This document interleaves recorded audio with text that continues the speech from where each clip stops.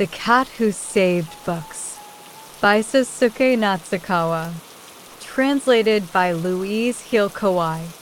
Prologue, How It All Began. First things first, Grandpa's gone. The tale that follows is pretty outrageous, but he knows that one fact is absolutely real. It's as real as the sun rising in the morning and his stomach rumbling with hunger at lunchtime. He's tried closing his eyes, blocking his ears, pretending he doesn't know anything, but his grandfather isn't coming back. Rintaro Natsuki stands there silent and still in the face of this harsh reality. On the outside, Rintaro seems like a calm, collected young man. But some of the people at the funeral find him eerie. He seems too composed for a high school student who has suddenly lost his closest family member. Sticking to the corner of the funeral parlor, Rintaro's eyes stay locked on the portrait of his grandpa. In truth, Rintaro isn't calm and collected at all. The very idea of death is unfamiliar to him. He can't make the connection between it and his grandfather, a serene man who seemed to exist in a different realm. He never thought death would come for Grandpa, who relished his simple, almost monotonous lifestyle. As Rintaro looks at him lying there, not breathing, he feels detached, as if watching a badly performed play. Now, lying in his white coffin, his grandfather looks just the same as ever, as if nothing has happened at all, as if any moment he might just get up, mumble, right then, light the paraffin heater, and make his usual cup of tea. It would have felt perfectly normal to Rintaro, but it doesn't happen. Instead, the old man remains in his casket, his eyes closed and a solemn look on his face. The chanting of the sutra drones on and mourners pass by in ones and twos, occasionally offering Rintaro their condolences. First things first, Grandpa's gone. Reality gradually begins to take root in Rintaro's heart. He finally manages to squeeze out a few words. "This is messed up, Grandpa." But there's no reply. Rintaro Natsuki was an ordinary high school student.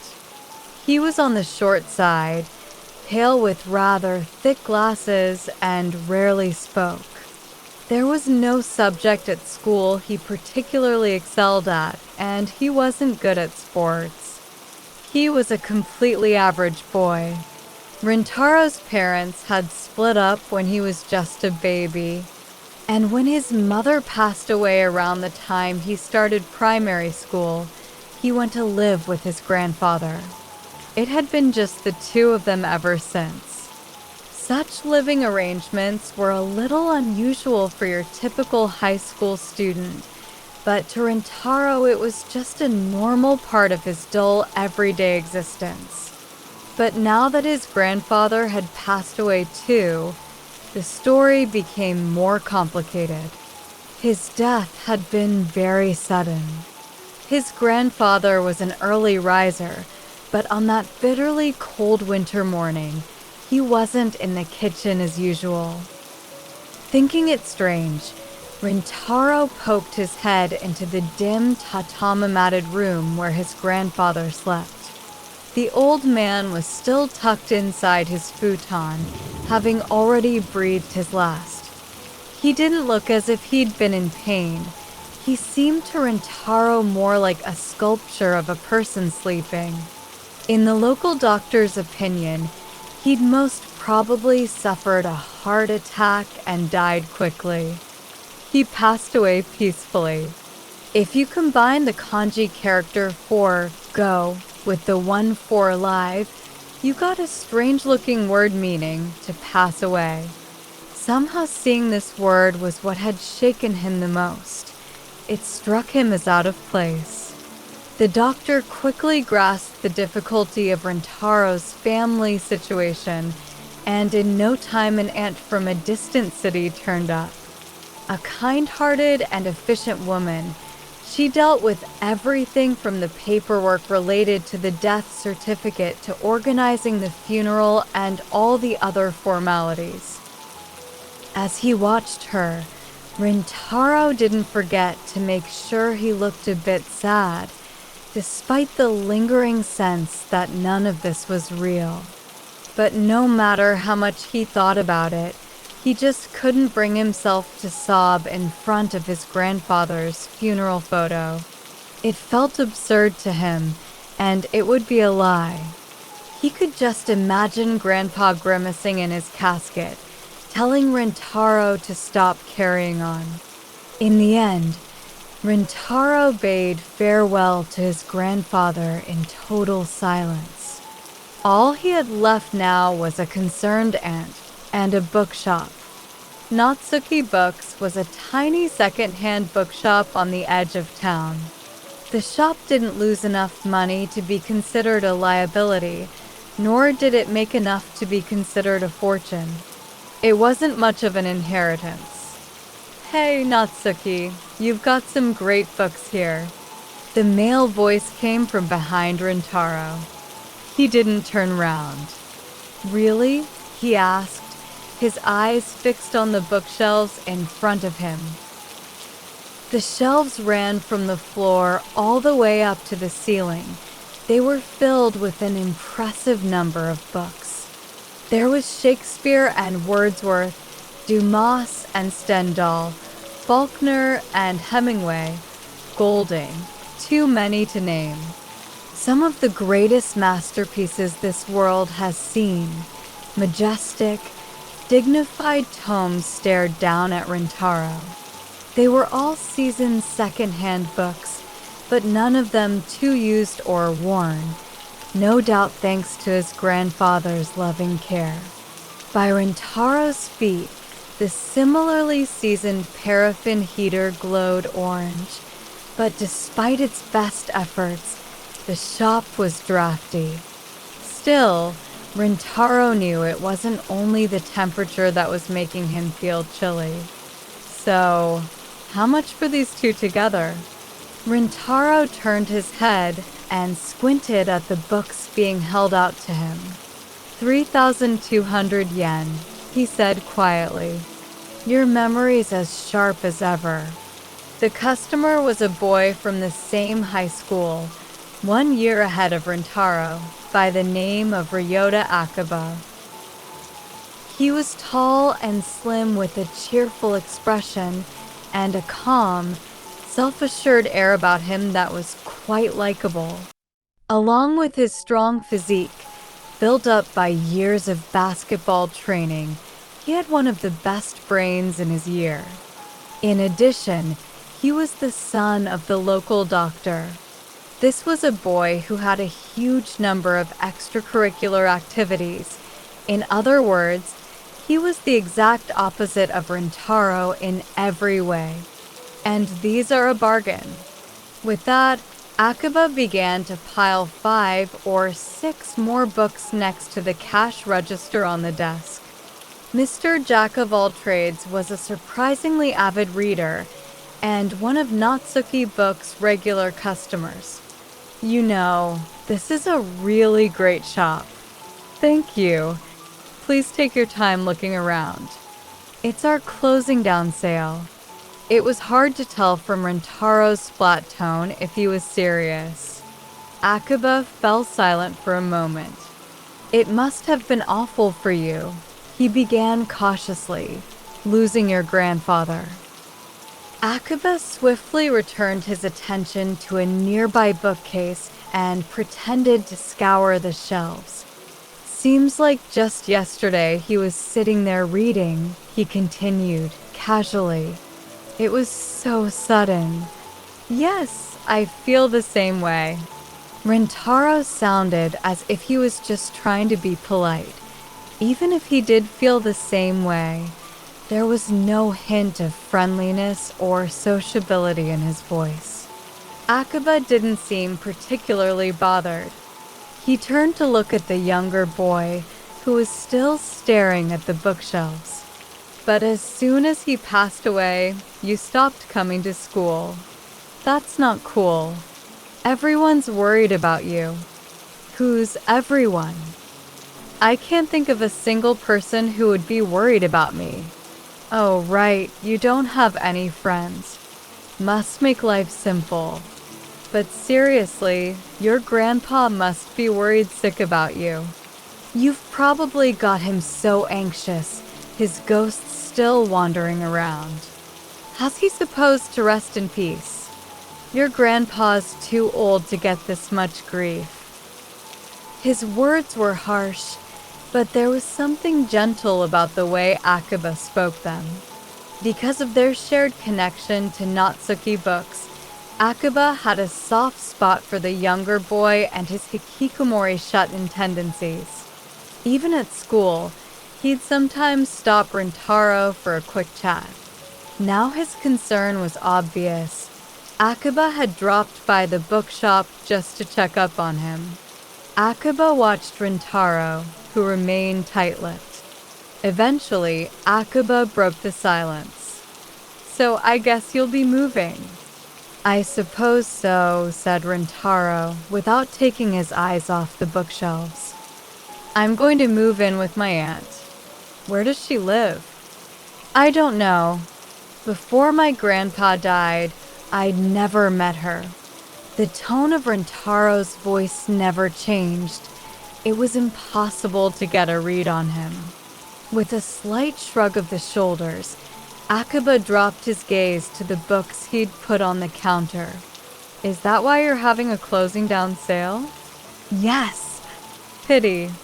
This bookshop's collection is one of a kind. These days you rarely come across stuff like a whole set of Proust in hardcover.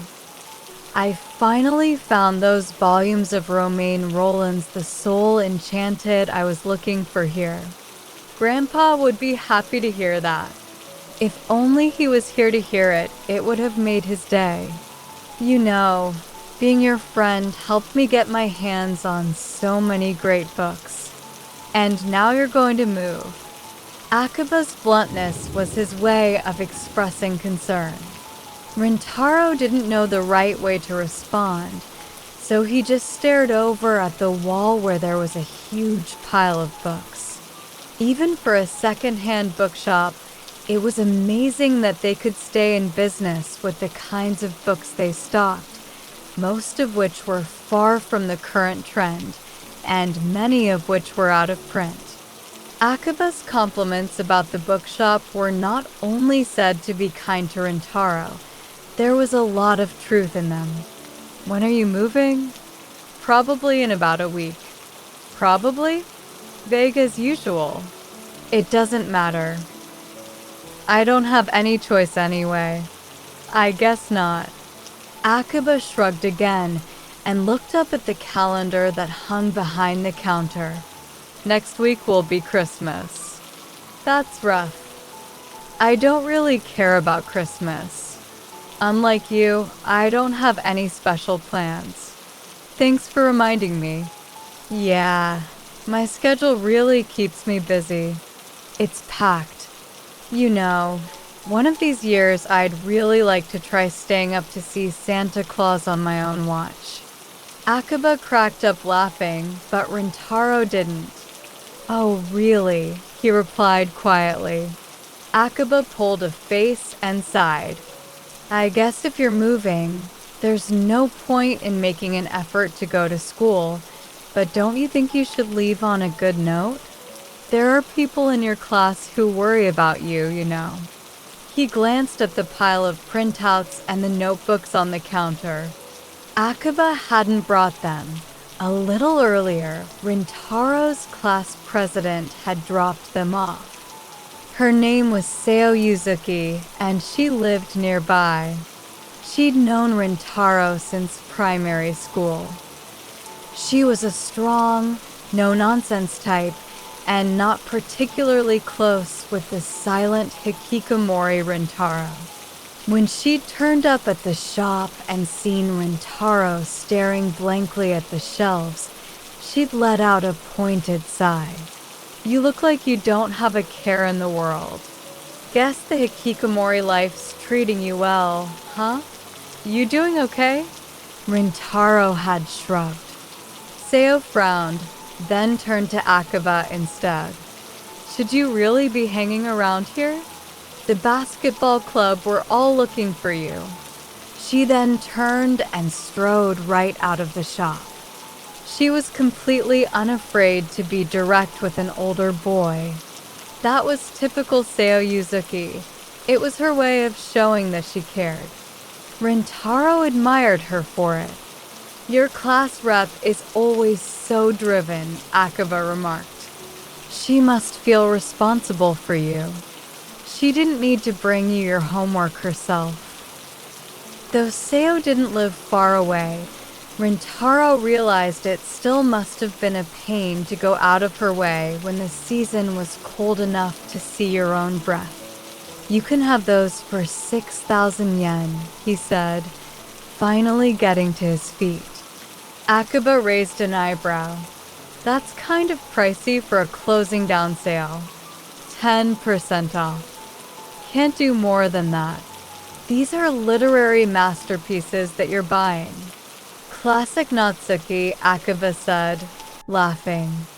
He pulled several notes from his wallet and picked up his scarf and gloves from the counter. As he secured his bag over his shoulder, he added, "Come to school tomorrow." And with his trademark cheerful smile, Akiba left the shop. Natsuki Books was thrown into silence. Beyond the door, the sunset gave off a reddish glow. In the corner, the heater, almost out of paraffin, was beginning to complain. It was about time to go upstairs and make some dinner. Even when his grandfather had been alive, it had been Rintaro's job, so it wasn't a big deal. And yet, Rintaro remained motionless, staring at the shop door. The sun sank lower in the sky, the heater gave out, and cold air began to fill the shop. Still, Rintaro didn't move. Chapter 1. The First Labyrinth, the Imprisoner of Books. Natsuki Books was a tiny shop tucked away on a street in the old part of town. It had a rather peculiar layout. Leading from the front entrance straight through to the back was one single long aisle. Each side of this aisle was lined with towering stacks of bookshelves reaching all the way to the ceiling, and every shelf was crammed full of books. Retro-style lamps hung overhead, their soft light reflecting off the polished wooden floor. About halfway down, there was a simple wooden desk for handling sales, but besides that and a couple of wooden stools, no other furniture or adornment of any kind. At the back of the shop, the aisle ended at a simple wall of bare wood, but when you entered through the front door from bright daylight, you had the impression that the whole place was much deeper than it actually was. Surrounded by walls of books, it felt like entering an endless passageway that disappeared into the darkness beyond. The image of his grandfather quietly reading a book under a lamp placed on the small desk was seared into Rintaro's memory, its lines drawn simply but with care, like an oil painting by a master artist. Books have tremendous power. That was his grandfather's mantra. To tell the truth, the old man wasn't much of a talker, but when he got on to the subject of books, he would suddenly burst into life. His narrow eyes would crease into a smile, and words flew out of his mouth with passionate energy. There are timeless stories, powerful enough to have survived through the ages. Read lots of books like these. They'll be like friends to you. They'll inspire and support you. Rintaro stared around at the tiny bookshop with its walls of books. Its shelves held none of the current bestsellers. No popular manga or magazines. These days, books didn't even sell the way they used to. Regular customers often expressed concern about the survival of Natsuki Bookshop, but the frail old shopkeeper would just nod a brief thank you. The complete works of Nietzsche and well-thumbed collections of T.S. Eliot's poetry remained on display by the front door. This space that his grandfather had created was the perfect refuge for a boy who tended to be something of a recluse. Rintaro, who had never really fitted in at school, got into the habit of coming here and immersing himself in books, voraciously reading anything he could find on the shelves. In other words, this was Rintaro's safe space, a place where he could find shelter from the outside world. But now, in a few days, he would be forced to leave Natsuki Books forever. "Grandpa, this is messed up," he whispered. At that moment, he was brought back to reality by the cheerful ring of the old-fashioned bell that hung on the front door. Normally, it would mean that a customer had come in, but the door had its closed sign up. Outside the sun had set, and beyond the glass door there was nothing but darkness. It felt as if Akaba had only just left, but somehow a great span of time had slipped by. Deciding the bell had been a trick of his imagination, Rintaro turned his gaze back towards the bookshelves. "Kind of gloomy in here." The voice startled him, but when he turned to check the doorway, there was nobody there. "Pity, you've got quite the collection here, but these books are just fading away in this dingy old place." Rintaro realized that the voice was coming from deeper inside the shop. He spun back around to see nobody, except, that is, for a tabby cat. It looked like your average ginger tabby, a rather large, plump cat with an orange and yellow striped coat. This particular cat had distinctive stripe markings running from the top of its head down its back and tail, typical of a tabby, but its stomach and legs were pure white. Against the dimly lit background, its eyes were two gleaming jade stones, and they were fixed directly on Rintaro. Rintaro watched as the cat flexed its long, graceful tail. "You're a cat. Got a problem with that?" asked the cat. There was no mistaking it. The cat had just spoken. Although he was shaken, Rintaro managed to scrape together an ounce of calm. He shut his eyes tightly and counted to 3. Then he opened them again. A furry coat, bushy tail, 2 piercing green eyes, and 2 neat triangular ears. There was absolutely no doubt about it. It was a cat. The tabby's whiskers twitched. "Hey kid, something wrong with your eyes?" it asked. This was a creature who didn't mince words. "No, Rintaro scrabbled around for the right thing to say. "My eyesight isn't all that good, but I can see that there's a talking cat sitting right in front of me." "Splendid," said the cat with a nod. It continued, "The name's Tiger. Tiger the tabby." There was nothing more bizarre than a cat suddenly introducing itself to you, but Rintaro somehow managed to reciprocate. "I'm Rintaro Natsuki." "I know. You're the new proprietor of Natsuki Books." "New proprietor?" Rintaro was confused. This was the first he'd heard of it. "I'm sorry to say I'm just a high school boy, a hikikomori," he explained. "My grandpa knew all about books, but he's not around anymore. Not a problem, announced the tabby. My business is with you, the new proprietor. The cat fixed Rintaro with slightly narrowed eyes. I need your help. My help. Right. Your help. Help with. There are books that have been imprisoned. Books? Are you a parrot? Stop repeating everything I say like some half-wit. The words landed like a slap across Rintaro's face.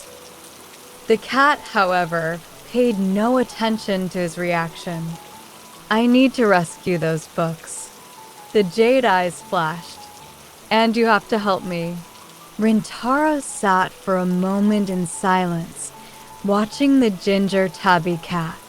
Then he slowly lifted his right hand and began to fiddle with the frame of his glasses.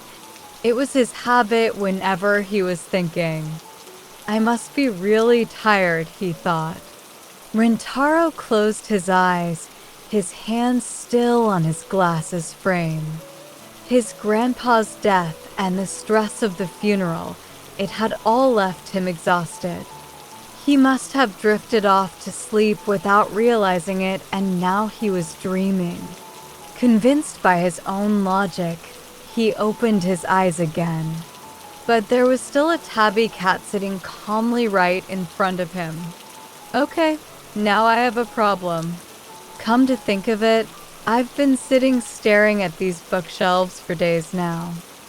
I've really fallen behind on my reading. Now, where did I leave that copy of Candide I just started? All sorts of random thoughts began to pop into his head. Are you listening, Mr. Proprietor?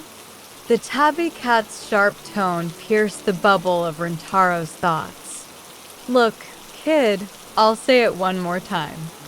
I need you to help me save those books. You say you need me, but... Rintaro was struggling to find the right words. I'm useless. Like I said, I'm just a high school hikikomori, he said earnestly from his seat behind the cash register. For some reason, he couldn't make himself lie to this talking tabby cat. No problem.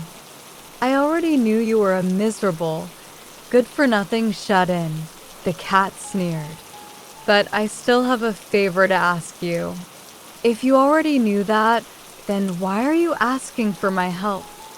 There must be millions of people who could do a better job than me. Goes without saying. And I've just lost my grandpa. I'm feeling pretty depressed right now. I get that. So then why don't you like books? The tabby cat's deep voice brushed off all Rintaro's protests. It was gentler now, but also filled with determination. Rintaro didn't really understand what the cat was talking about, but its strong presence and the power of its speech seemed to rob him of all reason. The jade eyes stared straight into Rintaro's. Yes, of course I like books. Then what's stopping you? Everything about the tabby cat was bold and confident, so different from Rintaro himself. The boy began to fiddle with his glasses frame again, desperately trying to work out what was going on. But there was no explanation that made any sense. The important stuff is always difficult to understand, Mr. Proprietor, said the cat as if reading Rintaro's thoughts. Most people don't get that obvious truth. They just go about their everyday lives, and yet it is only with the heart that one can see rightly. What is essential is invisible to the eye. Well, Rintaro's eyes widened. I never expected to hear a cat quoting The Little Prince. Not into Saint-Exupéry. He's one of my favorite authors, Rintaro replied, pointing to a nearby shelf, but I think I like Night Flight best. And I couldn't put Southern Mail down. Splendid, said the tabby with a grin. The cat's composure brought a strong wave of nostalgia over the boy. Somehow it reminded him of his grandfather, except Grandpa had never been this talkative. "So, you'll help me?" Rintaro shrugged. "Am I allowed to refuse?" "You are," replied the cat right away, and then added crankily, "but I will be bitterly disappointed if you do." Rintaro grimaced slightly. "So, this cat turns up out of nowhere, asking for help, then says it's going to be bitterly disappointed if I don't agree." It just wasn't reasonable, yet there was something appealing about the cat's plain-spoken style. He couldn't get too mad at it. Yeah, on reflection, this cat probably was a lot like his grandpa after all. "So, what do you need me to do?" "Follow me." "Where to?" "Come on." The cat turned around and headed not in the direction of the front door, but towards the shadows at the far end of the shop. Rather confused, Rintaro followed, but he'd barely taken more than a few steps before a very curious feeling of vertigo came over him. Natsuki Books was long and narrow. He had expected to run into the wall at the back in another few steps. But today, there was no dead end. The aisle lined with its towering walls of bookcases just kept going. The old-fashioned lamps overhead also seemed to repeat infinitely. As they walked, Rintaro noticed that the shelves were filled with books he'd never seen before. Many of them were different from the usual bound books of today. They'd left behind old secondhand books and moved on to beautiful leather-bound tomes, embossed with gold. The passageway had become a gallery of gorgeous books. Rintaro began to ramble incoherently. The cat looked over its shoulder at him. "Are you frightened, Mr. Proprietor? If you're going to bail on me, then now's your chance." "I was just wondering when the shop got all these new books," Rintaro replied, peering into the distance, then looking down at the cat. "With all these new titles to read, I don't think I'm ready to leave the hikikomori life just yet. Maybe I'll ask my aunt if we can delay the move."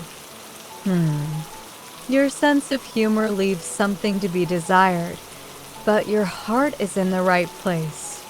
This world throws all kinds of obstacles at us. We're forced to endure so much that is absurd. Our best weapon for fighting all the pain and trouble in the world isn't logic or violence. It's humor. Having dispensed this nugget of wisdom in the style of some ancient philosopher, the tabby cat padded off again down the corridor. "Let's go, Mr. Proprietor." Rintaro followed obediently. Soon the bookshelves on each side were stocked with an assortment of thick volumes that were totally unfamiliar to him. As the boy and the cat made their way forward, the passageway became infused with a faint bluish glow. It gradually brightened, until eventually the whole space was filled with a blinding white light. He saw bright sunlight and trees swaying gently. The white light faded, and Rintaro found himself surrounded by pleasant scenery. At his feet, flagstones gleamed brightly in the sunshine. Overhead, the branches of a large mimosa silk tree swayed in the breeze, creating glittery showers of sunbeams. And beyond those, Rintaro screwed up his eyes to try to make it out. A gate. A short distance away, at the top of a flight of stone steps, was a magnificent Yakuman-roofed gateway. Its roof was made with traditional decorative tiles, and its great wooden doors were polished to a fine gloss, but the overall feeling was of something vaguely oppressive. Rintaro looked left and right. In both directions, a perfectly even wall continued as far as the eye could see. Next to the main gate was a smaller door in the wall. The nameplate appeared to be blank. The regular flagstones, stretching away into the distance, were spotless. Not so much as a fallen leaf marred their surface. The particles of light that filtered through the spaces between the roof and the trees sparkled like dancing water droplets. There was not a soul in sight. "We're here," said the cat. "This is our destination." "This is where the books are?" "They're imprisoned behind there." Rintaro took another look at the magnificent gate and the mimosa tree above. Its giant branches were covered in cottony blossoms. That was strange. It was December, which made this a very unusual mimosa indeed. But then again, from the outset, everything he had seen today had defied common sense. At this point, it seemed hardly worth taking issue with these hardy flowers.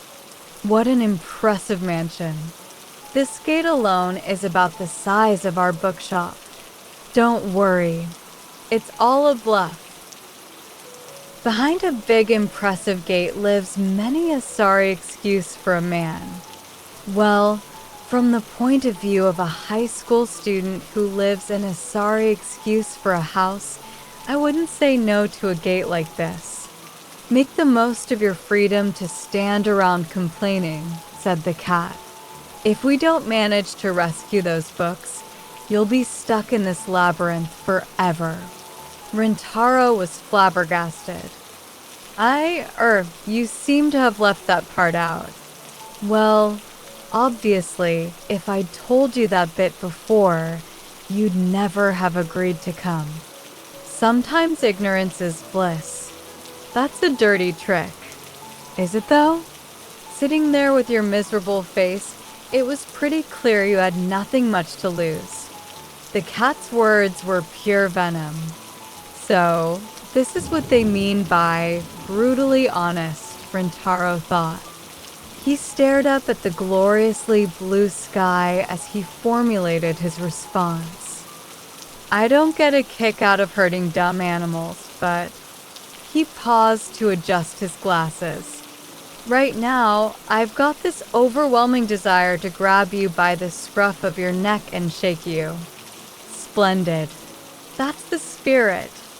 With utter composure, the cat began to climb the steps to the gate.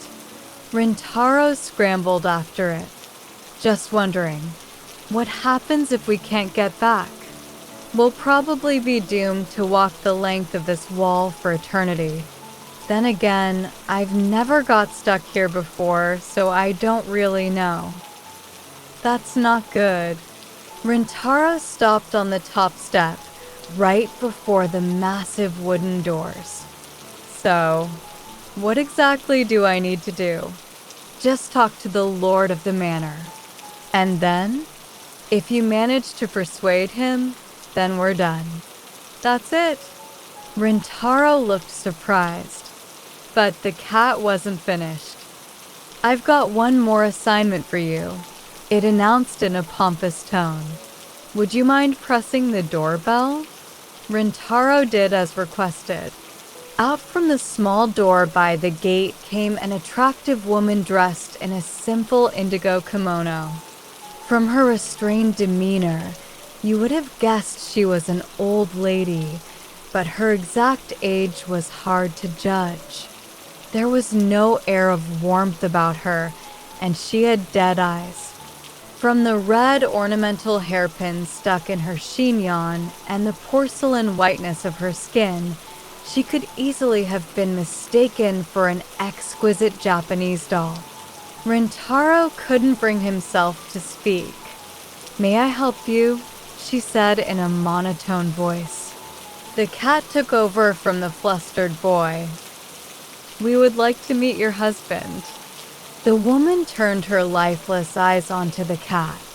Rintaro felt a nervous chill run through him, but both the cat and the woman seemed completely unfazed.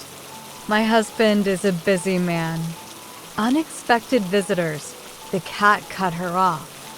This is a matter of great importance, and time-sensitive, too.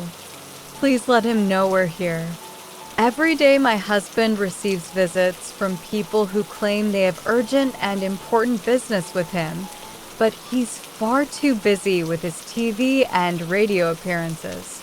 It's not the kind of schedule that permits him to meet unannounced guests. Please come back another day. We don't have time for that. The determination in the tabby's voice stopped the woman in her tracks. The cat seized the moment. We're here to discuss book matters. This young man here has vital information for your husband. I'm sure he'll be able to find time for us. The cat's manner appeared to have an effect on the kimono-clad woman. She stood for a while, apparently considering its words. Then finally, with a cursory, "Wait here," she gave a quick bow and disappeared back through the door. Rintaro stared at the cat. "Who has vital information?" he demanded. "Let's not worry about the details for now. As I see it, we're using the bluffer's own tactics to stand up to him. Bluffing the bluffer, if you like. We'll work out what we're going to say once we get inside." "That's so." Rintaro hesitated a moment. Reassuring, he spat. The woman soon reappeared. She bowed to the boy and the cat before addressing them in the same monotone. "This way, please." On the other side of the gate stood a magnificent mansion, the likes of which Rintaro had never seen. They walked across the neat flagstones, passed through the latticed front door, and took off their shoes at the Jenkin entrance foyer. Then they stepped up into a corridor with a polished wood floor.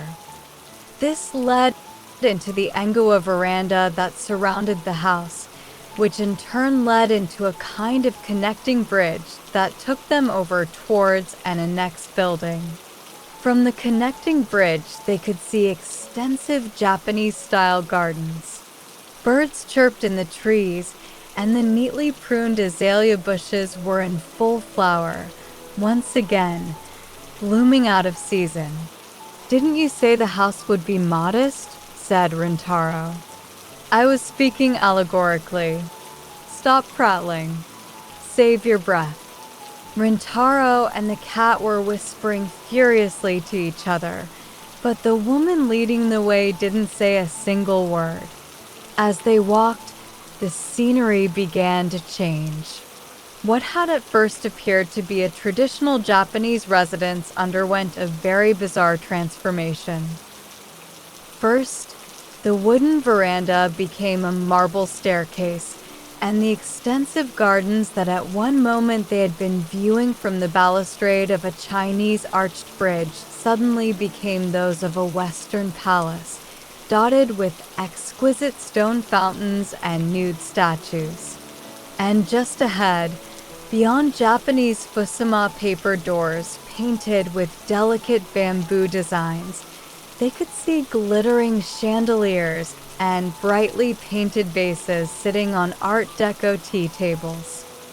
"I don't know about you, but I'm getting a headache," said Rintaro. "Same here."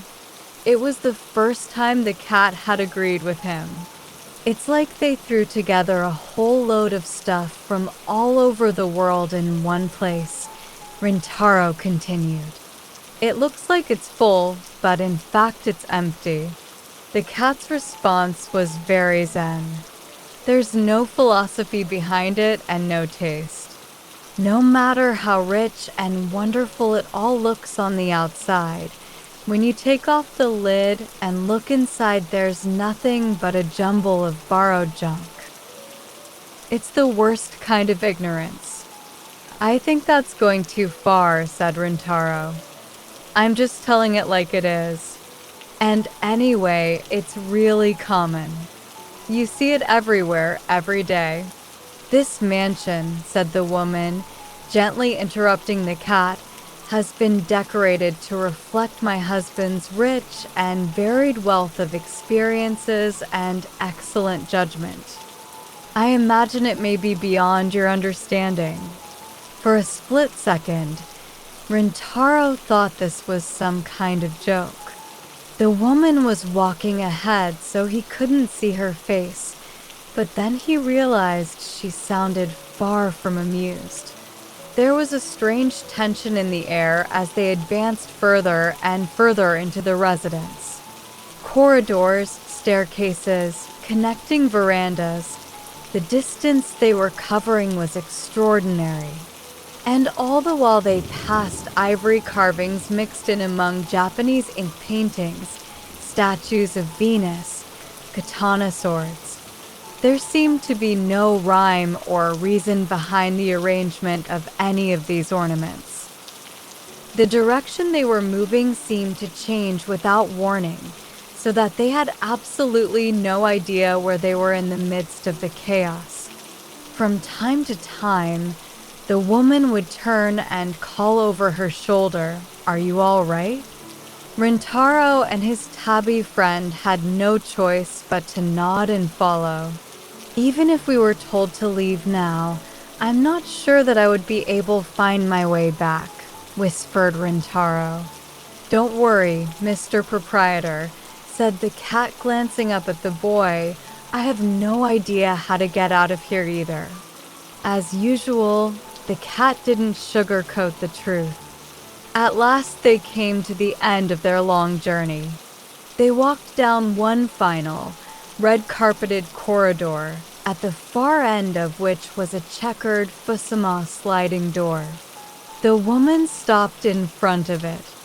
"Thank you for your patience," she said, placing her hand lightly on the door. It slid open. Rintaro's eyes grew wide as he took in the contents of the room beyond. It was a massive hall, its walls, floor, and ceiling all painted white. The whiteness made it impossible to gauge the exact size of the space, but at the very least Rintaro could tell that it was unlike anything he had seen before. The ceiling was as high as a school gymnasium's, and the walls seemed to go on forever. The hall was filled with neat rows of white-painted display cases.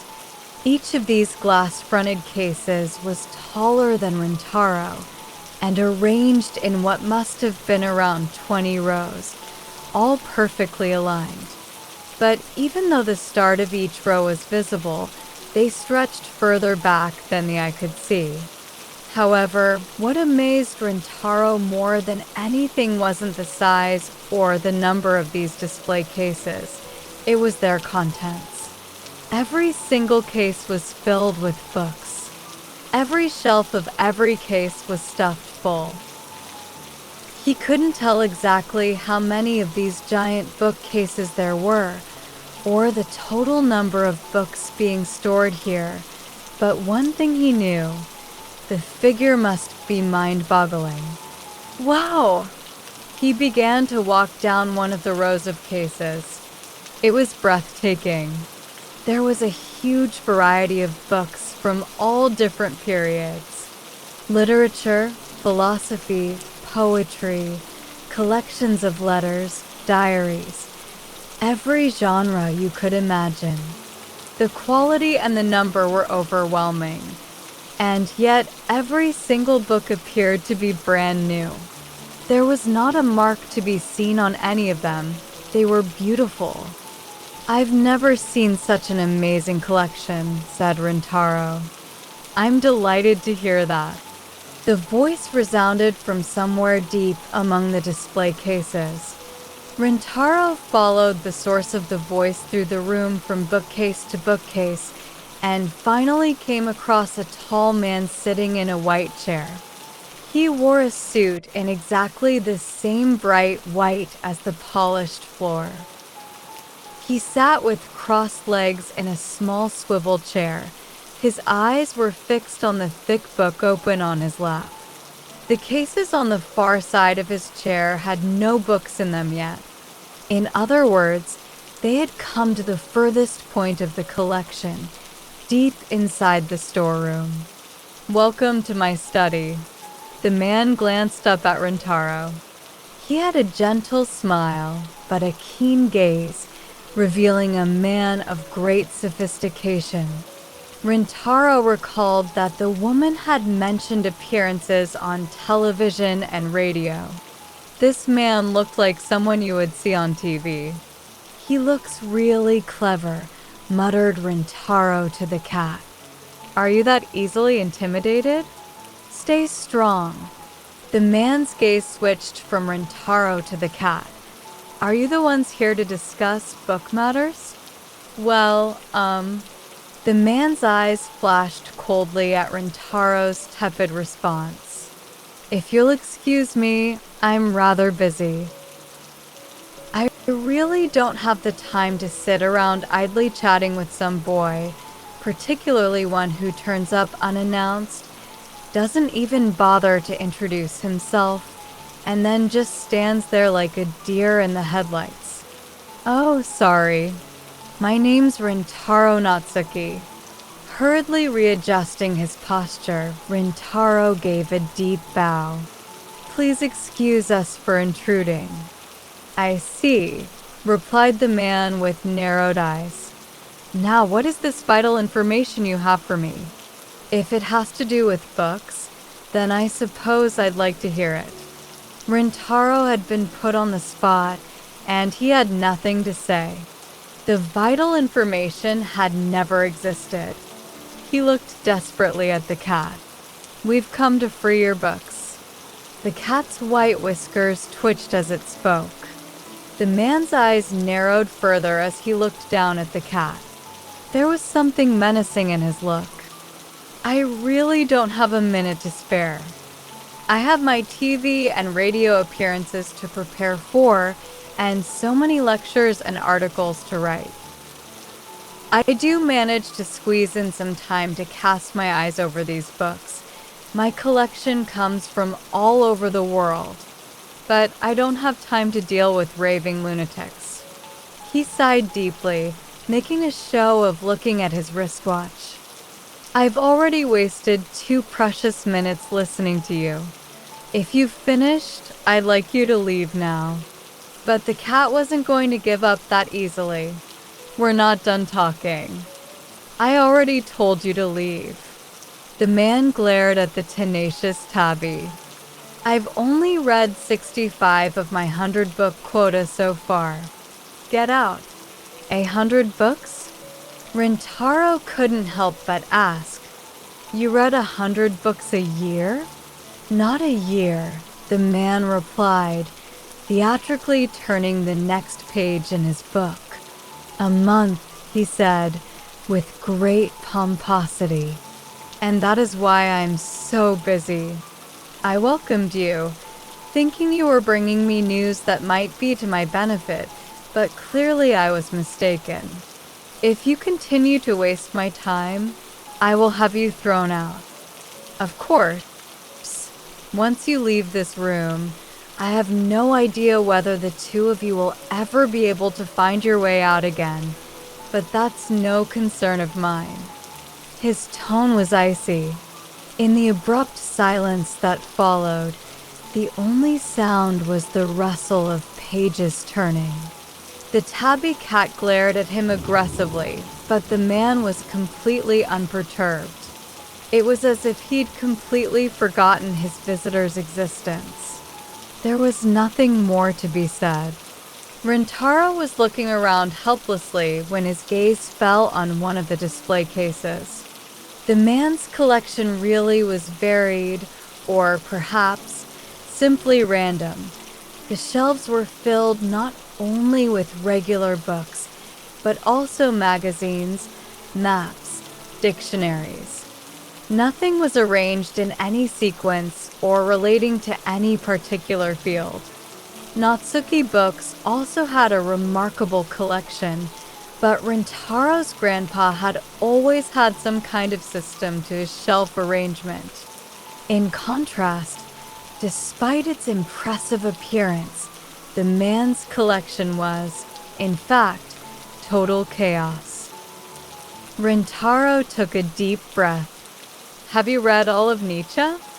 He was looking at the bookcase right behind the man. All of Nietzsche's works, including the famous Thus Spoke Zarathustra, along with collections of his letters, were lined up inside the glass case. I like Nietzsche too, he added. There are people all over the world who claim to like Nietzsche, replied the man, without lifting his head from his book. However, there are very few people who say this after having read all of his work. They've seen the odd quotation or some watered-down, abridged version. They try Nietzsche on for size like some fashionable overcoat. Are you one of those too? Rintaro was quick to respond. Scholars who at bottom do little nowadays, but thumb books ultimately lose entirely their capacity to think for themselves. When they don't thumb, they don't think. The man slowly lifted his head from his book. Nietzsche really was a straight talker, continued Rintaro, hastily. That's why I like him. Without moving a muscle, the man sat and observed his rather timid conversation partner. His eyes were filled with contempt, but somewhere deep inside was a faint glimmer of interest. Finally, he closed his book. All right, I may be able to spare you a little of my time. The glacial atmosphere thawed a little. The cat looked at Rintaro with a good measure of surprise, but Rintaro had no time right now for his feline friend. Under the pressure of the man's expression, he had to fight the instinct to run. He raised his voice. We came here because we heard you have lots of books imprisoned. You shouldn't believe everything you hear. See for yourself. I just have one copy apiece of each book that I've read. I'm taking great care of them. Each book that you've read? Are all the books here ones you've already read? Naturally. He gestured around the cavernous hall. From the first bookcase by the door where you came in, all the way to where I'm sitting now, 57,622 books. That's the number I have read thus far. 57,000, the man gave a half smile. It's not that shocking. All the intellectual leaders of our time, such as myself, are constantly reading. It's vital for us always to be brushing up on our philosophy and expanding our knowledge. Books have made me the man I am today. They're my dear companions. And thus, I'm completely bewildered by you too, coming here with your false accusations. He nonchalantly uncrossed his long legs and shot the boy a look. Rintaro was hit by a seething wave of self-importance and pride so strong he thought it would knock him off his feet. Nevertheless, he stood his ground. Rintaro was genuinely perplexed. But then why are you keeping your books like that? The glass cases were all tightly shut, their handles padlocked together. Rintaro still didn't understand the exact meaning of the cat's words, books that have been imprisoned, but he did know that this was no way to display books. The cases were beautiful but suffocating. It's unnatural, Rintaro said. The man frowned. These books are important to me. I love books. What's unnatural about guarding your treasure? Because you're treating them like museum pieces. Putting a great big padlock on them like that, they're your books, but you can't even get to them. Get to them? Why would I want to do that? I've already read them. Now Rintaro was even more confused than the man. You're finished after reading them once? You don't want to reread. Reread them? Are you an idiot?" The words reverberated through the great hall. The man in the white suit reached out a long, slender finger and gently touched the glass of the nearest display case. "Haven't you been listening to anything I've said? I'm too busy reading new books. It's already difficult enough to reach my monthly quota. I don't have spare time to reread things." "So, you never reread your books?"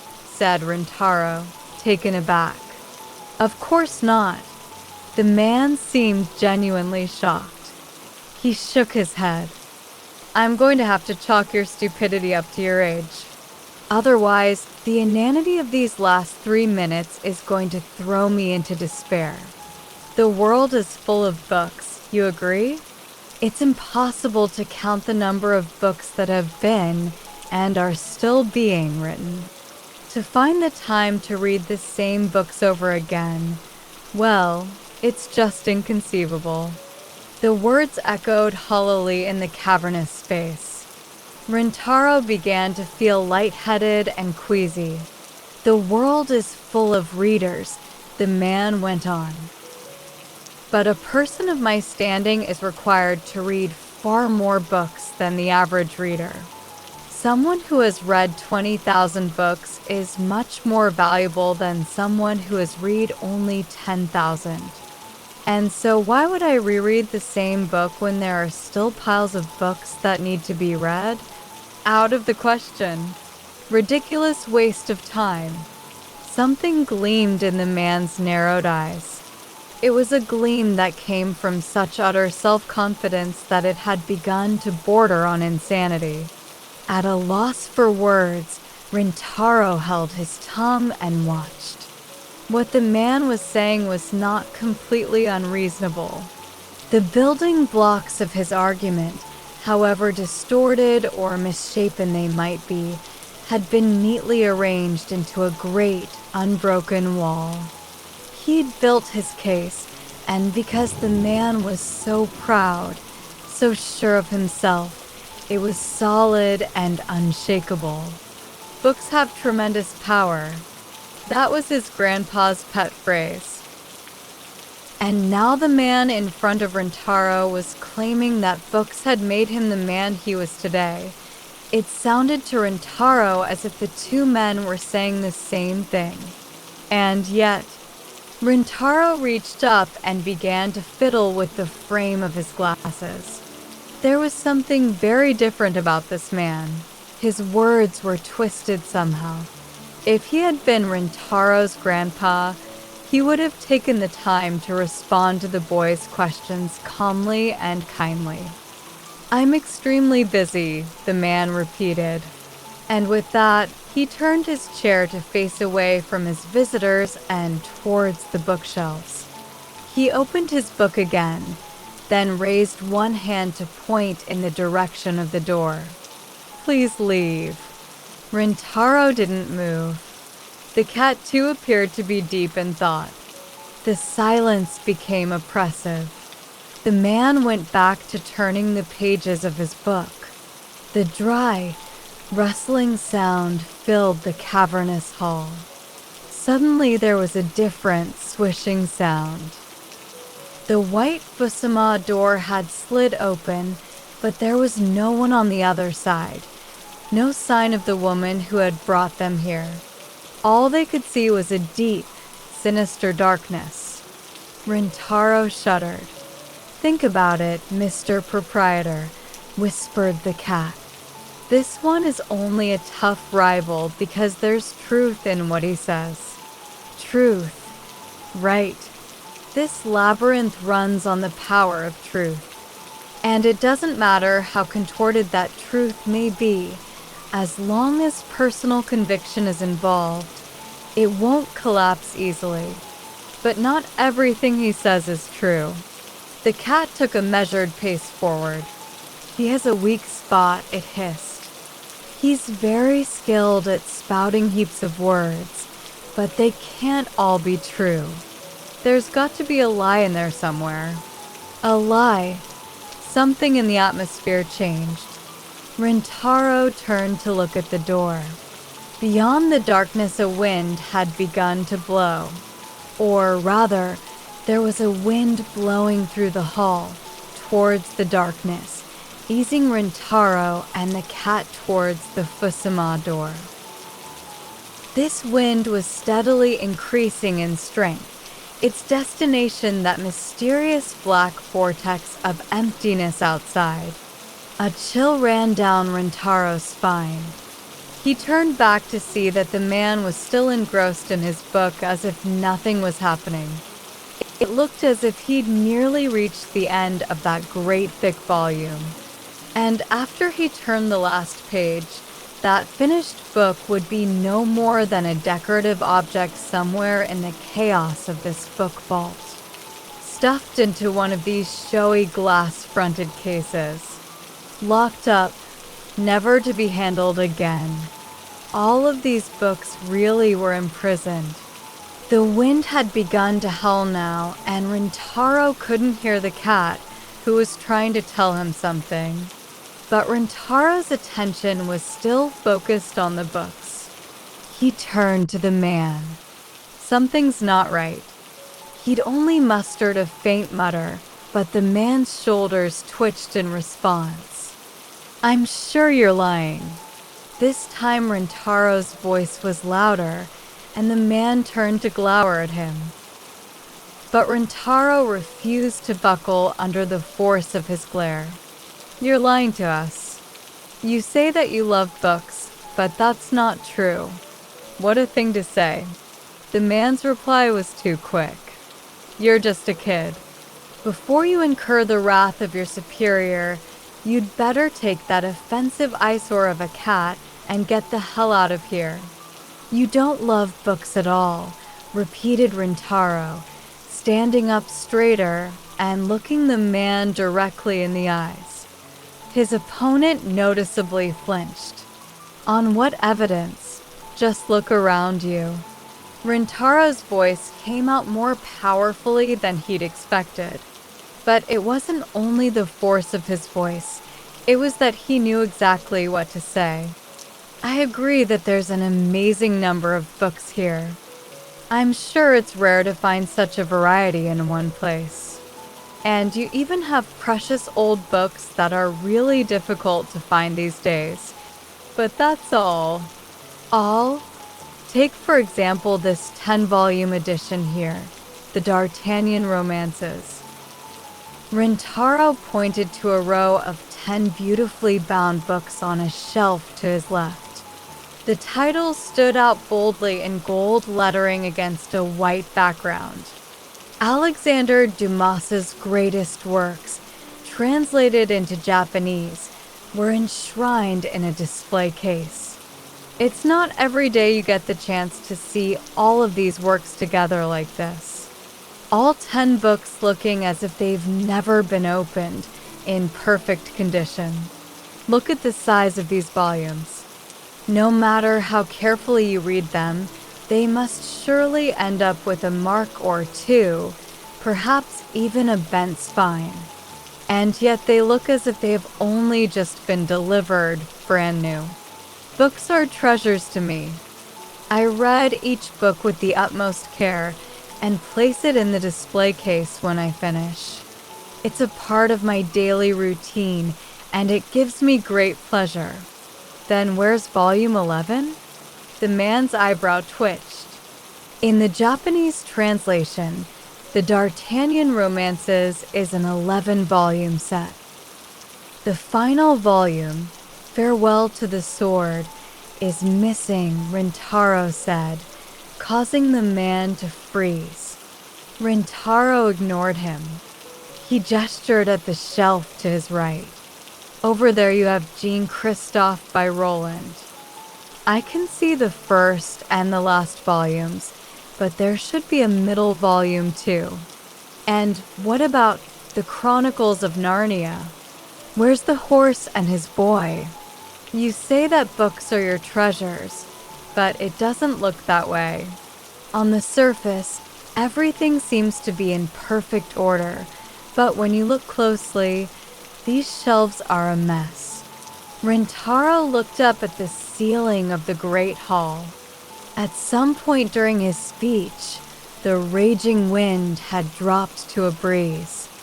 This isn't a library for holding your precious books. They're for showing off whatever books you manage to get your hands on. The whole place is nothing but a showroom. He paused a moment, then turned to look the man straight in the eye. People who truly love books don't treat them this way. Into his mind had slipped a memory of his grandpa, smiling contentedly as he read one of his favorites over and over until it fell apart. He'd been completely absorbed in every story. Rintaro's grandpa had always handled the books in his shop with the greatest of care, but that didn't mean he treated them as decorations. He hadn't been obsessed with having some sort of gorgeous exhibition.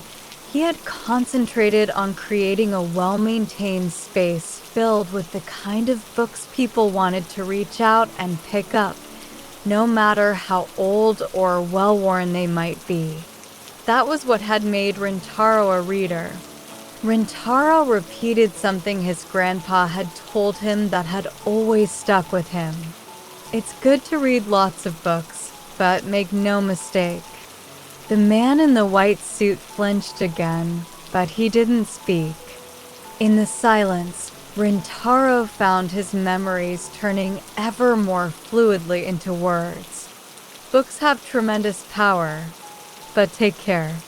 It's the book that holds the power, not you. That's what his grandpa had said back when Rintaro was skipping school and spending his days frenziedly raiding the shelves of Natsuki books. Rintaro would shut himself away between the walls of books, immersed in the world of letters, gradually losing all interest in the outside world. The normally taciturn old man warned his grandson, "It's not true that the more you read, the more you see of the world. No matter how much knowledge you cram into your head, unless you think with your own mind, walk with your own feet, the knowledge you acquire will never be anything more than empty and borrowed." Rintaro responded with a shrug, but his grandpa calmly continued, "Books can't live your life for you. The reader who forgets to walk on his own 2 feet is like an old encyclopedia, his head stuffed with out-of-date information. Unless someone else opens it up, it's nothing but a useless antique." The old man gently ruffled the boy's hair. "Do you want to end up a walking encyclopedia?" he teased. Rintaro couldn't recall how he'd answered, but he did remember it wasn't long after that he started going to school again. Even so, he still tended to burrow himself completely in the world of books. His grandpa would sit there, sipping at his cup of tea, and issue him the occasional reminder, "It's all very well to read a book, but when you've finished, it's time to set foot in the world." It finally occurred to Rintaro that this was his grandpa's awkward way of encouraging him, of guiding him. He had done his best. The man in white broke into Rintaro's thoughts. "But that's how I've elevated my status, by collecting all these books. The more books you have, the more powerful you are. That's how I got to where I am." "And is that why you've imprisoned them?" "To show them off as if their power belongs entirely to you," Rintaro said. "What are you talking about?" "You think you're so impressive. You built this ridiculous, pretentious showroom just so that everyone can see how many books you've read." "Shut up." The man couldn't sit still any longer. Abandoning all pretense of reading his book, he glared angrily at Rintaro. What would a brat like you know? Beads of sweat had appeared on his forehead. Who does society value more? The man who reads the same book 10 times, Or the one who reads 10 books once each, he went on. Obviously, the more books you read, the more respect you get. The more well-read you are, the more fascinating and attractive people find you. Am I wrong? I couldn't tell you if you're right or wrong. But that's not what I'm talking about. What? The man was totally confused. What society demands, what kind of people get respect, I'm not talking about any of that. So what are you? All I'm saying is that you don't love books. The only thing you love is yourself. As I think I already mentioned, people who truly love books don't treat them this way. Once again, a deep silence fell over the room. The man seemed to have turned to stone. He didn't move from his spot in the chair. His hands still grasped his open book. Previously so stuck up and arrogant, it looked as if he had shrunk a whole size smaller. The slight breeze dropped away, and the room became still. Rintaro turned to see that the Fusama door had closed again. The man opened his mouth to speak, but stopped again immediately. The room was quiet once more as he searched for the right words. Finally, he seemed to settle on a phrase. Do you love books? It wasn't the abruptness of the question that surprised Rintaro. It was the sincere light that radiated from the man's eyes. It was such a difference from the coldness, the overbearing attitude he had demonstrated until now. It was a light that showed a new kind of consideration, along with a deep sense of loneliness. Despite everything, do you still love books? The phrase "despite everything" held so much meaning. Rintaro took a moment to consider all its implications. I do, he said firmly. Me too. The man's voice was softer. The steely edge was gone. He sounded almost spiritual. Suddenly Rintaro heard a curious sound that reminded him of the gentle whispering of a breeze. He looked around to see that the whole room had begun to transform. All the giant display cases, once the man in white's pride and joy, were beginning to collapse like sandcastles. One by one, the books soared into the air, like birds taking flight. I really do love books, you know. And with that, the man carefully closed the book he'd been reading, tucked it under his arm, and stood up. As he did so, the nearest display case crumbled into dust, its books now a flock of migrating birds.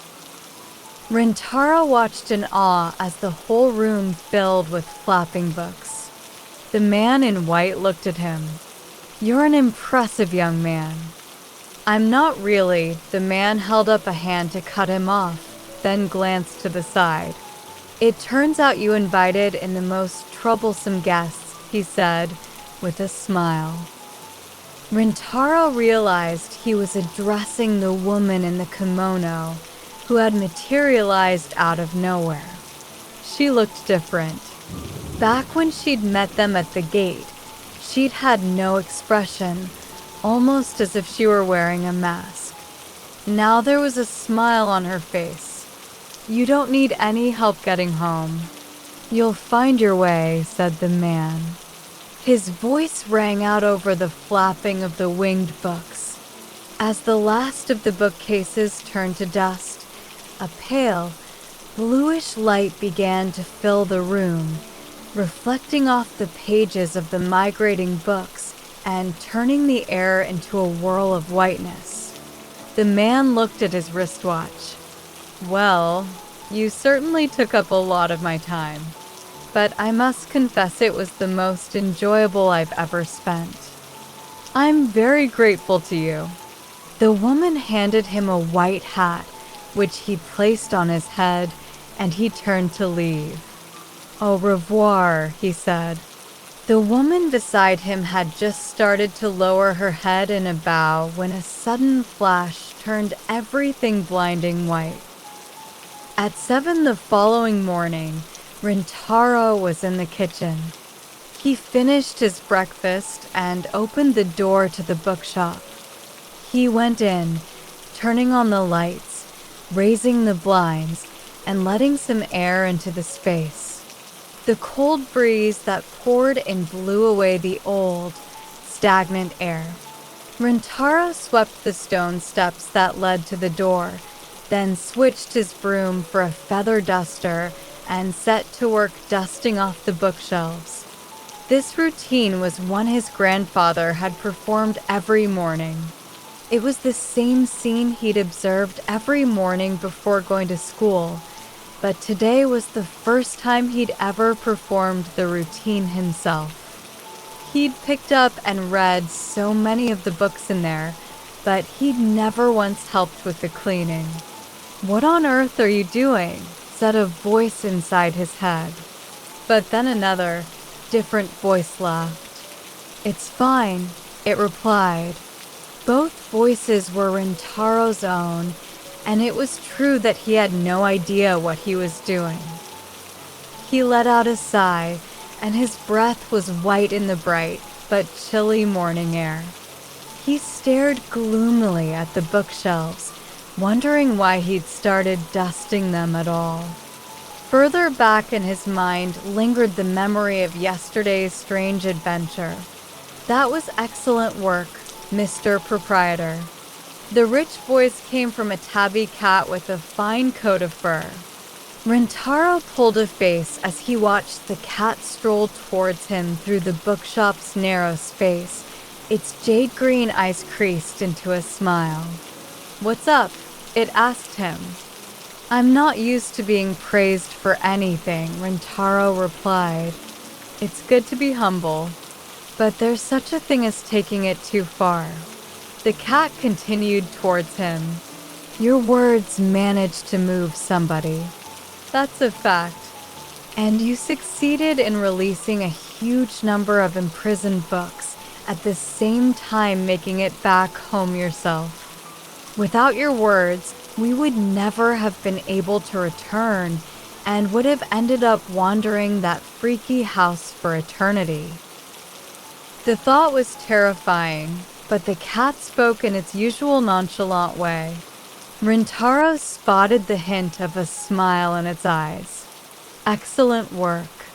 We've managed to make it through the first labyrinth." "You're welcome. What?" Rintaro broke off and stared at the cat. "What do you mean, first labyrinth?" "Oh, it's nothing. Don't worry about it." Rintaro was standing in the center of Natsuki books. The tabby cat slipped between his legs and headed towards the back wall once again. "Wait a minute. You say don't worry about it, but hey, you. I told you my name was Tiger the Tabby. Try to remember." The cat smiled over its shoulder. "It really was outstanding work. Don't change the subject." Rintaro had no sooner uttered these words than the extra passageway at the back of the bookshop dissolved into a white light, and he found himself standing alone before the wooden wall. It was a whole day since the adventure, but somehow he felt as if he was still dreaming. "Outstanding work, huh?" He could still hear the tabby's voice in his ears.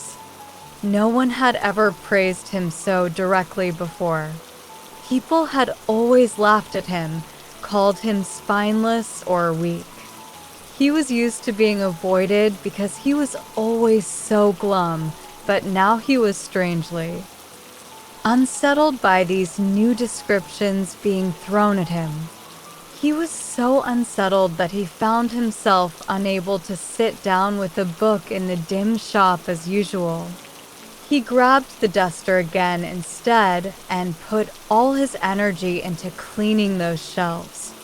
He'd just about finished when he heard the front door bell.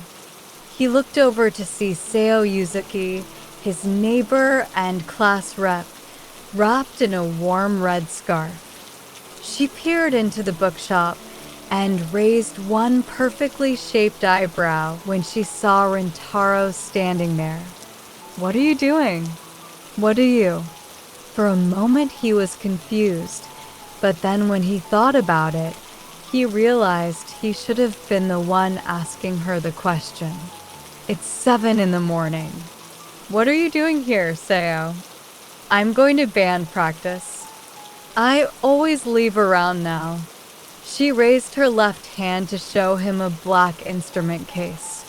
"And as I was passing, I happened to notice that Natsuki Books, which ought to have been closed, was actually open.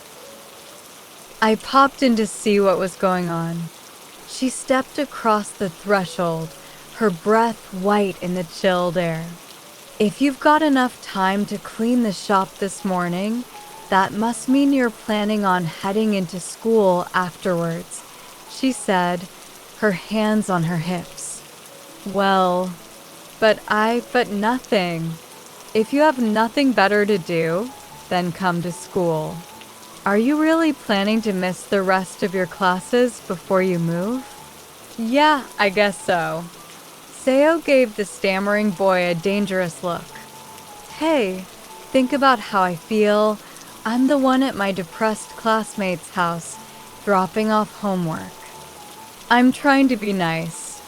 Rintaro realized he'd never thanked her for bringing his homework the day before. But as soon as he mumbled, "Thank you for yesterday," Seo got a puzzled expression on her face. "Did I say something wrong?" asked Rintaro. "No, I'm just surprised. You didn't look at all happy about it yesterday, and now you're standing here, thanking me to my face." "I wasn't unhappy about it at all. You're the one who looked pissed off." "Pissed off?" Seo was taken aback for a moment, but then added, "Not especially." But now she did look a little angry. "I was just worried about you, Natsuki." "Worried? About me?" Rintaro looked surprised. "Of course." Seo looked sharply at him. "Your grandfather dies, and now you have to move away. I got all worried about you. But then I find you just hanging out with Akaba like everything's fine. That really annoyed me." "I hadn't realized," thought Rintaro. Selfishly, he had thought that Seo had been coming by out of duty. Even though she had told him straight out that she was worried about him, he assumed she had just said it out of politeness. But it seemed that wasn't the case.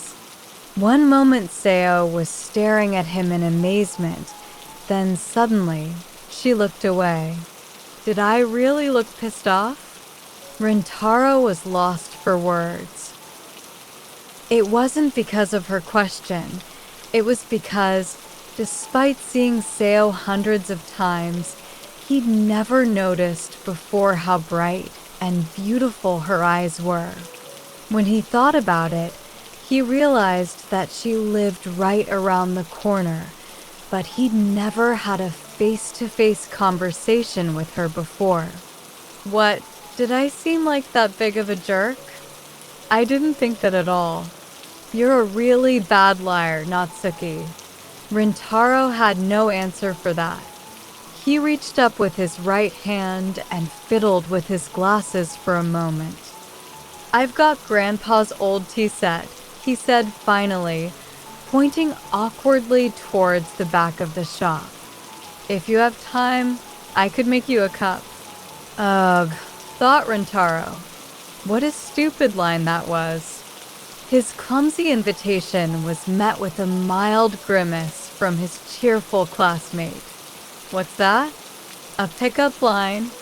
"Of course not.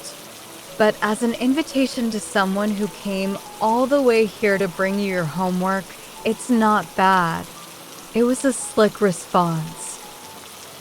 She moved over and plopped down on the stool next to Rintaro.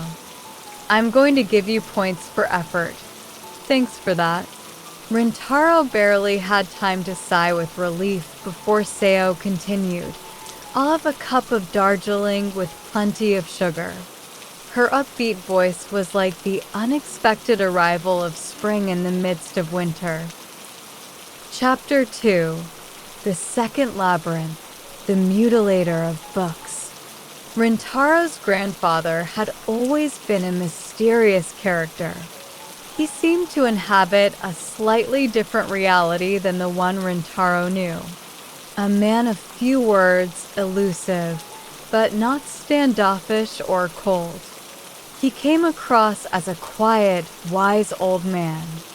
He would get up at 6 and finish breakfast by 7:30.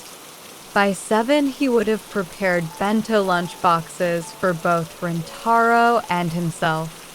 Then he'd open the doors and windows to air the shop and water the outside plants. From morning when he saw his grandson off to school to the early evening when Rintaro returned, he never surfaced from his ocean of secondhand books. His daily routine was regular, unchanging, like a river flowing steadily to the sea. You would imagine that this little old man had lived his whole life in that bookshop, but that couldn't have been further from the truth. Rintaro's grandfather didn't talk about it much, but he had once held a rather important post at a university somewhere. Rintaro heard from one of the elderly customers that he'd suffered some kind of a breakdown. The man who confided this to him was a silver-bearded gentleman who always turned up at the shop dressed in a suit with a beyond-the-lookout tie. He'd drop by from time to time to purchase some thick work of literature or occasionally foreign language books. He told Rintaro that he used to be a colleague of his grandfather's. "Your grandpa is a wonderful human being," he once told Rintaro, reaching down and ruffling the boy's hair. That must have been when Rintaro was still in junior high school. Grandpa had been out on an errand, leaving his grandson in charge of the shop. He took some of the world's most troubling problems and did everything he could to try to bring about a solution. He made the greatest of efforts, dedicated his whole mind to them. He did seriously brilliant work. The silver-haired man absent-mindedly stroked the exquisite cross-shaped design on the cover of a book as he reminisced. But the man broke off. He sighed as he scanned the bookshelves in front of him. It wasn't enough. He retired from the world stage before accomplishing his goal. World stage? Rintaro didn't associate that kind of phrase with his grandfather at all. What was my grandpa trying to accomplish? Rintaro asked. The old man smiled. Nothing exceptional. He just tried to remind people of the obvious. Not to tell lies. Never bully someone weaker than themselves. To help those in need. Rintaro looked confused. The old man grimaced slightly. Because the obvious is no longer obvious in today's world. He gave a deeper sigh. In today's world, a lot of what should be obvious has been turned upside down. The weak are used as stepping stones, and those in need are taken advantage of. People just get caught up in this pattern. Nobody stands up and calls for it to stop. But my grandfather did? Yes. He said, stop. He said it was wrong. He patiently kept trying to persuade people. The old man continued to tell the boy how, despite his grandfather's efforts, nothing ever changed. As if he was handling an elegant glass carving, he gently placed 2 heavy volumes onto the cash desk. They were James Boswell's Life of Samuel Johnson. Do you have the 3rd volume too? We do. Up there to the left. 2nd shelf from the top. probably next to the Voltaire. The old man nodded and smiled. He went to the shelf and brought back the volume he'd been looking for. Are you saying that something happened to Grandpa's job at the university, so he ended up opening this bookshop instead? Yes, I suppose that's the gist of it. But it wasn't quite like that. Rintaro stared blankly at the man. Your grandfather didn't just give up or run away without putting up a fight, he laughed. He simply changed his approach. Approach? Your grandfather opened a wonderful secondhand bookshop. And by doing that, he was able to get all kinds of amazing books into the hands of many people. He believed that way he might be able to begin to right some wrongs, straighten out some of the things that had got twisted. What I mean is, this was the path he chose. Not exactly the most glorious of routes, but a gutsy choice, typical of your grandfather. The old man paused from his earnest retelling and gave the boy a smile. Is this all a bit difficult for you to follow? It is, Rintaro thought. Just at that moment, he couldn't grasp all the details, but it was as if he was seeing things a little differently. If you asked him what had changed, he wouldn't be able to explain. But somehow in the last few days, as he'd got into the regular rhythm of cleaning and maintaining, he'd gradually begun to understand the connection between his taciturn grandfather and this little shop, Natsuki Books. Dusting the bookshelves and sweeping the front step was monotonous, repetitive work, and it took a surprising amount of time and effort. But it had helped him to understand how patient his grandfather had always been and how much care the old man had always taken. Rintaro looked around the shop with affection. He was feeling a bit sentimental. He'd spent an hour this morning cleaning and arranging the shop. Now strips of winter sunlight filtered through the slats of the lattice door and reflected off the wooden floorboards. The cheerful conversation he could hear outside was doubtless groups of high school students on their way to morning club activities. Their laughter was carried on the cold winter air. It really was the pleasantest of breezes. Slacking off again, Mr. Proprietor? What happened to school? It came out of nowhere, but this time Rintaro wasn't fazed by the familiar voice. He rested the handle of his duster on his shoulder and turned to look. The furry tabby cat was sitting at the far end of the narrow aisle. The back wall had vanished once again and had been replaced by rows of bookshelves stretching on forever into the bluish light. Rintaro grimaced. I'd like to welcome you within Irashimace, as I do my other customers, so could you come in by the front door for once? That way's supposed to be the back wall. You seem strangely unperturbed to see me, Mr. Proprietor, said the cat in its distinctive deep voice.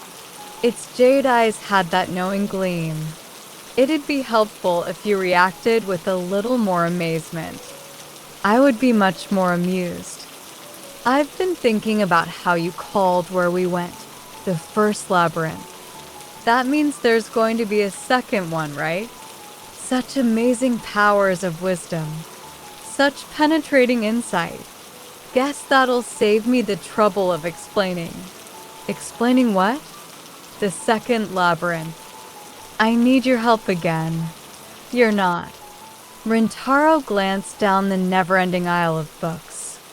You're going to get me to help you rescue books again, aren't you? He ventured. The cat's reaction was grandiose and far from humble. Correct. Somewhere there is a man who steadily acquires books from all over the world, then chops them up into tiny pieces, said the cat solemnly. He collects books and then mistreats them horribly. We can't let him continue to get away with it. Rintaro sat down on the stool by the cash desk and began to fiddle with his glasses. He was silent for a while, observing the tabby at his feet. "What?" the cat protested. "Do you think staring at my face is going to make things better? Are you coming with me or not? You're pushier than ever. You'd never do anything unless I pushed you. And I can tell you my life's a lot easier if I don't have to be pushy." The light in the green eyes seemed to get more intense. Rintaro thought it over a little while longer. "Okay then." He sighed deeply. "So I just follow you again?" The cat seemed taken aback by the simple response. It narrowed its eyes. What a refreshing attitude. "I thought you were going to start squirming like a little worm again." Well, I may not properly understand difficult concepts, but one thing I learned from my grandpa is that you should always handle books with care. Helping people may not be my forte, but when I hear that books need my help, then I'm ready. The cat's eyes widened a moment, then narrowed once more. "Fine, then." There may have been the hint of a smile, but before Rintaro could really register it, they were interrupted by the jingle of the doorbell. He turned to see a face peering in through the doorway. "You alive, Natsuki?" It was the peppy voice of the class rep, Seo Yuzuki. Rintaro glanced at the clock and saw it was 7:30 a.m. She must have been on her way to morning band practice again. Rintaro went into a panic. "Who's this?" "Your girlfriend," said the cat. "Be quiet," Rintaro hissed. It was only 2 days since Seo and Rintaro had tea together. Rintaro had only replied vaguely to her pleas for him to go back to school, and ever since stayed holed up inside Natsuki books. Really, there didn't seem any reason to go to school at all at this point. But he always wavered whenever Seo was there in front of him. And in what was already such a delicate situation, for her to come and try to persuade him first thing in the morning while he was talking to a cat. Well, it was awkward, to say the least. "What's up?" "Nothing's up." Frowning slightly, Seo made her way uninvited into the shop. Rintaro heard the cat's voice whispering in his ear. "Don't worry, Mr. Proprietor. Only certain people are able to see me, and only under special conditions. Just act like I'm not here." Rintaro was skeptical, but there was nothing to be done. "You didn't turn up the other day, and it looks like you're not coming today either." "No, that's not." "So you're coming to school? Today?" "Yeah, I haven't." Seeing Rintaro was in peak waffling mode, Seo glared at him. "If you take another day off, I'll have to bring your homework here again. The teachers are really worried about you too. Do you realize how much stress you're causing for everyone?" As usual, she wasn't holding back. She already had so much more dignity than Rintaro would ever have. "Sorry. This isn't about saying sorry. If you plan to come, then come. If you want to skip, just skip. I know your situation's really tough right now, but if you keep wimping out on making any kind of decision, nobody will be able to help you." Seo's rapid-fire delivery style only made Rintaro feel worse. He'd believed that he was so unimportant, such a nobody, that his absence from school would go unnoticed. But the look in his class rep's eyes told a different story. A laugh came from just behind him. "She's spot on. People are really worried about you." You clearly have more friends than you care to admit. The tabby seemed to be enjoying itself a little too much, so Rintaro turned and flashed it a look. It paid him no attention, its furry coat shaking with laughter. But to Rintaro's alarm, Seo let out a short gasp and looked down in the direction of his feet. Of course, that was where the poison-tongued tabby cat was sitting. The cat froze, and there followed an extremely uncomfortable silence.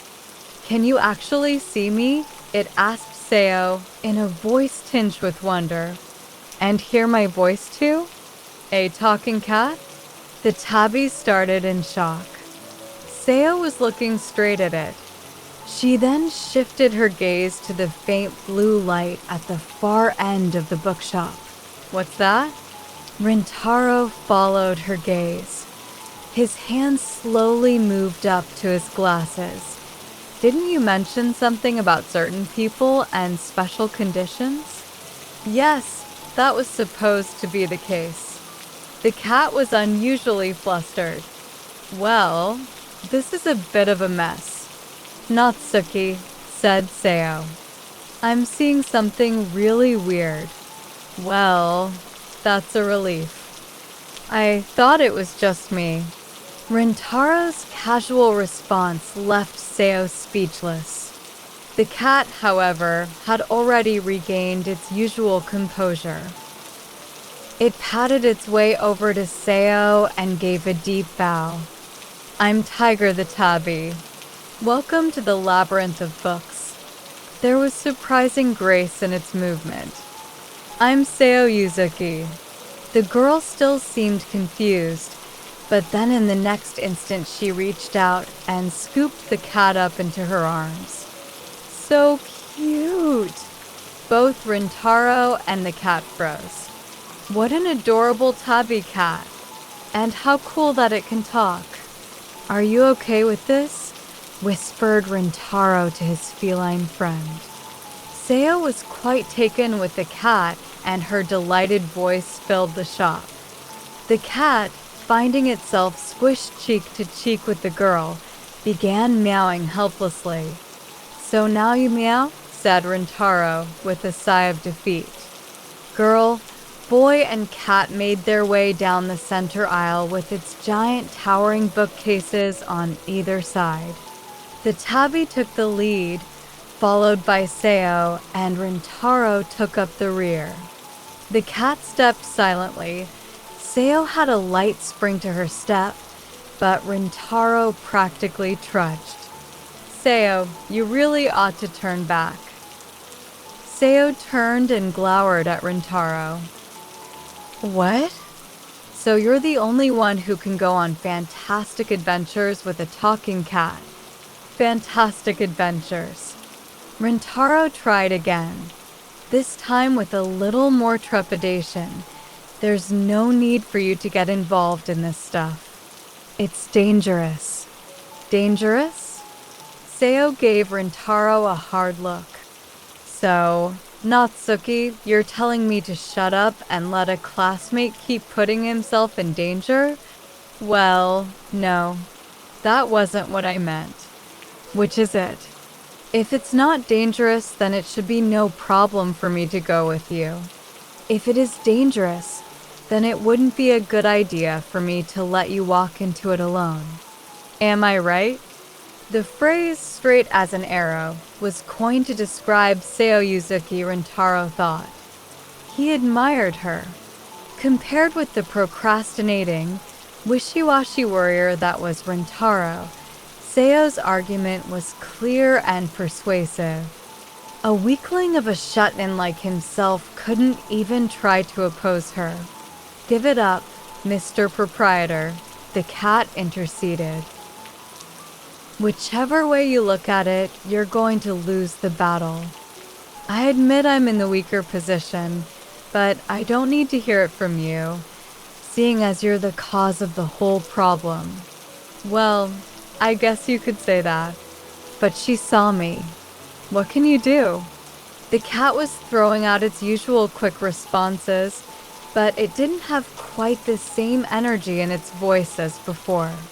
It was still rather shaken by what had transpired. "I can't see into the future," it said. "I would never have guessed this would happen. You always act as if you know what you're doing, but in fact you're just winging it, aren't you? You were outsmarted by me, Natsuki." Seo butted in. "Don't take it out on the poor kitty." "What are you talking about?" "Take it out on." "Well, aren't you? I'm worried about getting my class rep mixed up in this bizarre thing. I feel responsible, that's all. Of course, it'd be a big problem if anything happened to me.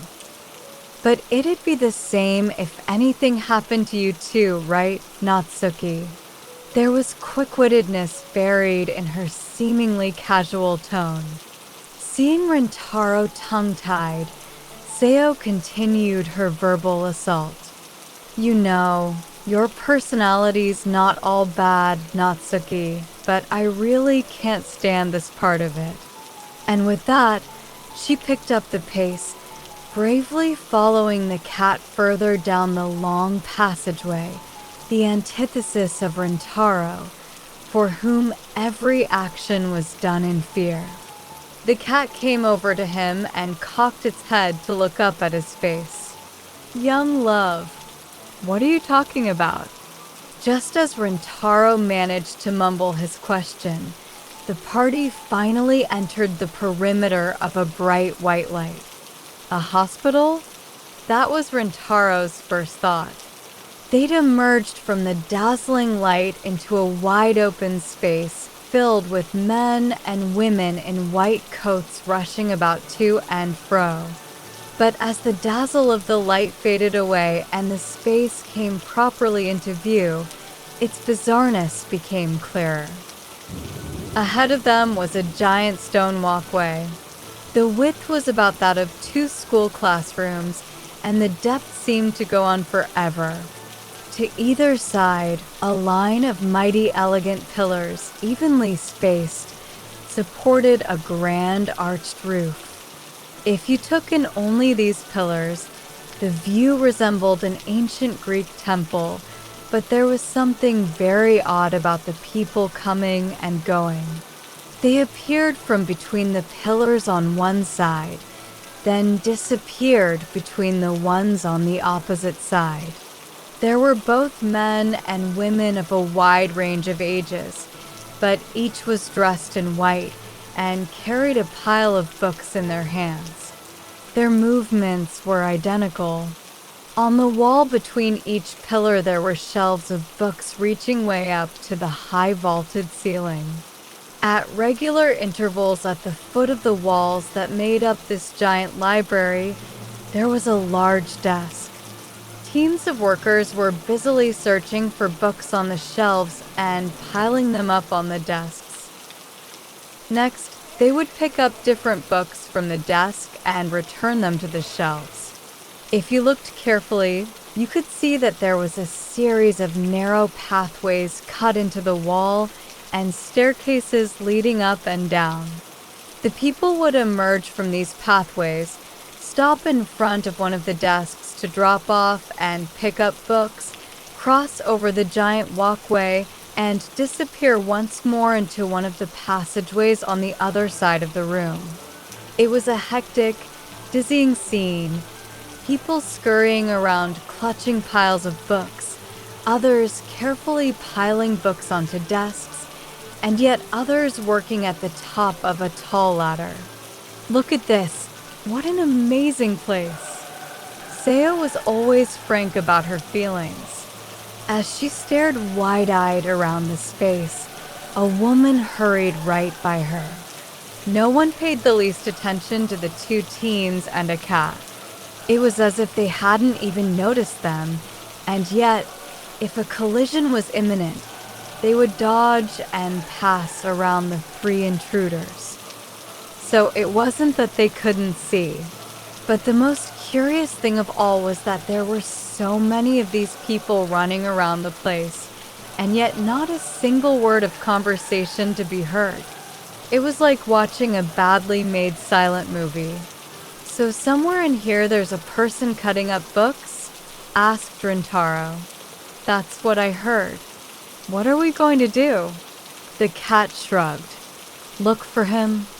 The cat quickly approached the nearest of the men and called out to him. "Excuse me, I'd like to ask you something." The man stopped in his tracks, a tall pile of books in his arms. He looked down at the tabby cat with obvious irritation. He was middle-aged, well-built, but his complexion was oddly pale. "What is it?" "I'm busy." "What the hell is this place?" asked the cat. The cat's tone was scornful, but the man's reply was matter-of-fact. "This is the Institute of Reading Research. We're the world's largest research facility dedicated to all aspects of reading." "Reading research?" The man ignored Seo's furrowed brow. "Then I'd like to meet the person in charge," said the cat. "Person in charge?" "Right. The head of this facility. The director. Or, if you're calling it a research institute, maybe I should call them the doctor or professor." "You're looking for a professor?" "Yep." "Give it up," said the man without even blinking. "There are as many people in the world with the title of professor as there are stars in the sky. Japan is full of professors. Try it. Shout out, 'Professor,' right now. For out of every 5 of the scholars in this room will turn around. They're all professors with their own particular field of research. There are thousands of them here, experts in everything from speed reading to stenography. There are always brand new professors turning up. Their fields rhetoric, syntax, style, phonology, studying character fonts, and even paper quality. You name it, this place is overflowing with them. Here you'd have a lot more luck finding someone who isn't a professor." The cat looked disappointed at the man's response, and the latter took advantage of the moment of silence to bid them goodbye and be on his way. "Hey," the cat called after him, but he was already disappearing into one of the passageways behind a pillar. Rintaro and Seo just stared blankly after him. What the hell was that?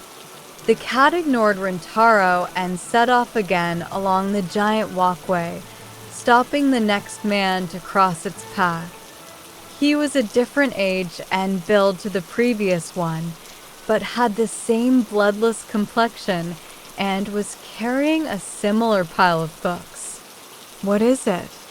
"I'm really busy. We're looking for someone." "You'd better not," the man shot back. "This is a vast research facility, full of people who look alike, think alike, and are all likewise busy.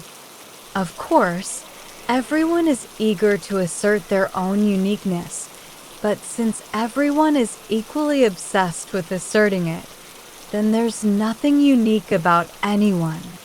It turns out it's impossible to distinguish between us. In a place like this, trying to find a particular someone is not only difficult, it's meaningless. Goodbye." And with that, he was gone. Next, the cat spoke to a relatively young woman, but her washed-out complexion and mystifying reply were just like those of the 2 men. Just as they were looking around for a 4th person to ask, Seo collided with a young man. He lost his grip on his pile of books, and they spilled to the floor. "I'm so sorry," she said, bowing. The man threw her a look of contempt and quickly began to gather up his books. Rintaro began to help him, but suddenly came to a halt, a book in his hand. Recommendations for a whole new way of reading. Whatever way he looked at it, it was a poor title for a book. "Where's the person who wrote this book?" he asked. The man raised an eyebrow and stared at Rintaro. "We're looking for the man who wrote this book," Rintaro repeated. "If you're looking for the director, go down those stairs to the director's office. You'll find him there." His arms full of books once more, he flicked his chin in the direction of one of the pillars to the right of the room. Behind it was a tiny set of stairs leading downwards. The director is so devoted to his research that he locks himself down there in his office and rarely comes up to ground level. If you go down there, you're bound to meet him. Somehow, his reply managed to be pompous without showing the slightest emotion.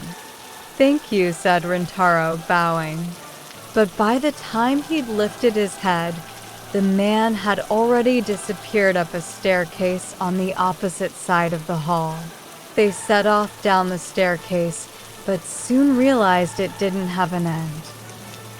"So this is why he rarely sets foot on ground level," grumbled Seo. Her voice was immediately sucked down and echoed dully somewhere deep below them. "Do you think it's okay to keep going?" "If you don't like it, you can always go home," replied Rintaro. "You know, I've always been the kind of guy to recommend going home." "All right then, everyone in favor of going home. Be my guest. Turn right around. As for me, I'm in the once you've started something you never give up halfway through school of thought." Seo's words seemed to brighten the gloom of their surroundings. Rintaro immediately fell silent. The stairs, which had begun by leading straight down, gradually began to curve and spiral. Dark and murky in every direction, it felt as if the three were being pulled into the profoundest depths of the earth. The view was unchanging. The staircase walls were lit at intervals with lamps, in between which there were random piles of books. Some were brand new, others older, but what they all had in common was their title, Recommendations for a Whole New Way of Reading. From time to time, men in white coats would pass them, coming up the stairs with an armful of books, but they would hurry on by, paying the trio absolutely no heed. All of a sudden, Seo cried out, "Beethoven?" Rintaro stopped to listen. It was true. Faint music was filtering up from far below. "It's Beethoven's Symphony No. 9, the third movement, I think." "Beethoven's 9? The vice captain of the Wind Ensemble Club nodded confidently. As they continued downwards, the music became louder, and Rintaro could clearly make out the refined melody of the string section, the second theme. Just as Seo called it, the melody changed, and a more expansive, slower theme began. The three adventurers seemed to be pulled in by the swell of strings and wind instruments, and their pace visibly quickened. In an instant they found themselves at the bottom of the staircase, in front of a modest wooden door. Above the door was a nameplate that said Director's Office. There was no other adornment or marking of any kind. From inside came orchestral music at a high volume. It wasn't the most appealing sight, but the group were just relieved to have finally reached the end of that interminable staircase. At a nod from the cat, Rintaro knocked softly on the door. He knocked twice, and then a third time, much harder, but there was no response besides the sound of Beethoven's 9. Hesitantly, Rintaro took hold of the door handle and pushed. With a faint creak, the door swung open, and a blast of terrifyingly loud music assaulted the trio. The room was not particularly large. Well, It was hard to guess its actual size due to the piles of books and papers stacked up to the ceiling on all four sides. The space between all the books was rather narrow, with a single desk in the middle, facing away from the door. The desk, too, was buried under mounds of paper. Sitting at the desk, his back to Rintaro and the others, was a man, not tall, but rather heavily built. He was completely absorbed in some kind of work. Rintaro could make out that he was holding a book in his left hand, in his right a pair of scissors. To everyone's shock, he appeared to be chopping up the book. With every movement of the scissors, pieces of paper flew into the air, and the book became less and less book-like. The sight of this broad man in a white coat immersed in such a bizarre task was curious to say the least. What the? Seo was at a loss for words. Even the tabby cat could do nothing but stare. Of course, the blasting sound of the Ninth Symphony only added to the weirdness of the scene. It was coming from a machine next to him on the desk. It was neither a CD nor a record player. Rintaro recognized it as an old-style cassette tape player, the kind of boombox that had seen its heyday at least a generation earlier. The only reason he recognized it was because his grandfather had owned one. There was something faintly ridiculous about the sight of the tiny spinning wheels of the cassette tape. "Excuse me," ventured Rintaro, but the man didn't move. He tried again, but there was still no reaction. He took a deep breath and produced his loudest possible voice from deep in his stomach. At last the man stopped what he was doing and turned around. "Yes? What is it?" he said in a high-pitched voice. The man had a very peculiar appearance. He wore thick glasses, his white coat was heavily wrinkled over his protruding belly, and his head was bald, save for a few stray gray hairs. His wearing a lab coat seemed to suggest that he was some sort of scholar or researcher, but other than that there wasn't a hint of anything intellectual or educated about him. "We're very sorry to bother you," continued Rintaro. "Oh yeah, sorry about that," yelled the man, loudly enough to be heard over the strident tones of Beethoven's Ninth. "Didn't notice you come in." As he spun his chair around to face his visitors, both Seo and Rintaro flinched at the sight of a pair of scissors in one hand and a mangled book in the other. "Rarely get any guests here," he explained. "So sorry there's nowhere to sit." His voice continued to boom over the top of the music. "What do you want?" Rintaro raised his voice to match. "We came because we heard that books were being cut to pieces." "Are you, huh? What's that?" "We heard a lot of books were being cut up. Sorry, I can't hear you." "Could you speak up a bit?" I said. Lots of books were. All of a sudden there was a painfully shrill noise, and the music came to an abrupt end. In its place a chilling silence filled the room. The man frowned and struggled out of his chair, reaching out towards the boombox on the edge of his desk. "Air." At Rintaro's interruption the man froze, his pudgy hand still in midair. "Your tape and the cassette player are pretty old. Sometimes the tape gets tangled up inside." The man clicked the button to open the machine and began to extract the cassette tape.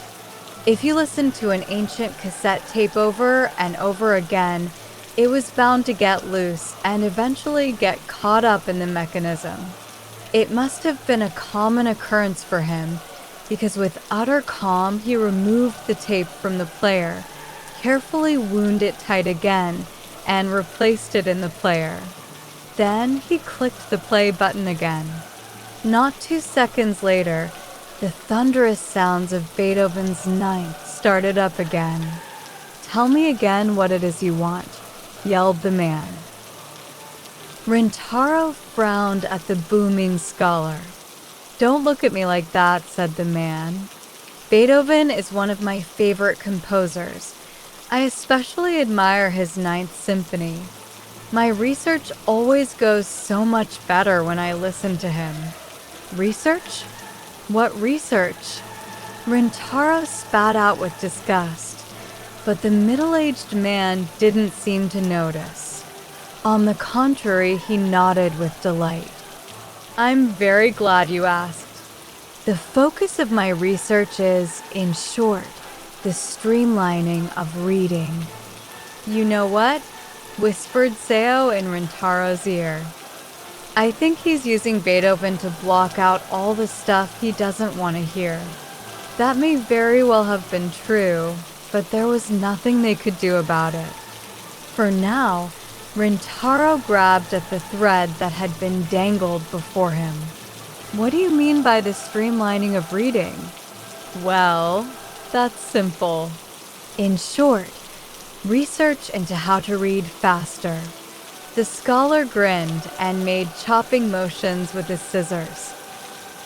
"There are so many books in the world, but we humans are so busy that we can never find the time to read them all. But when my research is complete, people will be able to read several dozen books every day. And not only the most popular bestsellers, but also complex stories and even difficult philosophical works. This is going to be one of the greatest accomplishments in the history of mankind." "Dozens of books a day? Are you talking about speed reading? You mean rapid reading?" Rintaro and Seo responded simultaneously. The scholar nodded happily. "Speed reading is a very important skill. But in general, speed reading doesn't work unless you're familiar with the kind of text you're reading. For example, it's extremely useful for picking out the information you need from a list of stock prices in a newspaper. But someone new to philosophy isn't going to be able to speed read Husserl's ideas pertaining to a pure phenomenology just like that."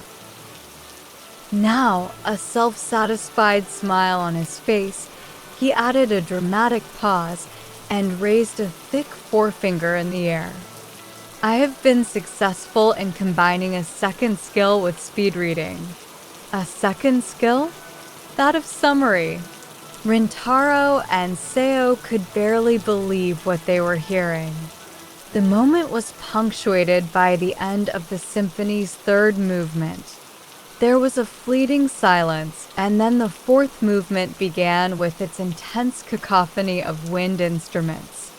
The scholar raised his voice even louder. "Summary, synopsis. Call it what you will. Those who have mastered speed reading can even further increase their speed by the use of extracts from the text, known as a summary or synopsis. Of course, we eliminate all technical terms and jargon, unique or stylish phrases or expressions, or any rich or subtle idioms. The style is free from any individuality. Expressions are deliberately kept to those in common usage.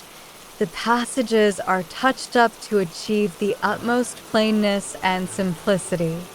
In this way, a story that used to take, say, 10 minutes to read can now be polished off in under a minute." The scholar reached down to pick up a book that had fallen on the floor. Randomly inserting his scissors, he snipped off a fragment of a page, then leaned forward to show it to Rintaro. There was a single line of text. Rintaro read it aloud. Melas was furious. The scholar nodded contentedly. "That's the summary of Run, Melas, by Osamu Dazai." Rintaro was dumbstruck. Meanwhile, the man began to wave around what remained of the text. You see, even a famous short story like this one can be summarized. All it needs is this sentence. I performed extraction after extraction and ended up with this sentence. Naturally, if you use my streamlining method, you'll be able to read the whole of Run, Melos in 0.5 seconds. Novels and other longer books pose more of a problem. He stretched a fleshy arm towards the boombox and turned the volume up even louder. Ode to Joy, played by the lower stringed instruments, echoed exuberantly through the room. I'm currently working on Goethe's Faust. The goal is to get it down to 2 minutes, but it's proving to be quite a challenge. He slapped a pile of books on his desk. The force caused several of the snippets of paper lying around to dance like snowflakes. It was impossible to tell if any of these books were copies of Faust, because they had seemingly all already undergone the scissors treatment.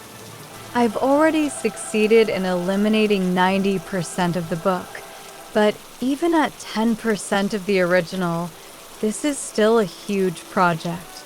It really needs to be condensed further. It's going to take a lot of work. But there are many people who wish to read Faust, so I need to meet their expectations. The only reason that Rintaro didn't come right out with, "Are you crazy?" was because Seo managed to get there first. Isn't that a weird way to go about it? She spoke up, but her voice was unfortunately overpowered somewhat by the sound of Beethoven. Weird? Why? Well, the directness of the question threw her for a moment. The scholar was halfway through turning his chair back towards his desk, but now he swung back around to face his visitors full on. They say that people don't read anymore, but that's just not true. They're too busy. There really is a limit to the time they can spend on reading. But there are so many books they want to read. People naturally want to be exposed to lots of different stories. Want to read The Brothers Karamazov or The Grapes of Wrath? How should we fulfill that need? The scholar stuck out his double chin. Speed reading and a synopsis. That's how. He hadn't touched the cassette player, but somehow the volume of the Ninth Symphony seemed to swell up even further. This book here. From the pile of paper scraps to his right, the scholar produced an ancient-looking book. It was the same title the trio had seen over and over on their journey down to the director's office. Recommendations for a whole new way of reading. This is my masterpiece, a compilation of all of my research. Here, along with the latest speed reading techniques, are the synopses of 100 classic books from both Eastern and Western cultures that I have devoted myself to summarizing. In other words, if you have this book on your shelf, you'll be able to read 100 books in a single day. I have a second and third volume in the works. Very soon, people will have access to books from all over the world without wasting even the tiniest bit of time. Isn't that wonderful? I see, said Rintaro. Of course, he didn't really see it all, but he felt he needed to say something in order to stop the man going on forever. Even so, what you're reading is something entirely different from the original book, Rintaro added. Different? Well, I suppose it may have been changed a bit. Not only a bit.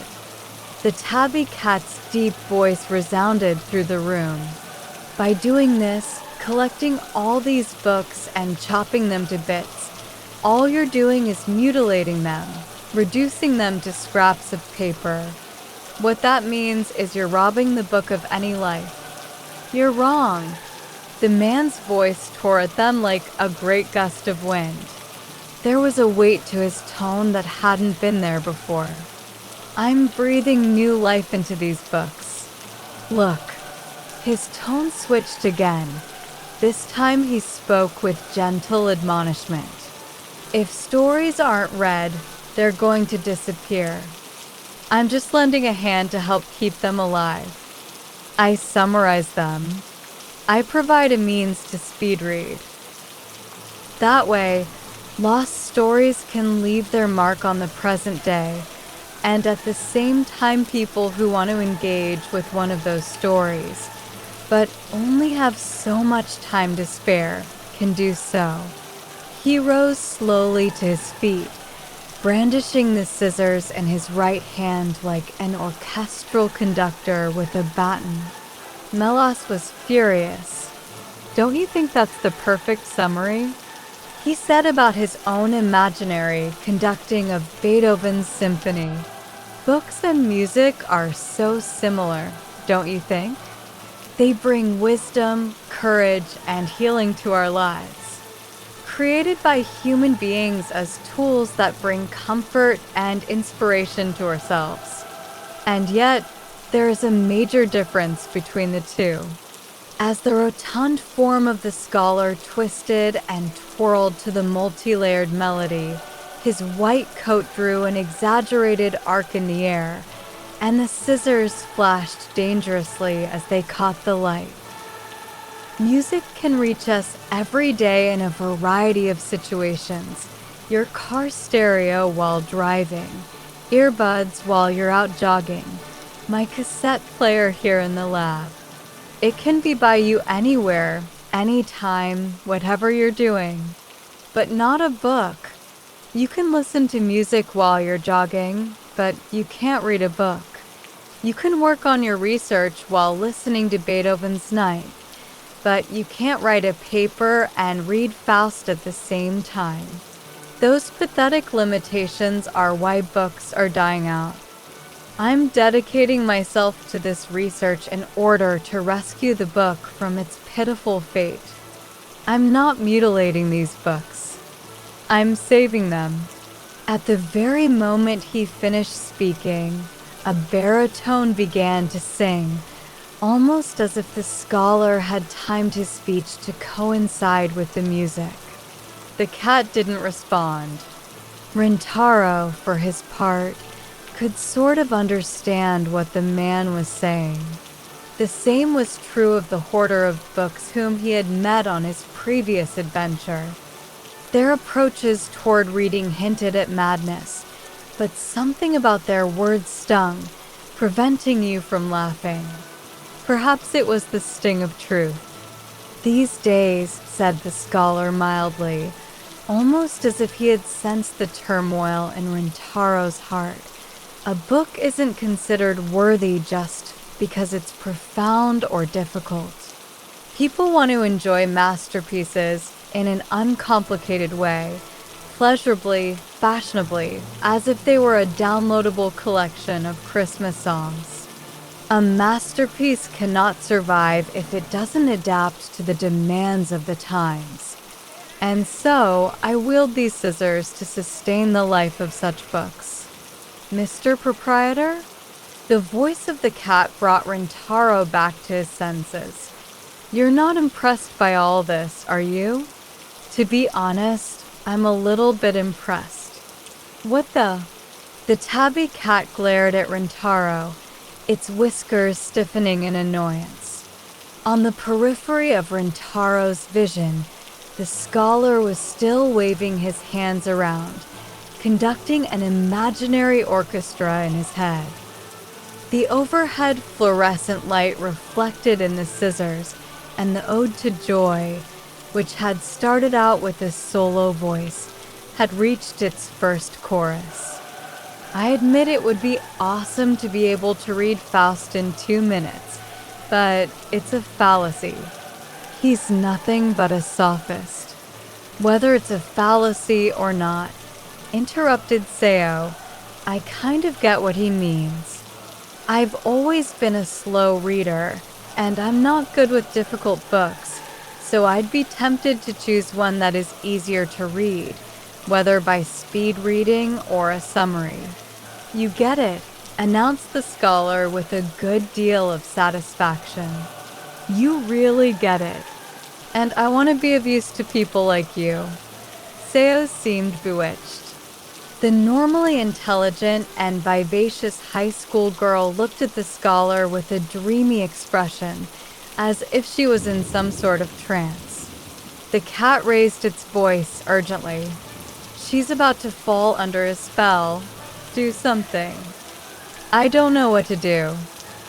The loud tones of the ode to joy were too distracting for Rintaro to think clearly. The music had become a fence surrounding the scholar, keeping his visitors at bay. Rintaro wiped the sweat from his forehead, then closed his eyes and lifted his right hand to his glasses frame. What would Grandpa have said in this situation? He did his best to summon an image of his grandfather in his mind. The old man sitting in profile, lost in thought with his teacup tilted towards his mouth. His gentle eyes following the words on the page, his reading glasses glinting in the lamplight. Wrinkled fingers gently turning pages. Do you like the mountains, Rintaro? It seemed to come from somewhere deep inside Rintaro's own head, the rich voice of his grandfather as he carefully prepared a pot of tea. The mountains, Rintaro. I don't know. I've never climbed one. Rintaro hadn't bothered to answer properly, probably too engrossed in the book he was reading. His grandfather had smiled and sat down beside his grandson.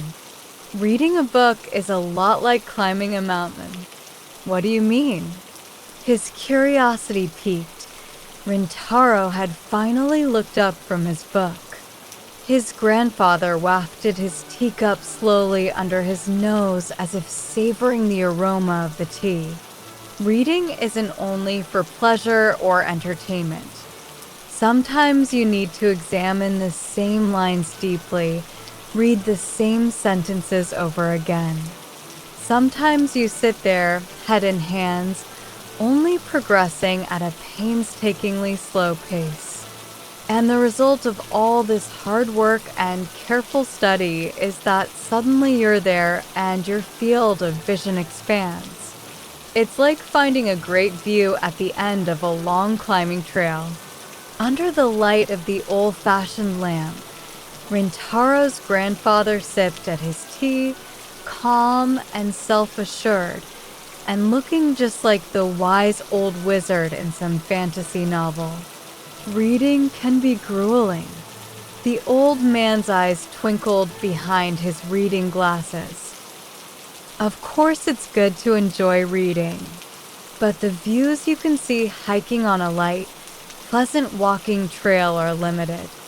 Don't condemn the mountain because its trails are steep. It's also a valuable and enjoyable part of climbing to struggle up a mountain step by step. He reached out one thin, bony hand and placed it on the boy's head. If you're going to climb, make it a tall mountain. The view will be so much better. The voice was warm and comforting. It surprised Rintaro that he had had such a conversation with his grandfather. Mr. Proprietor?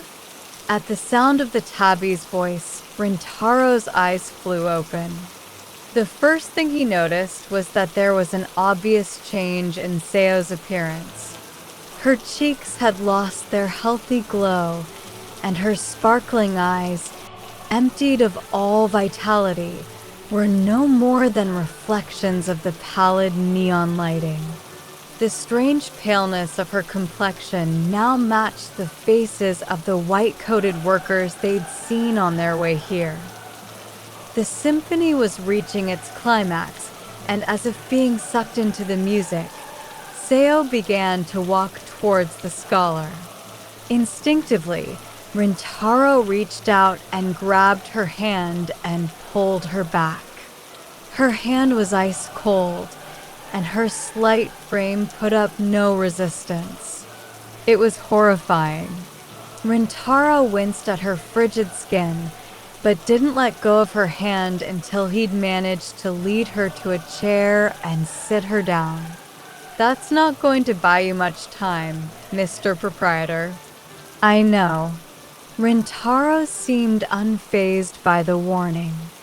He had neither the majesty of the tabby cat, nor the wit of his friend Seo, but in his dull, uneventful life, he had come across his fair share of crazy predicaments and crises. The white-coated scholar in the middle of the room was still brandishing the scissors in his right hand, book in his left, as if conducting the music. Each time both hands came together, snippets of white paper flew through the air. Rintaro knew nothing of the streamlining of reading. However, it was obvious to him that speed reading or reducing a book to a synopsis would completely take away its power. In the end, chopped up sentences were nothing more than fragments. Hurrying means that you miss out on many things. Riding a train will take you far, but it's a misconception to think that this will give you more insight. Flowers in the hedgerow and birds in the treetops are accessible only to the person who walks on their own 2 feet. Rintaro pondered all this before stepping towards the scholar. He took his time, didn't rush, made no hasty decisions. He reached out with his right hand towards the cassette player on the desktop.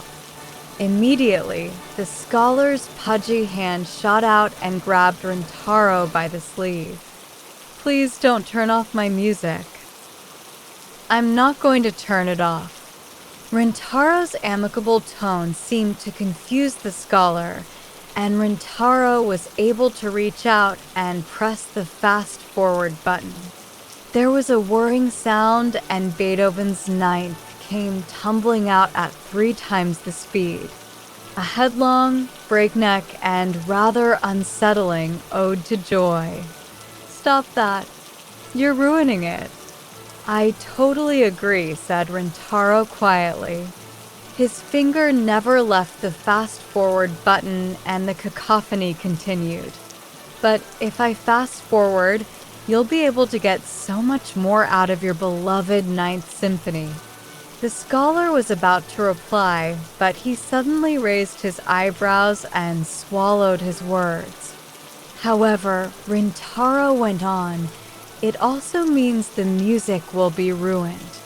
The Ninth Symphony has to be played at the Ninth Symphony's pace if you want to listen to it properly." Rintaro took his finger off the button. The chorus resumed its majestic song. This is the speed at which this song should be heard. Fast-forwarding sucks. The chorus shifted 1 octave higher. "Freude, Freude." They sang in rapturous joy. The scholar looked at Rintaro. "Books too." His mumbled words were barely audible over the music. "You're saying that they're the same?" "I'm saying that speed reading and quick summarizing is just like listening to the finale of the symphony on fast forward. The finale on fast forward. What I mean is, it might be interesting and stuff, but that's not Beethoven's symphony. If you love Beethoven's Ninth, you'll understand. It's the same way that I love books." The scholar froze in place, his scissors still clutched in his hand.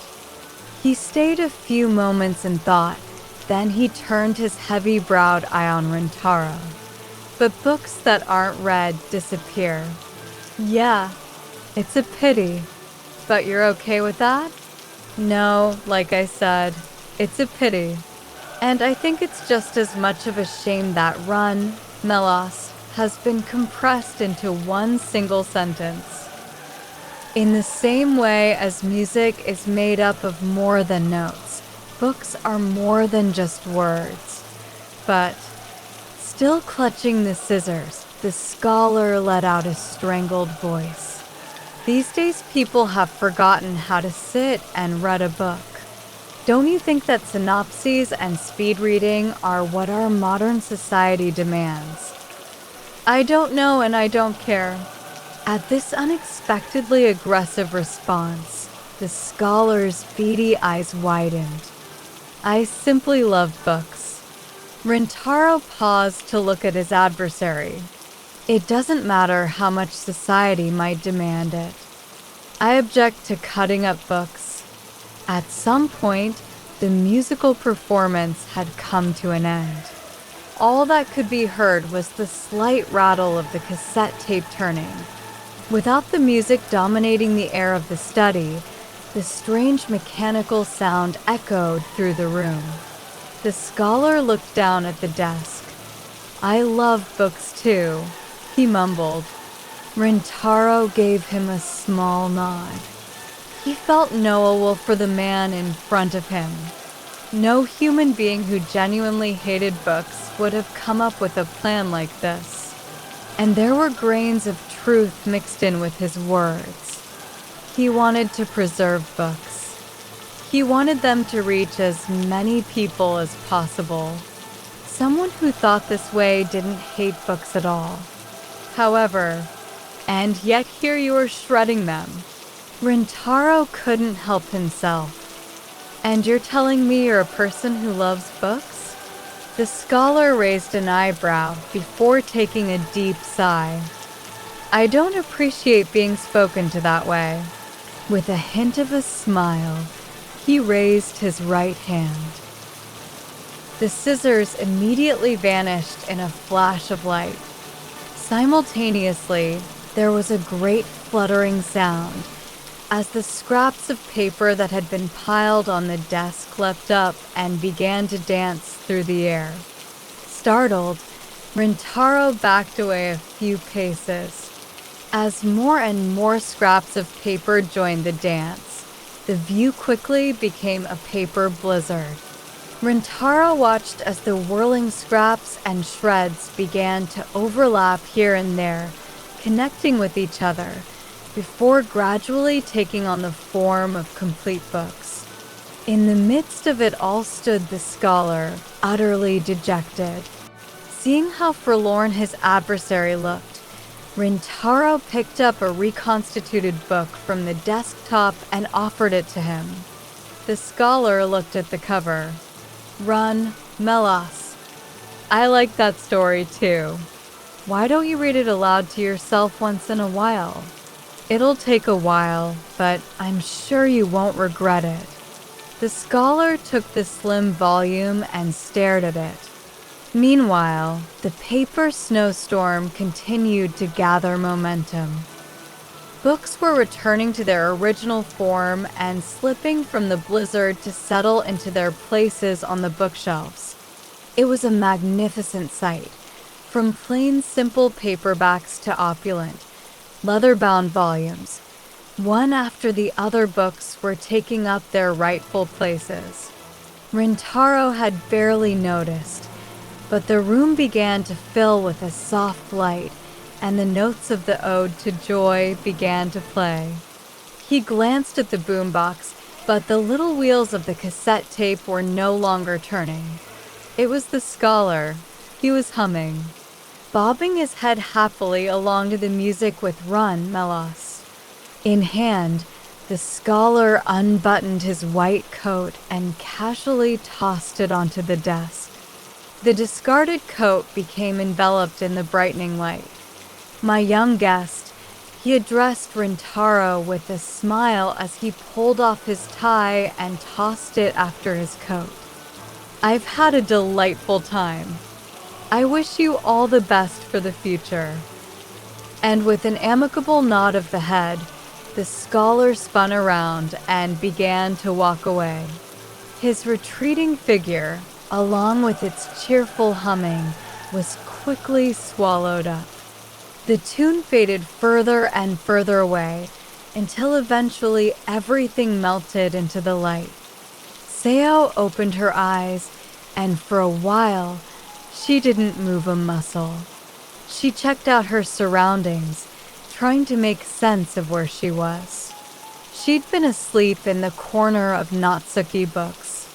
Apparently, she'd sat down on a wooden stool, leaned her head against a bookshelf, and fallen asleep. The blanket that had been placed over her and the little paraffin heater by her side showed that someone had taken care of her. There was a white kettle on top of the heater from which steam was gently rising. She looked towards the front door of the shop, where morning sun was shining in. Standing with his back to the light, deep in thought, his hand fiddling with the frame of his glasses, was her classmate. There was something solemn about the way he was staring at the bookcases, as if burning every cover, every title onto his retinas, and engraving each of the stories within into his heart. You really do love books, don't you? At Seo's words, Rintaro turned as if only just realizing she was there. He sighed with relief. Thank goodness. I was beginning to worry you were never going to wake up. You were out cold. I'm exhausted from all these morning practice sessions. But I have to tell you, I'm not in the habit of falling asleep at other people's houses. Seo's voice was livelier than ever, probably to cover up the fact that she was blushing. She continued hastily. Thanks, Natsuki. Looks like I was a bit of a pain. A pain? You had to carry me back, right? From that strange place. Rintaro looked away for a moment, then shook his head rather deliberately. You must have had some weird dream. Hey. Seo's expression turned fierce. Don't even think of pretending it was all a dream. That's not going to work, because I remember the whole thing. The talking cat, the passageway through the bookshelves, that crazy research facility. Shall I go on? No, that's enough, said Rintaro, waving both hands to cut her off. It's fine. I got it. Okay, then. Seo laughed. In the back of her mind, that mysterious scene kept resurfacing. Those people in the white coats rushing around, that endless staircase down into the ground, the booming sound of the Ninth Symphony and the bizarre conversation. But then somewhere in the middle of that conversation, it all became fuzzy, as if she were sinking down into a deep, dark ocean. But she recalled how somewhere in the midst of it her classmate's warm hand had taken hers and pulled her back. How could that strong, reliable grip have belonged to this quiet, unassuming boy? What happened to the kitty cat? Rintaro shook his head. I didn't see it on the way back. Just like the last time, it disappeared without saying goodbye. So does that mean it's possible we might meet it again? You look pleased about it, Rintaro said, looking a little perplexed. I was hoping not to get you mixed up in any more of these crazy happenings. I'm already plenty mixed up in it, Seo quipped. She got to her feet and stretched. Outside the door, the light was fresh and vivid. According to the clock on the wall, hardly any time had passed since she had walked into the shop that morning. She'd apparently only just arrived. Everything seemed so normal that it was easy to believe it had been no more than a dream. Squinting a little in the bright sunlight, Seo changed the subject. How's the moving preparation going, Natsuki? I haven't even started. Are you going to be okay? Probably not, he said with a shrug. I don't think I've accepted it yet. What do you mean? Accepted? I don't know how to explain it. Maybe I just don't want to leave this place. I think about it all the time, but I'm really having difficulty coming to terms with everything, though I know I don't have time to be acting like this.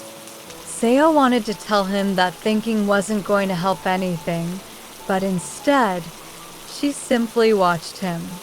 She felt strangely awkward. Rintaro was being vague as usual, but this time what he was expressing felt like something besides mere indecision. He genuinely seemed to be trying to express all the mixed emotions pent up inside him. Seo's eyes widened slightly as if she'd suddenly had an epiphany. Behind this boy's passiveness and unreliability, she'd just glimpsed something. Someone totally earnest, honest to a fault. Seo's thoughts were interrupted by the carefree laughter of a group of high school girls passing by the shop. She turned to Rintaro and perked up her voice to match theirs. "How about you give me some book recommendations?" Rintaro looked a little worried. "Sure, but the kind of books I like are kind of heavy." "Fine by me. It's not like I'm going to go looking for a synopsis after all that's happened." Rintaro laughed. "Glad to hear it." He looked up at the shelves, his right hand on his glasses. Seo was semi-shocked at how much his motionless profile reminded her of an old scholarly professor, filled with experience and good sense. "Which one should we?" Rintaro's habitual hesitance seemed to vanish. It was now replaced by a confidence and energy that Seo had never seen before. She squinted, watching his profile illuminated by the light from the door. Chapter 3. The Third Labyrinth, the Seller of Books. Okay, that's the end of today's lesson. See you tomorrow. At the sound of the teacher's voice, all the students simultaneously pushed their chairs back and got noisily to their feet. Ugh, it's finally over. I'm starving. Do you have club today?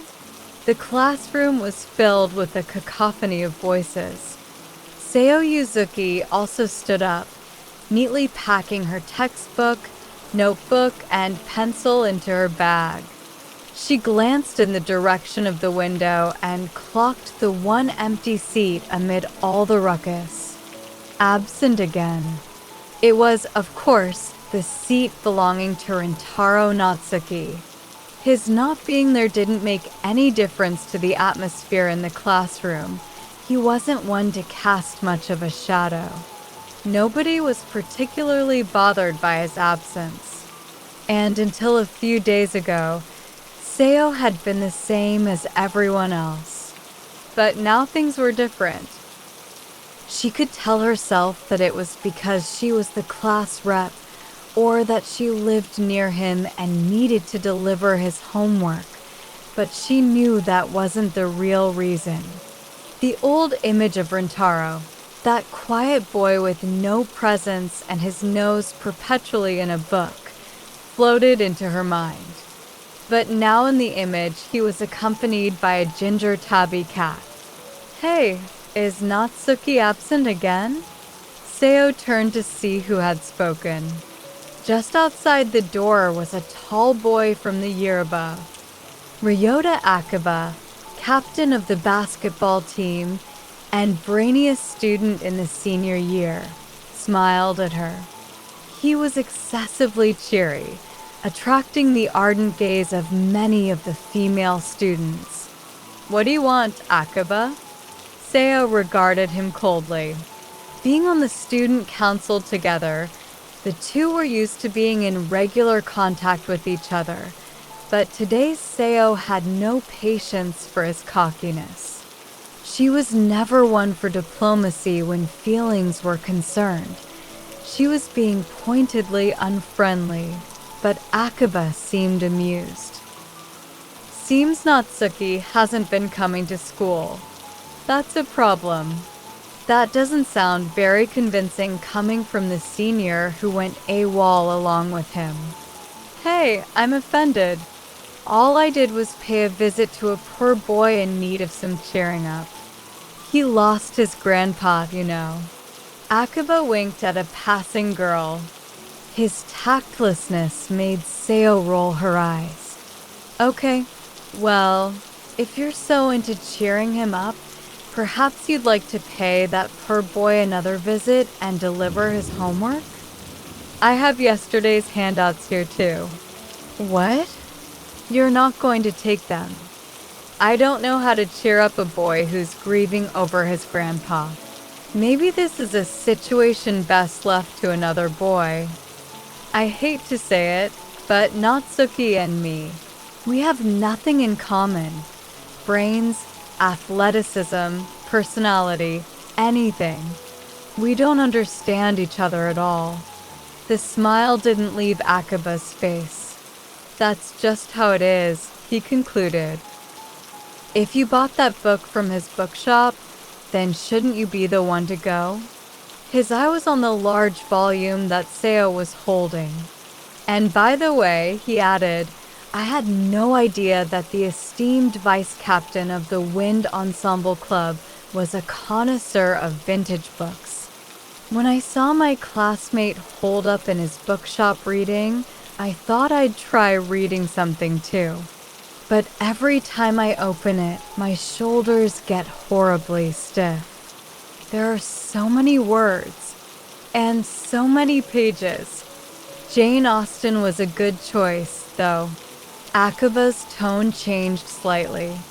It's a great introduction to literature, and it's aimed at women. Good for Natsuki. A soft light gleamed in Akiba's eyes. Damn it, thought Seo, sighing to herself. When book lovers talked about books, their faces seemed to light up. A little bewildered, she gripped her copy of Pride and Prejudice a little tighter. Okay, I'll leave the rest to you, Rinchan.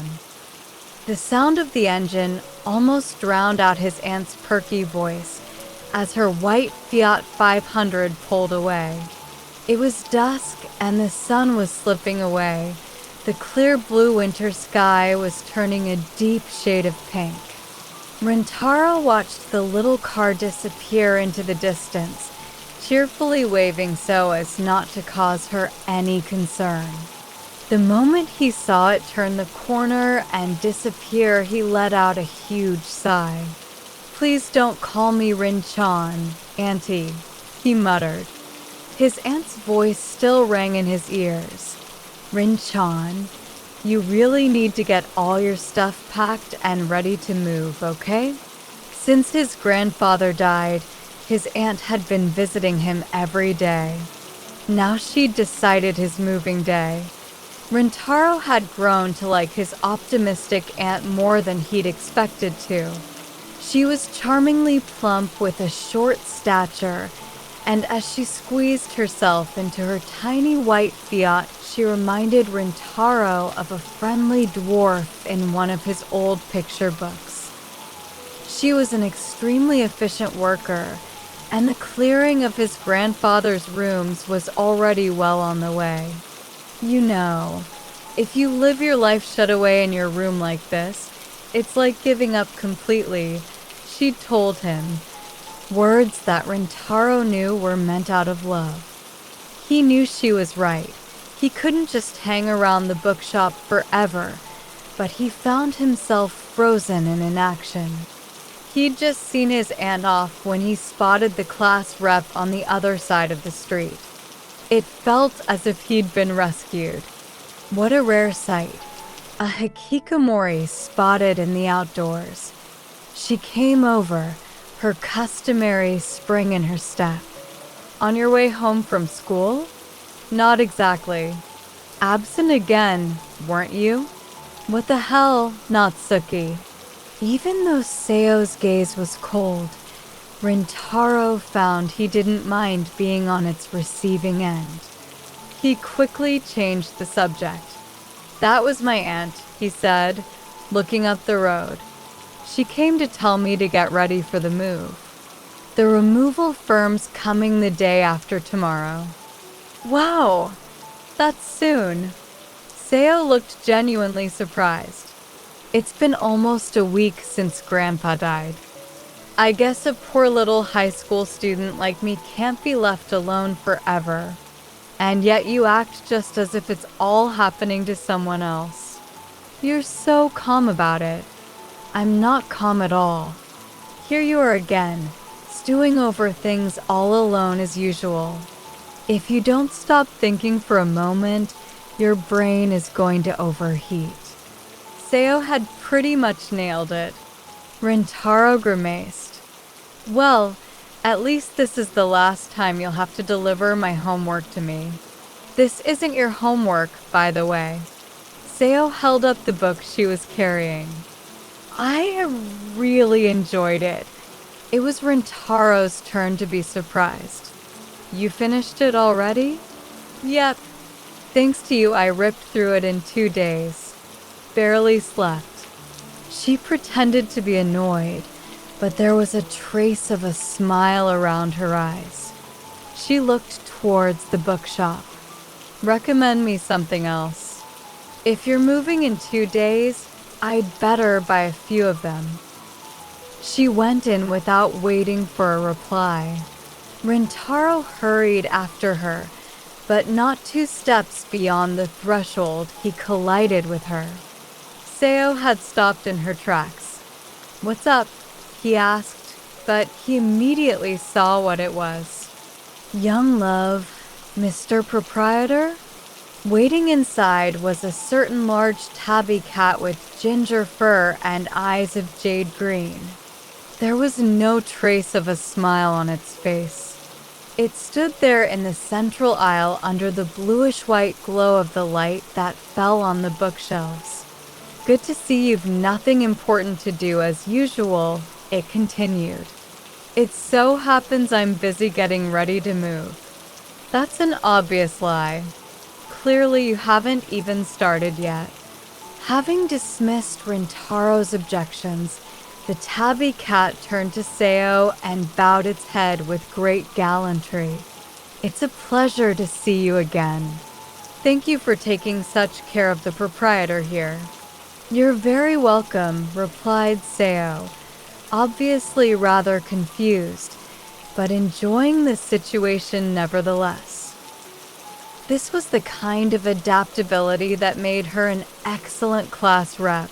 I didn't expect to see you again. Would you have preferred not to? No, I was really happy to meet you. I had a wonderful time.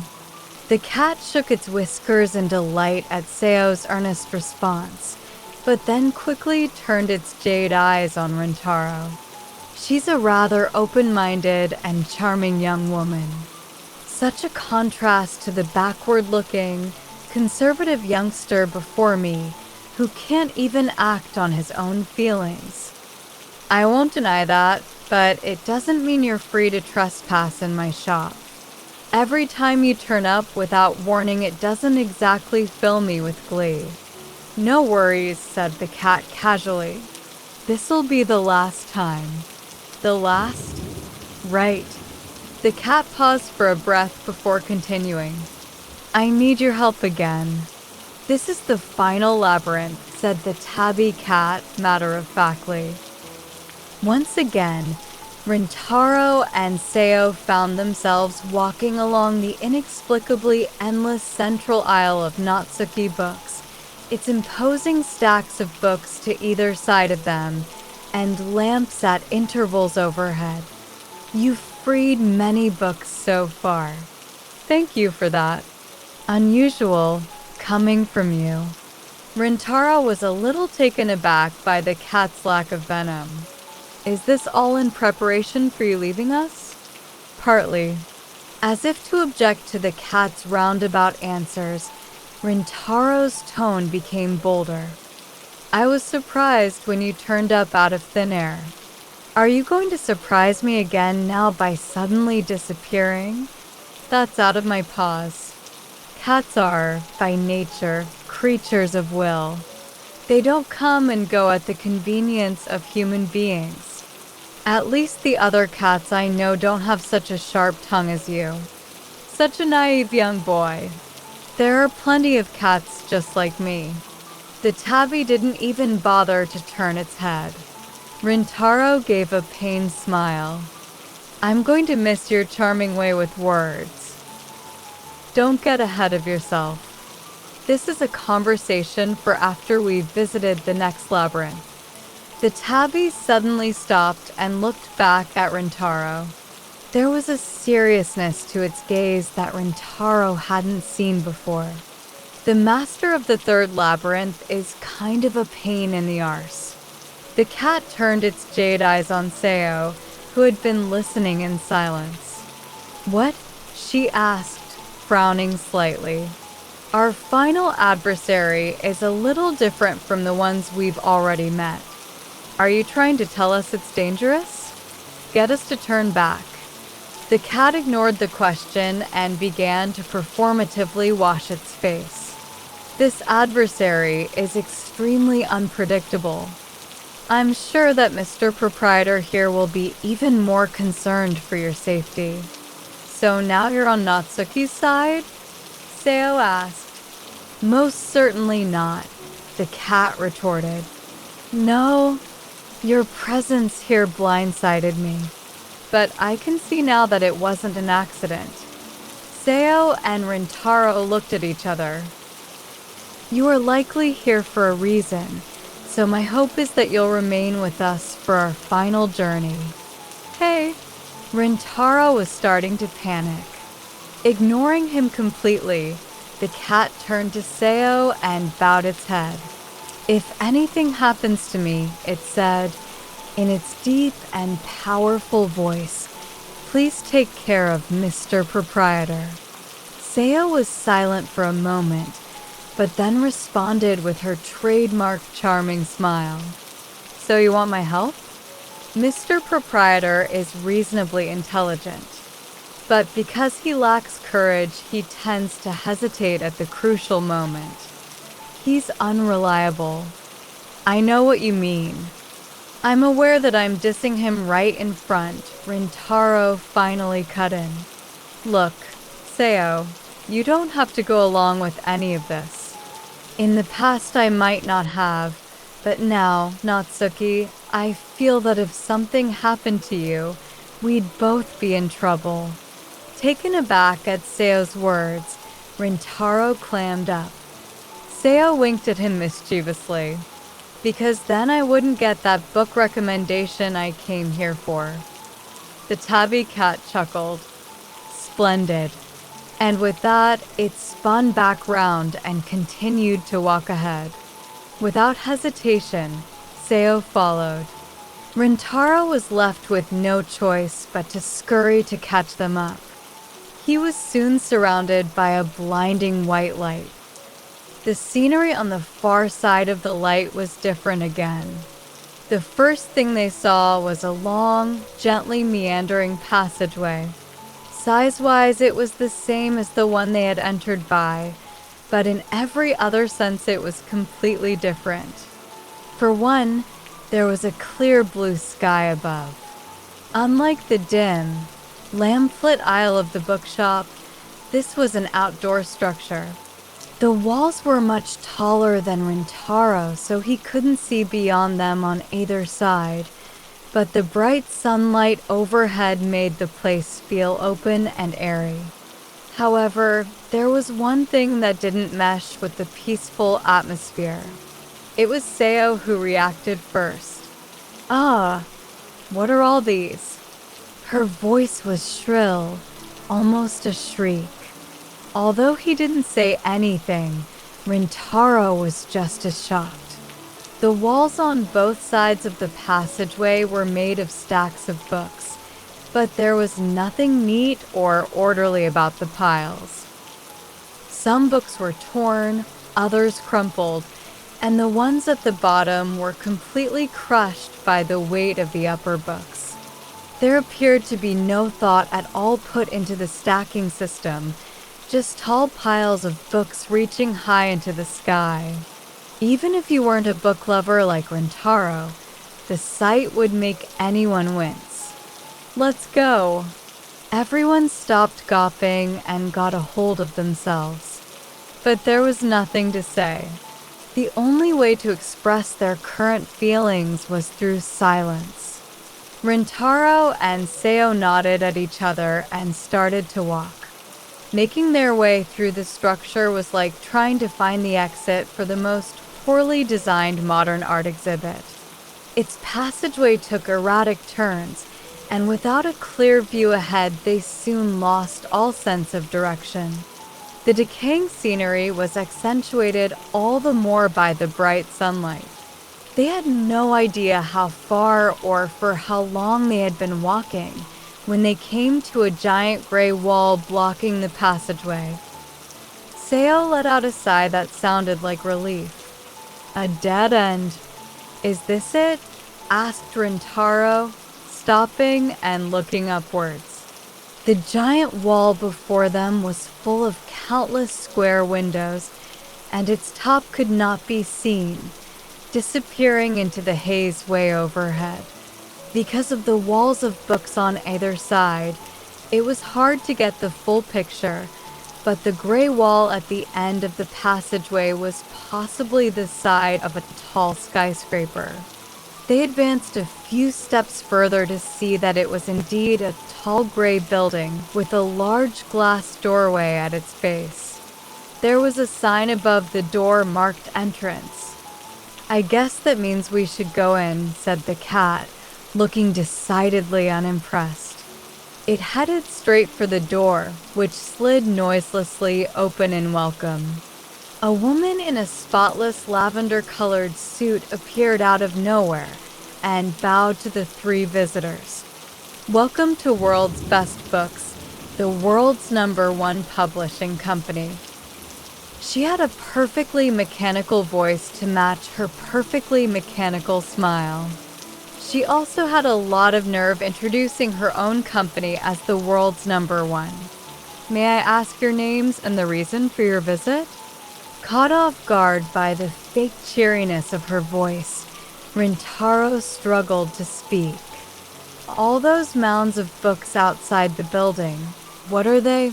He managed to ask. Outside the building? With that mechanical smile still anchored to her face, the woman tilted her head inquisitively about 30 degrees to the left. Rintaro couldn't help being a little impressed with her precision. Outside this building, there are books that are being horribly, oh my goodness, were you walking outside? Said the woman, putting her hand to her heart and frowning with concern. I'm afraid that's terribly dangerous. I sincerely hope you weren't harmed in any way. Rintaro began to feel incredibly weary, but the cat's calm voice was there to revitalize him. Stop this, Mr. Proprietor. This woman is not the one we've come to talk to. I suppose not, said Rintaro with a shrug. The woman repeated her original question. May I ask your names and the reason for your visit? The question was delivered without effect, but Rintaro took his time before replying. My name is Rintaro Natsuki. I'm here to meet the president of the company. I guess. In response to Rintaro's awkward explanation, she bowed her head and went over to the reception desk. She made a brief phone call, then came back and bowed once more. Thank you for waiting. The president will see you now. Right now?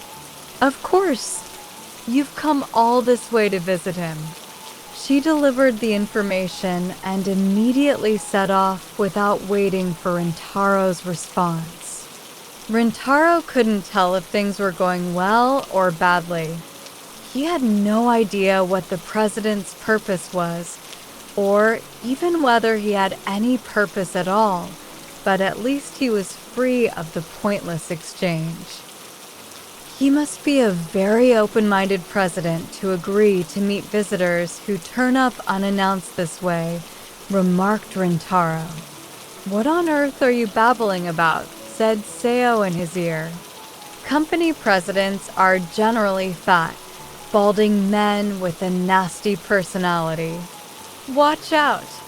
Slightly disturbed by Seo's prejudiced statement, Rintaro followed the woman along a long, straight corridor. The floor beneath their feet was made of thick black granite, polished to such a sheen that they could see their own reflection. Along the center of the spotless, gleaming floor ran a red carpet down which the woman now strode. After a while, she stopped suddenly and turned to look at the three visitors. "From this point, you will be accompanied by a different guide." Indeed, a little further along the red carpet stood a man in a black suit. He gave an extremely low bow to Rintaro and the others. "No bags or any other hand luggage are permitted beyond this point," he said, his voice monotone. It went without saying that nobody was carrying any kind of hand luggage. The man simply recited his line, then without doing any kind of check turned his back on the visitors and started walking. Rintaro and Seo exchanged glances and set off after him. After a short while they came across another man, this time wearing a blue suit. The color of his suit was the only thing that differentiated him from the previous guide. This man also gave an exaggerated bow. "No authority or business titles permitted beyond this point," he said, without so much as a flicker of his eyebrow. Having recited his line, just as the black-suited man had done before him, he turned his back and walked on.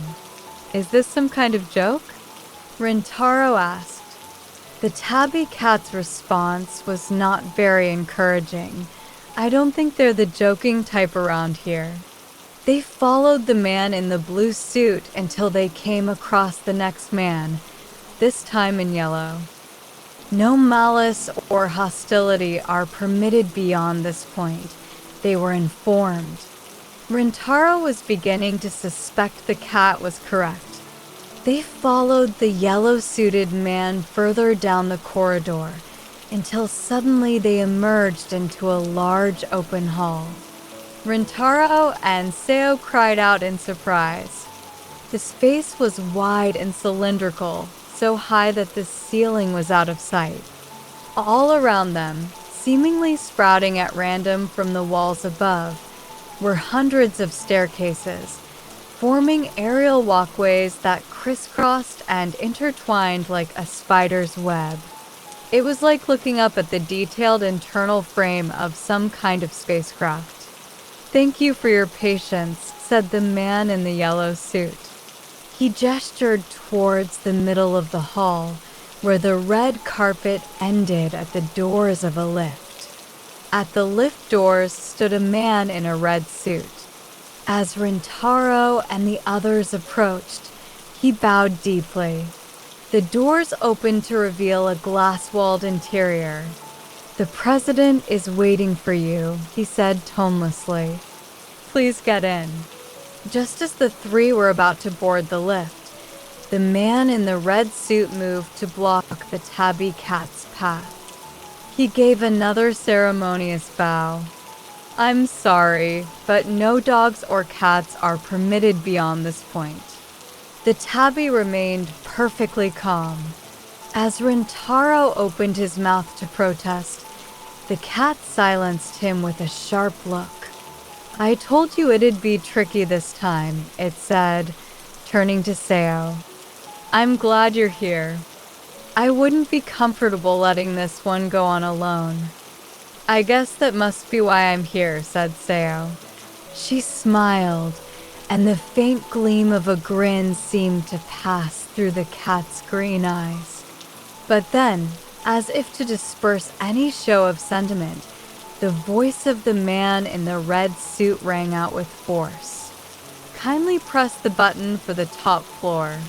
It turned out that there was in fact only one button in the lift. There was a large panel with a single button, rather unnecessarily bearing the words top floor. In other words, there was no button to come back down. It looks like we'll just have to get this sorted out and then find our own way back, said Rintaro with a sigh. He turned his attention to the tabby cat on the outside of the lift. There was a moment of silence. I'll be going then, partner. I'm counting on you, Mr. Proprietor. Spurred on by the cat's confidence, Rintaro pressed the button. The door sprang shut, and with a gentle shudder, the lift began to move. The lift shot up into one of the aerial corridors, leaving the cat and the man in the red suit far below. It ascended with increasing speed through a three-dimensional geometric structure. There were intersecting lines all around. As far as the eye could see, the stairway stretched around in every direction, but there was not a soul to be seen. Perhaps it was a trompe-l'oeil painting. I'm glad they didn't make us climb all those stairs, muttered Rintaro. What a pain that would have been. Seo smiled. She knew Rintaro was attempting to bring some levity to their surreal situation, even though he wasn't very good at it. It's incredibly unsettling. Yeah, even a foul-mouthed, pointlessly pompous tabby cat is a better diversion than none at all. Their eyes met, and they both giggled. Outside the lift, it was getting gradually darker. Although they were inside a building, it was as if the sun were slowly setting. The intricate structures began to fade into the darkness, and as their vision was getting poorer, it became impossible to tell whether the lift was still climbing or if it had come to a stop. At first, I didn't even care if I could get home again, Rintaro said quietly. Seo didn't respond, but she turned to look at her friend.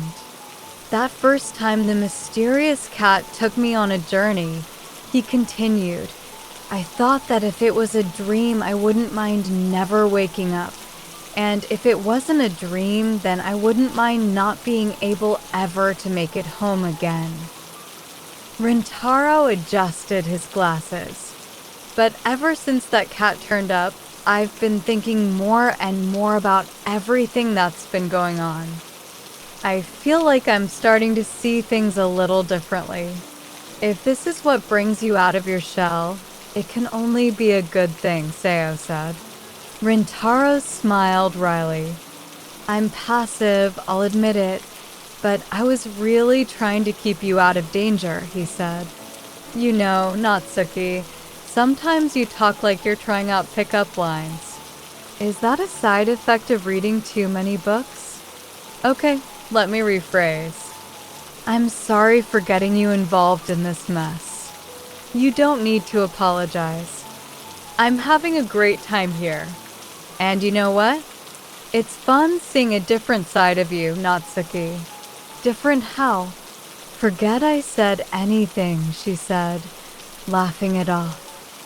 Seo pictured Rintaro standing up to the white-coated scholar in that strange underground laboratory.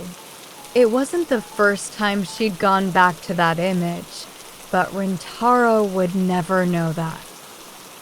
Just as Rintaro was about to ask Seo more questions, he felt the lift slowing to a stop. Once again, the door slid open noiselessly, revealing a dimly lit space beyond. It was almost impossible to make out the size or scale of the space because of how gloomy it was. However, a red carpet ran straight ahead, indicating where Rintaro and Seo should go. At the far end was a heavy wooden door with geometric patterns carved into it. There was something very intimidating about that door. Go on, Natsuki. If you're asking me to, you'll be fine. Rintaro wasn't feeling brave, but he was encouraged by Seo's steady voice. "You've got more guts than you think, Natsuki, especially when it comes to books. You've got nothing to be worried about at all. Even that kid Akiba is impressed by you." Rintaro was thrown by her mention of him. "Akiba?" "Yeah. He was praising you at school the other day. He's a bit too cocky for my liking, but he's honest." To Rintaro, these words were as refreshing as a clear winter sky. There was a warm feeling in the pit of his stomach which began to spread. It would be too much to call it courage, but it certainly came from the same place. All of a sudden, he felt Seo punch him gently in the back. "Just make sure you bring me back, Natsuki." They stepped gingerly out onto the carpet. It would be a lie to say he wasn't nervous, but Rintaro kept his gaze straight ahead. Something told him that now was the time to act. He took a deep breath and kept walking. "You really do love books, don't you?" The voice of Ryota Akiba echoed in Rintaro's ears. Rintaro was only a junior, so he'd not really had much to do with this charismatic senior. It was his usual habit to stay away from any of the older pupils when they came to the bookshop. Akiba was the star player on the basketball team, the top academically in his year, and was active on the student council. Rintaro, the hikikomori living shut up in his grandfather's bookshop, was from another world. Rintaro had once asked Akiba in all seriousness why a successful student like him would bother visiting the lowly Natsuki books. "Well, obviously because you have good books," he'd replied, clearly puzzled by Rintaro's question. "Your grandfather must be disappointed that you don't understand what a great place he has here." And with that, Akiba had begun to sing the shop's praises. There are books here that are considered masterpieces all over the world. They've endured for years, until now. They're becoming more and more difficult to find in regular bookshops. But when I come here, I can find more or less anything I'm looking for. He rapped his knuckles on the bookshelf before him. I get that bookshops might not carry something as eclectic as Anderson or Johnson, but these days even stuff written by Kafka or Camus is out of print. And it's practically impossible to find a shop that stocks the complete works of Shakespeare. Akiba paused as if to consider why that was. "Because they don't sell," he concluded. "Bookshops aren't volunteer organizations. They can't survive if they don't make sales, and that's why books that don't sell just disappear. That's why your grandpa's shop really stands out. There's an incredible assortment of books here on these shelves, even if they're no longer bestsellers. In fact, they take pride of place. I mean, of course it's because it's a secondhand bookshop, but in here I can get my hands on anything but the absolute rarest of titles." As he spoke, he tapped on various bookshelves with his knuckles as if to emphasize his point. And on top of that, he added with a chuckle, "You have here an expert guide to all of these many difficult titles." "A guide? Do you have a copy of Constance Adolphe?" "I saw something about it online the other day. It's supposed to be pretty good. I haven't been able to find it anywhere else." Rintaro nodded and reached over to a bookshelf towards the back of the shop. He pulled out an old, worn book the size of a medium-length novel. Benjamin Constant. His work is famous for its psychological depiction of human behavior. It's pretty unique. I think this one was written in France in the early 19th century. Instead of reaching for it right away, Akiba paused to give the book and Rintaro a strange look until he couldn't quite control his amusement any longer. He laughed in delight. "You really do love books, don't you?" That cheery laugh of his seemed out of place at Natsuki Books. "Welcome to World's Best Books." The booming voice greeted them as they ventured in through the tall, imposing door. The room beyond the door was large, about the size of a high school classroom. From the ceiling hung a grand chandelier. Below their feet, a plush carpet that completely muffled all sounds of their footsteps. And the walls on all four sides were covered with bright red curtains. At the far end of this luxuriously decorated room was a desk with a glossy sheen, behind which sat a thin elderly gentleman with an impressive head of white hair. He was dressed in a three-piece suit and leaned back at ease in his black office chair, his hands resting on the desk. He regarded his two visitors calmly. "He's not what I expected," whispered Seo. "It's weird for a company president not to be fat and balding. I bet he's just pretending to be the president. Maybe he's a mid-level manager working overtime." Rintaro grinned. He found her tactlessness fascinating. The man behind the desk raised his right hand. "Please come in." "I'm the company president," he said, gesturing towards a sofa. However, neither Rintaro nor Seo felt like sitting. The sofa was extremely expensive looking and covered with a thick layer of fur. The president didn't seem bothered by their refusal to sit. "I really do appreciate your coming all this way to visit me. I know it must have been a difficult journey. I'm so far from the entrance, and security is extremely tight here. Our good friend wasn't allowed to come with us." "Ah," said the president, narrowing his eyes. "I'm sorry about that. I'm afraid I hate cats." "Oh!" "You're not a cat person." The kindly smile on the man's face suddenly faded and gave way to a sudden volley of words. "No, not a cat person in the slightest. I detest them, especially cunning ones." The words flashed through the air like light reflecting off a knife blade. The president may have sensed Rintaro stiffen, but he didn't show it. "I do apologize for the trouble this may have caused to my guests from Natsuki Books." "You know Natsuki Books?" "Of course I do," he said, stroking his narrow chin. "No doubt it's a shabby old secondhand bookshop, self-satisfied and stuck in the past. You must have piles of old-fashioned, difficult, unsellable books all over. Me, I'm envious. Sounds like running that shop must be a walk in the park, free of any pressures or responsibilities." The president flashed them a big grin. It was a surprise attack, a declaration of war. Seo winced, but Rintaro was undaunted. From the moment he'd set eyes on him, Rintaro knew there was something troubling this man. Perhaps the tabby cat was onto something.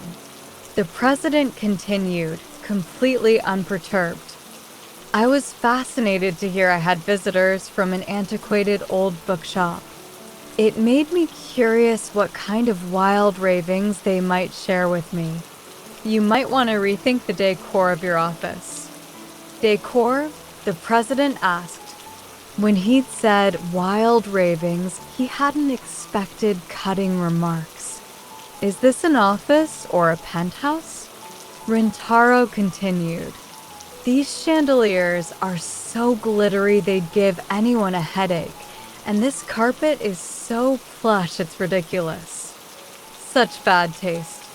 Unless you're doing it for a joke, I'd suggest redecorating as soon as possible." The president's eyebrows moved slightly, but his smile didn't falter. Rintaro wasn't finished. I'm sorry if I sound rude, but my grandfather always taught me that it's a kindness to let someone know when their behavior's off, even if you antagonize them by doing so. And this room is so ugly I can't bear to look at it. Hey, Natsuki, Seo hurriedly intervened. Rintaro finally stopped talking, wondering what he had just got himself into. This aggressiveness was out of character for him. He much preferred a careful, reasoned approach, even if that meant playing it safe. Above all, he valued moderate, constructive criticism. But the reason was clear to him. This time Natsuki Books, the shop itself, was being ridiculed. The elderly president didn't move for a moment, and then finally let out a small sigh. Well, it seems I misjudged you. I had no idea there was a boy with such strong spirit at Natsuki Books. I don't know anything about spirit. I just love books. I see. The president nodded generously, then seemed to think better of it. He shook his head instead.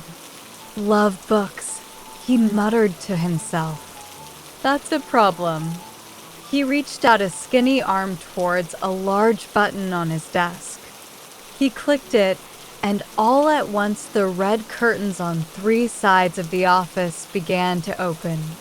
Bright sunlight streamed into the room. It took a while for Rintaro's eyes to adjust to the glare, so he didn't fully grasp the situation immediately. Eventually, he could see that they were in a room at the top of a skyscraper with windows on 3 sides. Beyond the windows, there was a view of several other similar skyscrapers. Something white was pouring from the windows of the surrounding buildings and fluttering to the ground like snowflakes. As Rintaro's eyes adjusted to the light, he heard Seo give a small shriek. Then, as he too realized what he was looking at, he gulped. The stuff that looked like snow, cascading from all the windows, hovering for a moment in the air, and then tumbling to the ground below. Each and every piece was a book. Someone was throwing books from the windows. They were caught by the wind and scattered far and wide. The buildings looked as if they were caught in a blizzard. But it wasn't just the sky that was filled with books. When Rintaro and Seo looked down from the window, the view was staggering. There on the ground were tens, hundreds of thousands of books piled up, a veritable print wasteland. As they looked on, stunned, they realized that some of the books were passing so close to the window that if they'd reached out, they could have touched them. That was when they realized that some of the books were being thrown from the building they were standing in. "Do you know what that is?" asked the president with a smirk. "Not exactly, but I know I don't like the sight of it," replied Rintaro. "That's the new reality." Rintaro's heart dropped. This building houses one of the largest publishing companies of our time. Every day we publish as many books as there are stars in the sky. For the people down there. But that's as if you're just spewing out wads of paper for no reason other than to increase the amount of waste. "That's just how it goes," said the president nonchalantly. "We're a huge international publisher. Every day we produce mountains of books and sell them all over the world. With the profits we make from those sales, we fund the production of more books, which we then sell. We sell more and more, and our profits steadily increase." The president fluttered his hand in a movement that mirrored the books passing the window. The gold rings adorning his fingers flashed in the sunlight. Rintaro tried his best to comprehend the situation that the president was explaining, but it wasn't an easy task. Then he recalled the messy, disorganized piles of books they'd seen on their way. That bizarre landscape, and the sight of thousands of books falling through the sky before his eyes, coupled with the president's smooth voice, it all seemed to tie up his thoughts and drag him into a swamp of confusion. Now he understood why the woman at the reception desk had been so concerned about the danger of walking outside. He thought bitterly. "You've got to be joking," he said. "Books aren't meant to be thrown. They're made to be read. You're so naive." The president picked up a book at random from his desk. "Books are expendable goods. It's my job to make sure they are consumed in the most efficient way possible. I couldn't do this job if I was some bookworm." Anyhow, he abruptly spun his black desk chair round, pushed open the window closest to him, and tossed the book he was holding straight out of it. The book hung in the air for a moment as if there were something it had suddenly remembered, then quickly disappeared from view. This is what we do here. Rintaro suddenly understood what the tabby cat had meant when it said this adversary would be different from the first two. The men he'd met in the other two labyrinths, no matter how bizarre their behavior, were, at heart, book lovers. By contrast, the man sitting in front of them right now didn't feel the slightest attachment to books. He treated them as trash and didn't feel even the teensiest bit bad about it. This was what the cat had meant when it said the man was extremely unpredictable. "Natsuki, are you okay?" It was Seo's voice. Rintaro turned to look and met her intense gaze. He nodded and turned back to the man in the office chair. "I came here today because a friend asked me to rescue some books." "Rescue?" "That's right. I think that means that I have to stop you." "Well, that's a stupid thing to say. I've already told you that this is my job. But you're treating books as if they're nothing but scraps of paper.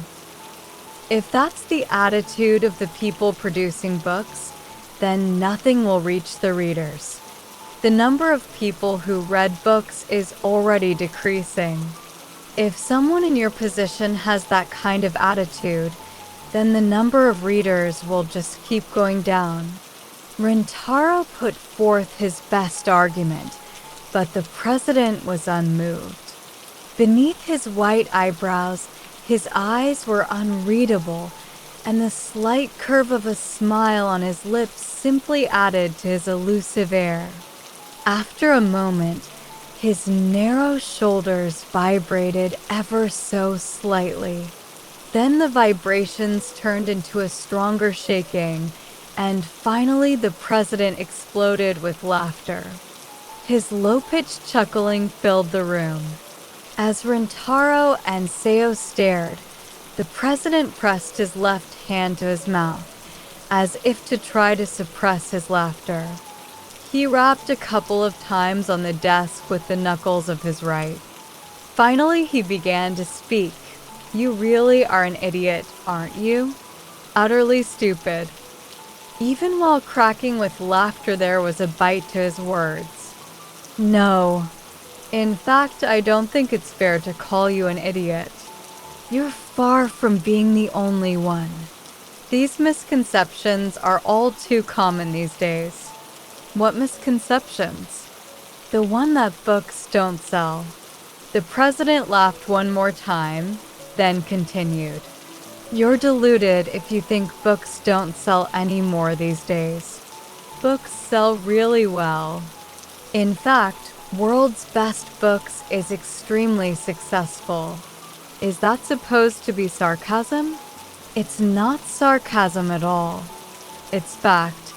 It's very easy indeed to sell books, as long as you keep one fundamental rule in mind. The president regarded Rintaro with amusement. It was clear he was enjoying himself. As if revealing the secret of an amazing magic trick, he lowered his voice to a whisper. Sell books that sell. That's the rule. A curious phrase indeed. A curious phrase that had a bizarre ring to it. That's right, said the president. Here at the world's #1 publishing company, we don't publish books to inform or teach people. We print the books that society wants. We don't care about issues such as messages that need to be imparted or philosophy that needs to be handed down to the next generation. We don't care about any harsh reality or difficult truths. Society isn't interested in things like that. Publishers don't need to worry about what they should be telling the world. They need to understand what the world wants to hear. It's dangerous to be that cynical. And you have an excellent mind to have noticed that it's cynical.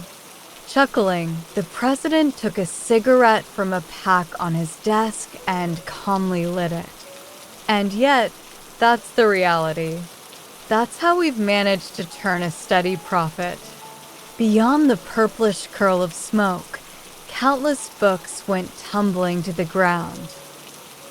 If you were raised in that Natsuki books fantasyland, then you should know this. In today's world, people don't have the time or the money to spend on literary masterpieces or any fabulously long tomes. But at the same time, reading is still fashionable. It confers status. Everyone wants to brag about reading some difficult book. And so, we publish our works with these people's needs in mind. In summary, he stuck his neck out to emphasize his point. Cheap digests and abridged versions sell like crazy. He roared with laughter, his shoulders trembling. For those readers who desire a bit of stimulation, the best way is to do it with pornographic passages or gratuitous violence. And for those who lack imagination, adding a simple, "this really happened," does the trick. Your circulation is increased by several percentage points and sales soar. Rintaro felt sick to his stomach. And for those who never actually pick up a book, whether they can't get their hands on one or can't be bothered to read, we produce information arranged by bullet point. Titles like the 5 requirements for success or the 8 techniques to get ahead in life. People never pick up that they're being duped, that books like these are never going to help them get ahead. But the important thing is that my goal of selling books is accomplished. Stop it. No, I'm not finished yet. There was no emotion whatsoever in the president's voice. The temperature in the room suddenly dropped by several degrees. A chill ran through Rintaro, although his forehead had broken out in sweat. The president adjusted his chair and watched Rintaro from an angle. There's a big difference between the books you value and the ones that the rest of society wants, he said with pity in his eyes. Think back. Did you ever really have customers at Natsuki Books? Who even reads Proust or Romain Rolland nowadays? Would anyone cough up their hard-earned money to buy books like those? You know what most readers are looking for in a book? Something easy, cheap, and exciting. We have no choice but to adapt the form of books to suit those readers' tastes. That's really. Then, in that case, Rintaro searched desperately for the right words. Books just keep losing weight. Books losing weight? That's an interesting way of putting it. But poetic turns of phrase don't help with book sales. It's not all about sales. At least my grandpa believed in what he did and kept true to his beliefs till the end. So you're saying we should stock books that don't sell and die along with the world's great works of literature? Just like Natsuki books did. Rintaro glared back at the president. Glaring was all he could do. Nobody's interested in truth or ethics or philosophy.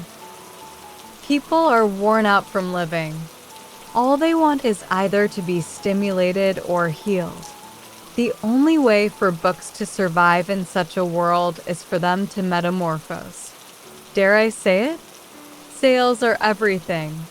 No matter how great a masterpiece, if a work doesn't sell, it vanishes. Rintaro felt slightly dizzy and put his hand to his forehead. He touched the rim of his glasses, but as usual, no coherent thought came to him. The words he was hearing were too far beyond anything he could have imagined. He knew he could talk to his heart's content about the value and appeal of books. But to this man before him, books had a completely different value, one that Rintaro had never considered.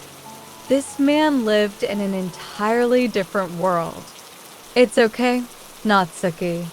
It was Seo's voice. He felt her strong presence by his side. Seo had stepped up and had taken a firm grip of his left arm. "You're okay?" "I don't feel okay, though." "But you are." She glared at the man behind the desk. "Everything he's saying is wrong. I'm certain of it." "Yeah, but his logic makes sense." "This isn't about logic," she said decisively. "I don't know anything about that. What I can say is that he sounds like he doesn't even believe half of the things he's telling you." Rintaro turned his head to look at Seo, and in that moment, he recalled the tabby cat's words. This labyrinth runs on the power of truth. But not everything is true. There's got to be a lie in there somewhere. "Yes, that's right," thought Rintaro. He had been overwhelmed by how extreme the man's words had been, but something about them didn't quite add up.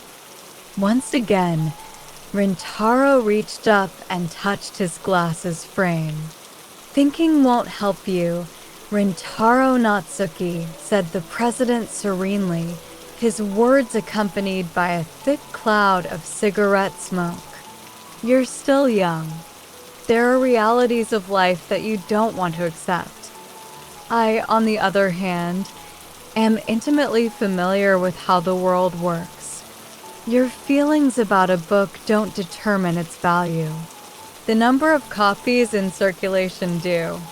In other words, in our society, it is the banknote that is the arbiter of value. Those who forget this rule and try to embrace something idealistic have no choice but to drop out of society altogether. It truly is a shame." The president spoke like a preacher. His speeches resembled sermons.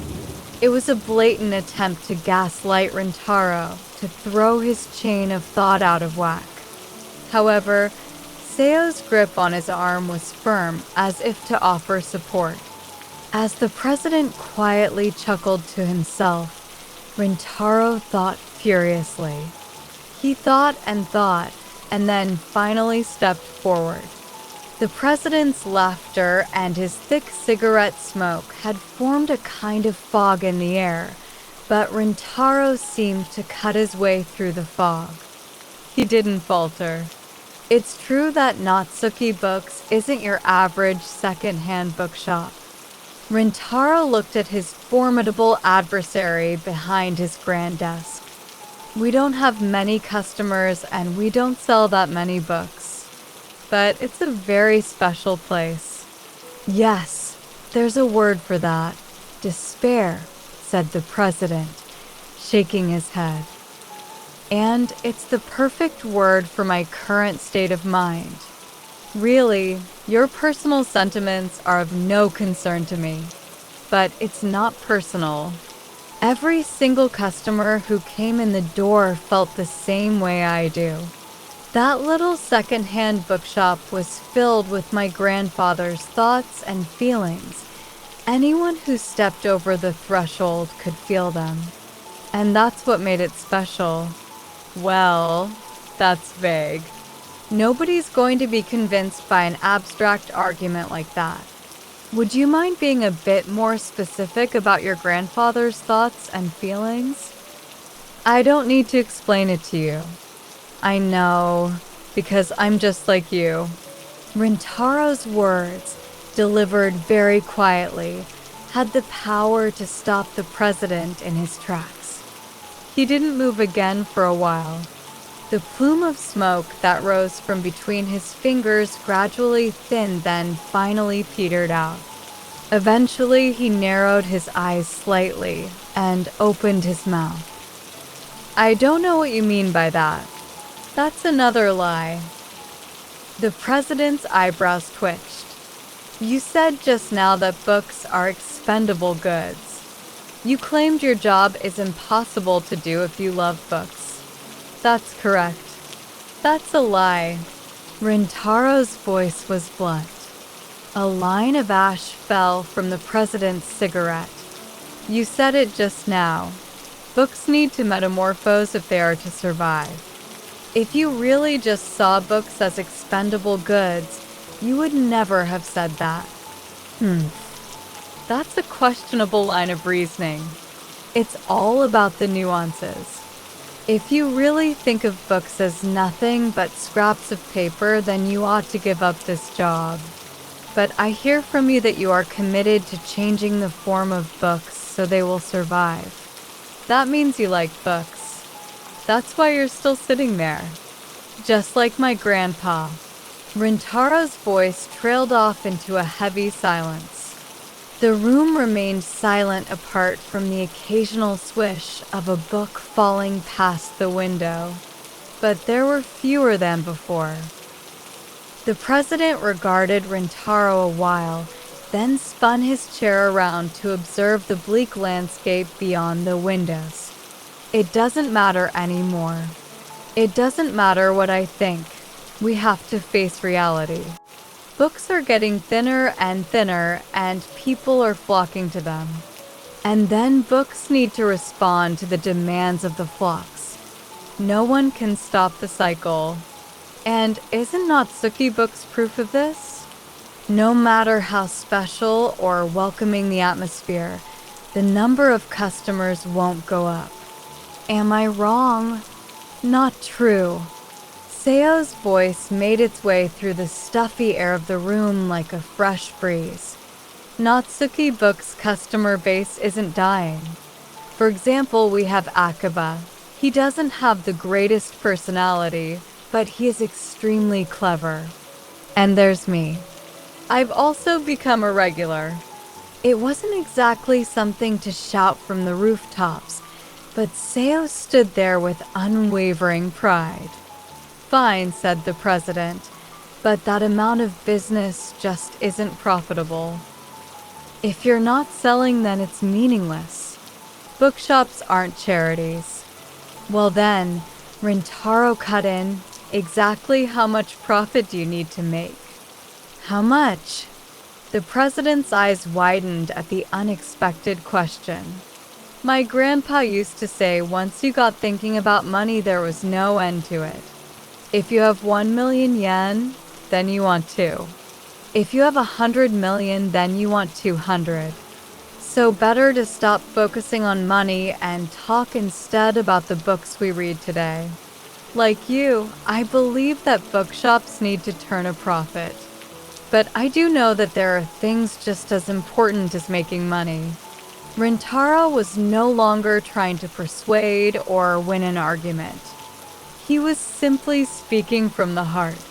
If you're a producer of books, you should never call them expendable goods, no matter how much things don't go as you'd hoped. You should shout, "I love books," from the rooftops. Don't you agree? The president screwed up his eyes as if dazzled by the light. Even if I were to say that, would it make any difference? Of course it would, replied Rintaro, quick as a flash. But if I admit I love books, how will I be able to publish ones that I don't like? The president's eyes widened slightly and the corners of his mouth twitched. It took a moment for Rintaro and Seo to realize he was smiling. They also noticed that at some point the books had stopped falling. Everything was quiet. Time stood still. With that approach, you're going to have a hard life ahead of you, said the president finally, looking Rintaro straight in the eyes. Rintaro didn't look away. Sitting behind that desk calling books expendable goods, I would call that a hard life. Would you now? As the president murmured those words, the door to the room opened and the woman from the reception desk entered. It's about time, she said, but the president raised a hand to cut her off. She stepped out again. The president paused for a moment, then indicated the door through which she'd just exited.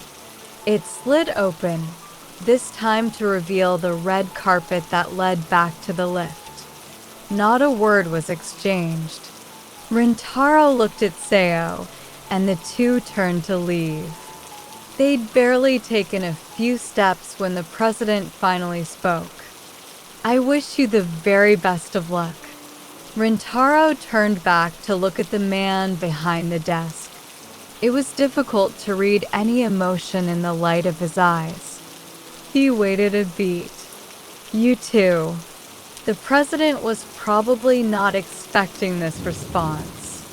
His eyes widened, and this time, the corners of his mouth clearly curved upwards.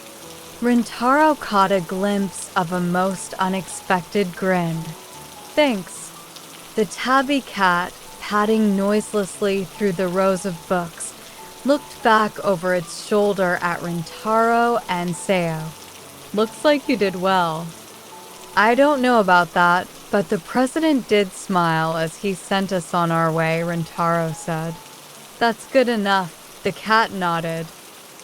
The bluish light, countless books filling the space on both sides, and the lamps hanging overhead. This bizarre scene had become a familiar one to them. They were on their way home, led through the strange corridor of books by the tabby cat.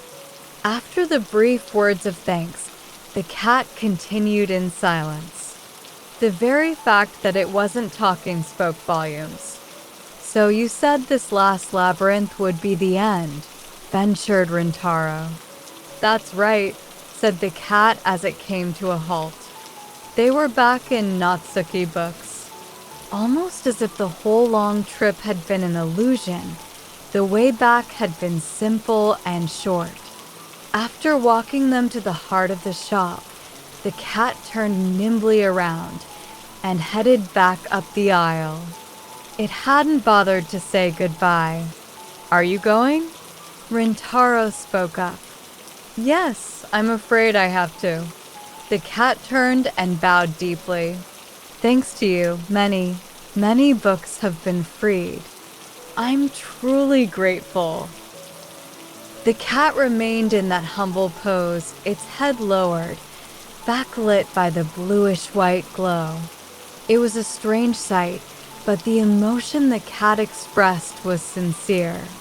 You have vanquished the inhabitants of 3 labyrinths with your own power. My work here is done. Seo jumped in. What do you mean, done? Won't we see you again? No, we can't meet. There's no longer a need. But Seo began, turning to Rintaro in bewilderment. Rintaro let out a deep sigh. If this really is goodbye, then there's something I want to say first, he said. Go ahead, replied the cat. Say whatever you want.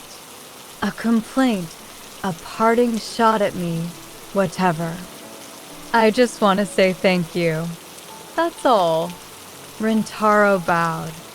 Both Seo and the tabby cat seemed surprised. Hold on, Was that sarcasm? Of course not, said Rintaro, a wry grin on his face. I'm not as stupid as you think, you know. Not as stupid as I think, said the cat, looking at Rintaro suspiciously. You came to me saying you needed to free some books and that you needed my help. But I think your goal was really something else. The cat didn't stir, just fixed Rintaro with its jade eyes.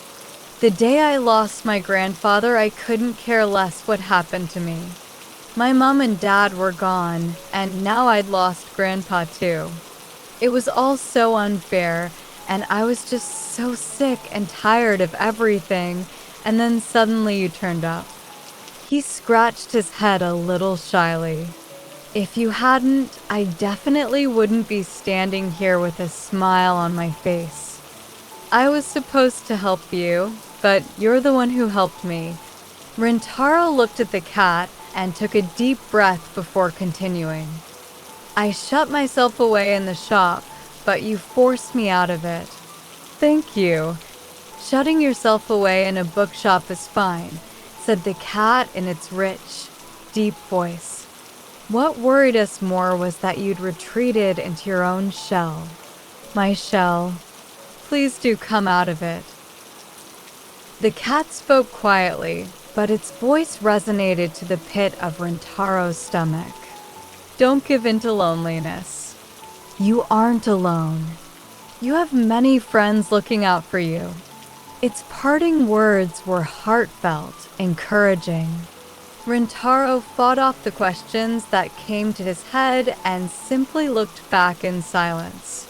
Only a few days had gone by since his grandfather had passed away, and yet thanks to this strange cat, somehow he had been able to find some light in the darkness of his misery.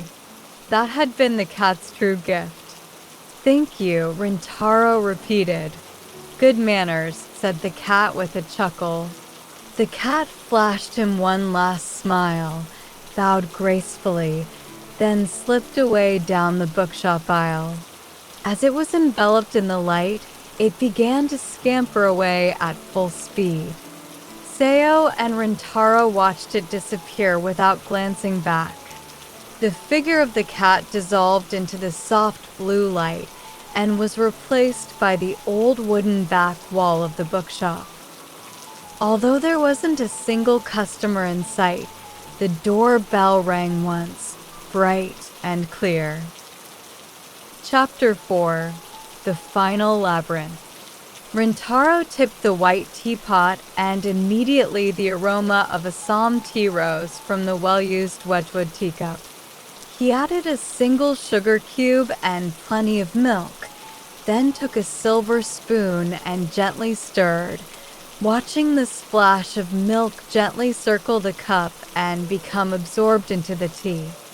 He nodded with satisfaction. I've got really good at this. Brewing tea, that was. It had been his grandfather's habit to make himself a cup of tea after cleaning the bookshop every morning. Rintaro had followed the same routine for the past week and was beginning to feel very comfortable in it. Rin-chan. The high-pitched voice came from the direction of the door. Rintaro looked up to see the round, friendly face of his aunt. It's moving day. Are you ready? She's still calling me Rin-chan, he thought. With a smile, he put down his cup and headed for the door. Dressed in a white apron, Rintaro's aunt seemed more approachable than ever. She must have been over 50, but her air and mannerisms were those of a younger woman. Outside the sky was cloudy, but somehow the air was bright, not only in contrast to the dimly lit shop, but also because Rintaro's aunt always managed to bring a sunny disposition with her that warmed any chill. Will the removal lorry be arriving this afternoon, Aunt? Ugh, stop that, Rin-chan, she replied.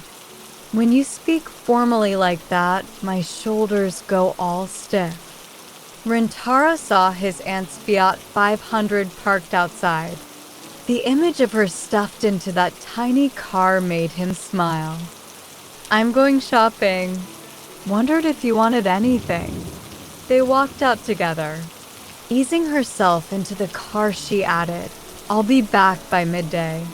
Don't worry, I'll bring you some lunch. Make sure you're ready." Rintaro smiled and nodded at this rapid succession of statements. But as she got ready to drive away, she suddenly stopped and looked up at him. "There's something different about you, Rinchan. You know, I was really worried about you when I saw you at the funeral. It looked as if you were just going to fade away. But it turns out you're stronger than I thought." "I'm holding up," said Rintaro, with the most cheerful expression he could muster. "Not perfectly, of course, but I'm about as fine as I could be." His aunt smiled, then suddenly looked up at the sky and exclaimed, "Oh." Rintaro followed her gaze and opened his eyes slightly. "It's snowing," she said. Fluffy white snowflakes fluttered down around them. There was no sunshine, but the glittering flakes made everything seem bright. Passers-by stopped to look up at the sky. "I love it when it snows like this. It's so exciting." Rintaro's aunt always spoke spontaneously like this. She turned to Rintaro, her voice high and girlish. "I'll buy you a cake tonight, Rinchan." "A cake? Why?" "Well, it's Christmas Eve, isn't it?" Rintaro was genuinely surprised. Since his grandfather had passed away, he had lost track of the calendar. He looked around at the street and realized that the trees and the eaves of the houses were decked out in colored lights. It was as if all the people and the houses they lived in were excitedly preparing for Christmas, while Rintaro and Natsuki books alone were opting out. "Or were you planning to spend the evening with that lovely girlfriend of yours?" "I don't have a girlfriend. I'm just teasing." She revved up the engine. "See you later." With one more cheerful laugh, she drove away. Rintaro looked up and down the street. Delivery bikes were passing groups of high school students on their way to morning club activities. He didn't associate any particular feelings or memories with Christmas Eve, but he did feel emotional as he realized that this would be the last time to enjoy this particular scenery. Even the falling snow seemed to be meaningful. He stood for a while and took it all in.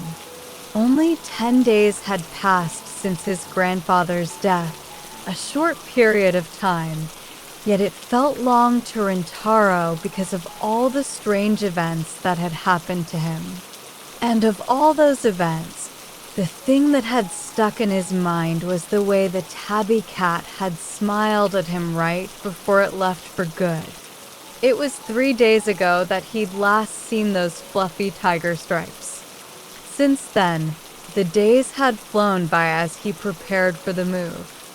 The cat had not shown up again, and the back wall of the bookshop had remained just as it always was. Seo had dropped by each day, both on her way to and from school, to drink a cup of tea with Rintaro, and to discuss the Stendhal novel she was currently reading.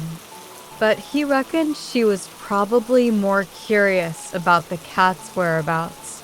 And of course, Rintaro would be lying if he said he wasn't curious himself. But time is merciless in its passing. This was something that Rintaro understood all too well. No matter how sad, how painful, how nonsensical a thing might happen, time refused to stand still and wait for him. Somehow he had just drifted along until here he was today. Eventually Rintaro composed himself and headed back into the bookshop. He started to put away the tea things, but then suddenly stopped in his tracks. The back of the bookshop was bathed once again in the bluish light, and right there, with its back to the light, sat a large tabby cat. "It's been a while, Mr. Proprietor." Rintaro's shock eventually gave way to a wry smile. "It's only been 3 days." "Really? Has it? Am I supposed to welcome you back?" "No need to stand on ceremony." The cat turned its jade eyes from the bluish light. "I need your help." Behind the cat, the light began to intensify, revealing row upon row of books. Just one last time. As always, the cat's speech and actions were abrupt, with no greetings or explanations. There was no hint of celebration at their reunion. "I thought we had said goodbye. Things have changed. We have to enter a labyrinth again." The cat's tone of voice was as nonchalant as ever, but there was a tension behind it that hadn't been there before. "What's going on?" "A 4th labyrinth has materialized." "A 4th one?" "Yes, this was an unforeseen situation. I'm going to need your help again." But its tone changed. "Our next adversary is on another level. It's a whole new ballgame." The cat's voice was blunt and imperious as ever, but it lacked that usual edge. It was a sign that something was amiss. "If they're that tough, are you sure you want me to help?" "It has to be you. They've asked for you specially." "The opponent has?" "It's a tricky one. This time there's a real possibility of never coming back. But you'll work it out somehow."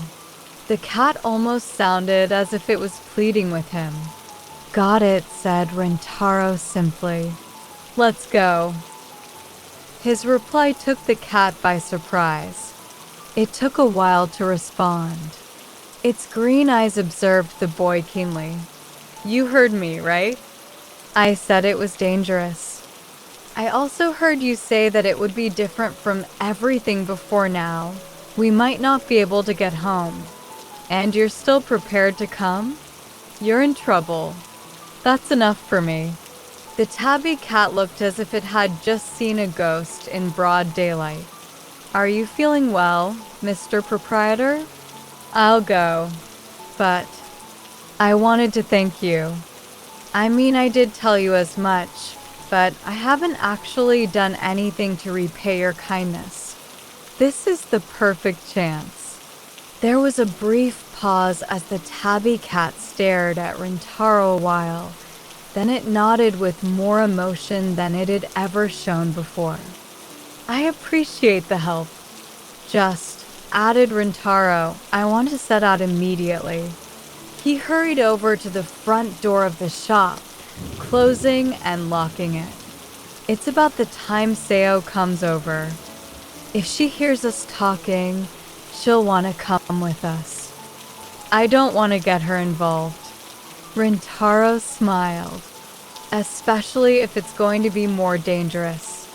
The cat accepted his concern in silence before gazing at him with an unusually stern expression. "Unfortunately, she's already involved."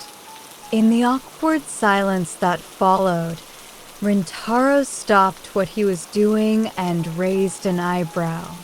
A cyclist rang their bell as they passed in front of the shop. The cat began to speak. "Seo Yuzuki has been taken. She's locked up in the deepest part of the labyrinth." Rintaro froze. "Did you hear me, Mr. Proprietor?" "I don't understand." "What's not to understand?" "Seo has been kidnapped. Our last quest goes beyond saving books." The cat looked sharply at Rintaro. "We're on a mission to rescue your friend." Rintaro shifted his eyes towards the passageway that led out of the back of the shop. A long, straight aisle, packed with books, illuminated by that eerie blue glow. Why? From within Rintaro emerged a sickening dread. You're not coming to school after all, are you? 2 days previously, early in the morning, Seo had said those words to him. She'd popped in as usual on her way to band practice. She was irritated to find Rintaro once again skipping school, sitting at the cash desk with his morning cup of tea. They'd chatted a while, but Rintaro couldn't remember what about. Just chit-chat, probably. About books, about tea, and a little about the cat. Afterwards, just as she was leaving for her practice, she turned round. You can't stay shut away here forever. I know there's plenty of stuff that's not worth the effort, but this is your life. Seo broke off and then continued in a softer voice. You need to hold your head up high and step out on your own.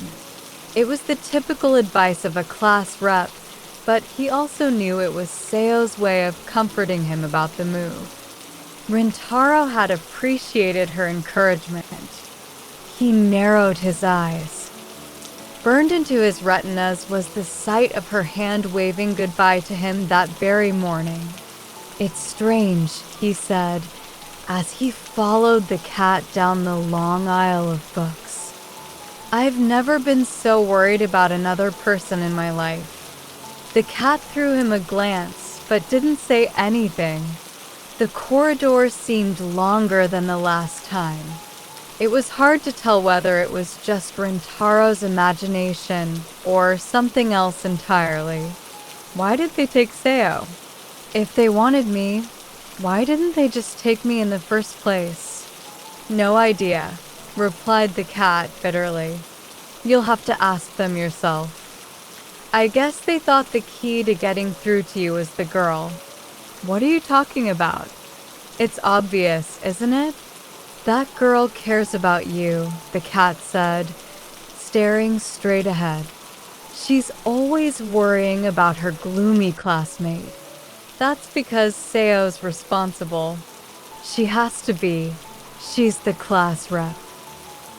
And she's a good neighbor. I don't know if this will be of any help to you, the cat interrupted, but I can tell you one thing. When that girl first came to the bookshop, I told you that only certain people were able to see me, and under special conditions. I wasn't talking about supernatural powers or anything like that. This time the cat stopped and turned to face Rintaro. All it takes is compassion. Compassion? Rintaro said, dumbfounded. Being able to express shallow words of sympathy in a sweet voice doesn't make someone a caring, compassionate soul. What's important is the ability to have empathy for another human being, to be able to feel their pain, to walk alongside them in their suffering. The tabby cat resumed walking, and Rintaro scrambled as usual to keep up with its pace. That's not a special or unusual power, the cat continued. It's a natural ability that everyone possesses. The problem is that most people have lost touch with that ability in the hustle and bustle of their daily lives. Like you have. Rintaro was speechless. In our stifling daily lives, we're all so occupied with ourselves that we stop thinking about others. When a person loses their own heart, they can't feel another's pain. They lie, hurt others, use weaker people as stepping stones to get ahead. They stop feeling anything. The world has become full of those kinds of people. As if in reaction to the cat's shift in tone, the corridor began to change. The simple wooden bookcases that lined its walls gradually turned into heavy inlaid oak shelves, and the corridor itself began to expand. The ceiling rising and the walls receding until it was wide enough for 5 or 6 people to walk side by side. The overhead lamps disappeared, and the place was lit instead by a row of candles set out at intervals on the floor. Along its center, one human boy and one cat walked for a while in silence. And yet, in a world so apparently beyond redemption, sometimes someone like Seo comes along. It's impossible to fool someone with a heart like hers. That girl wasn't helping you out of some kind of duty. She was genuinely concerned for your well-being. The flames of the candles swayed slightly, although there wasn't a breath of wind. Now that the cat had put it into words, Rintaro realized it was true. He thought of all the time Seo had come back to Natsuki books. All of a sudden, each scene took on a greater significance in his mind. If you're worrying about her now, that means you're finding your own heart again. You're not just thinking about yourself, but you're feeling compassion for others. Compassion for others. That friend of yours is a little too good for a wimp like you, the cat said with a hint of amusement. Rintaro looked up. Far above was a gently curving vaulted ceiling with the beauty and serenity of a classic old church dome. There's so much that I think I understand, but actually don't, Rintaro said. The fact that you're already aware of that is the first step. I do feel a little braver. A little won't be enough. The cat lowered its voice. The final opponent is truly formidable.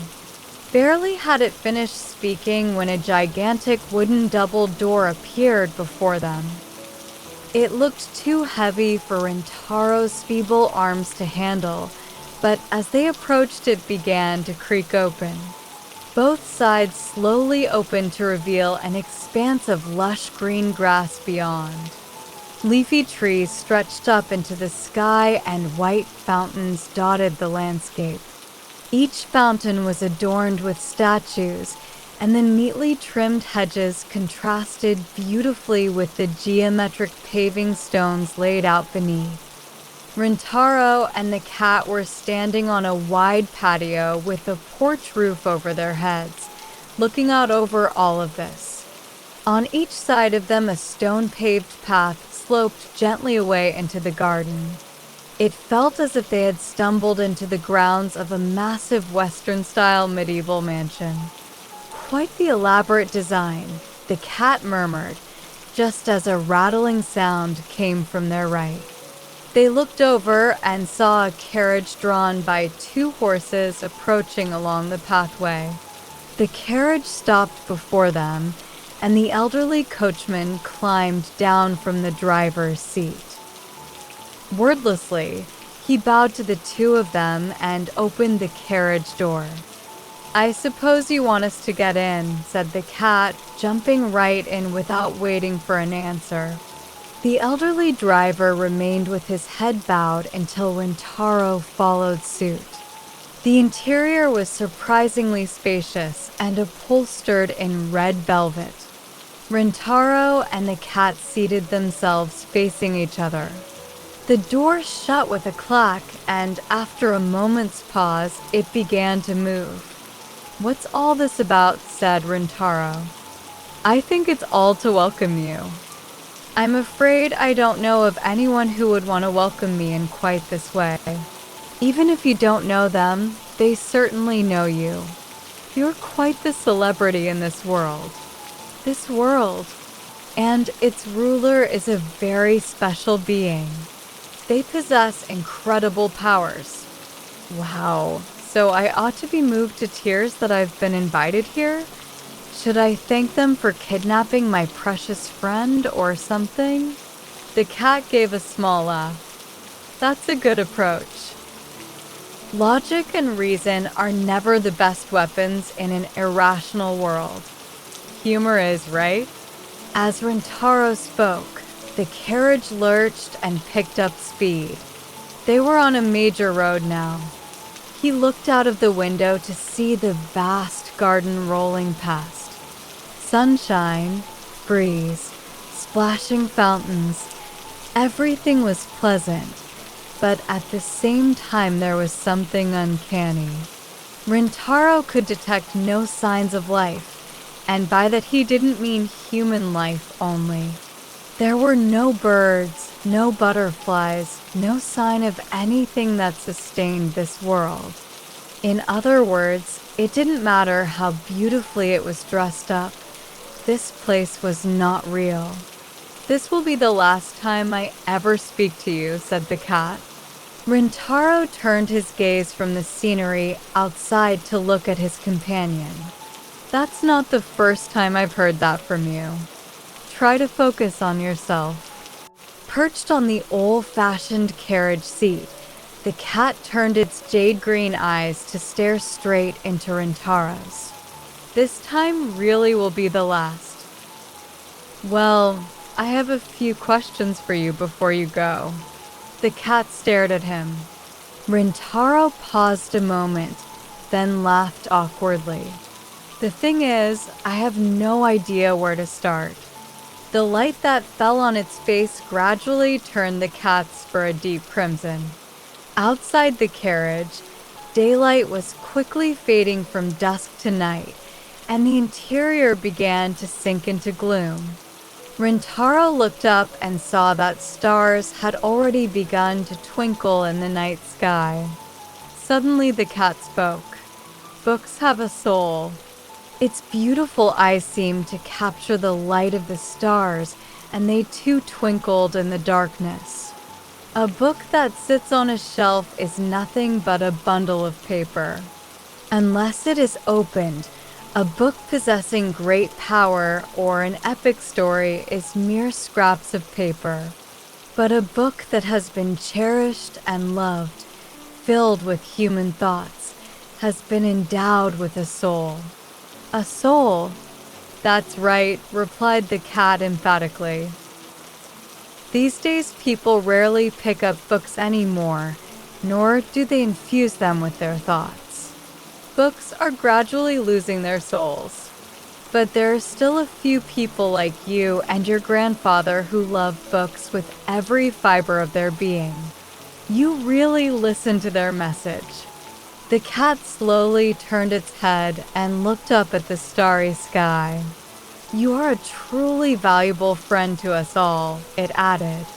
It was a curious thing to say, but each word sank deeply into Rintaro's heart. The cat's eyes gleamed. Noble, confident to the point of arrogance, and yet beautiful. An amazing cat. "You know, I feel as if I've known you for a long time," said Rintaro suddenly. The cat didn't turn its head, but its pointed ears twitched as if to encourage the boy to continue. "A really long time. Back when I was a little boy." Rintaro looked up at the carriage roof as if searching his memory. "I met you once in a story. I think it was one my mother read to me." "Books have souls," repeated the cat softly. "A cherished book will always have a soul. It will come to its reader's aid in times of crisis." The calm, measured voice warmed Rintaro's heart. He looked over and saw the cat faintly smiling. "I told you that you weren't alone." The carriage carrying the two friends raced on through the night. Through the windows, starlight fell on its velvet interior. Spotlit by the pale light, the cat's smile abruptly faded and its eyes flashed. However, a book with a soul is not always an ally. Rintaro frowned. "Is this about Seo?" "I'm talking about this final labyrinth." The cat turned back to the window. Rintaro followed its gaze. The stars in the sky shone lustrous and beautiful, but they seemed to be arranged completely at random. He couldn't make out a single familiar constellation. Just as a person's soul can be warped by suffering, so can the soul of a book.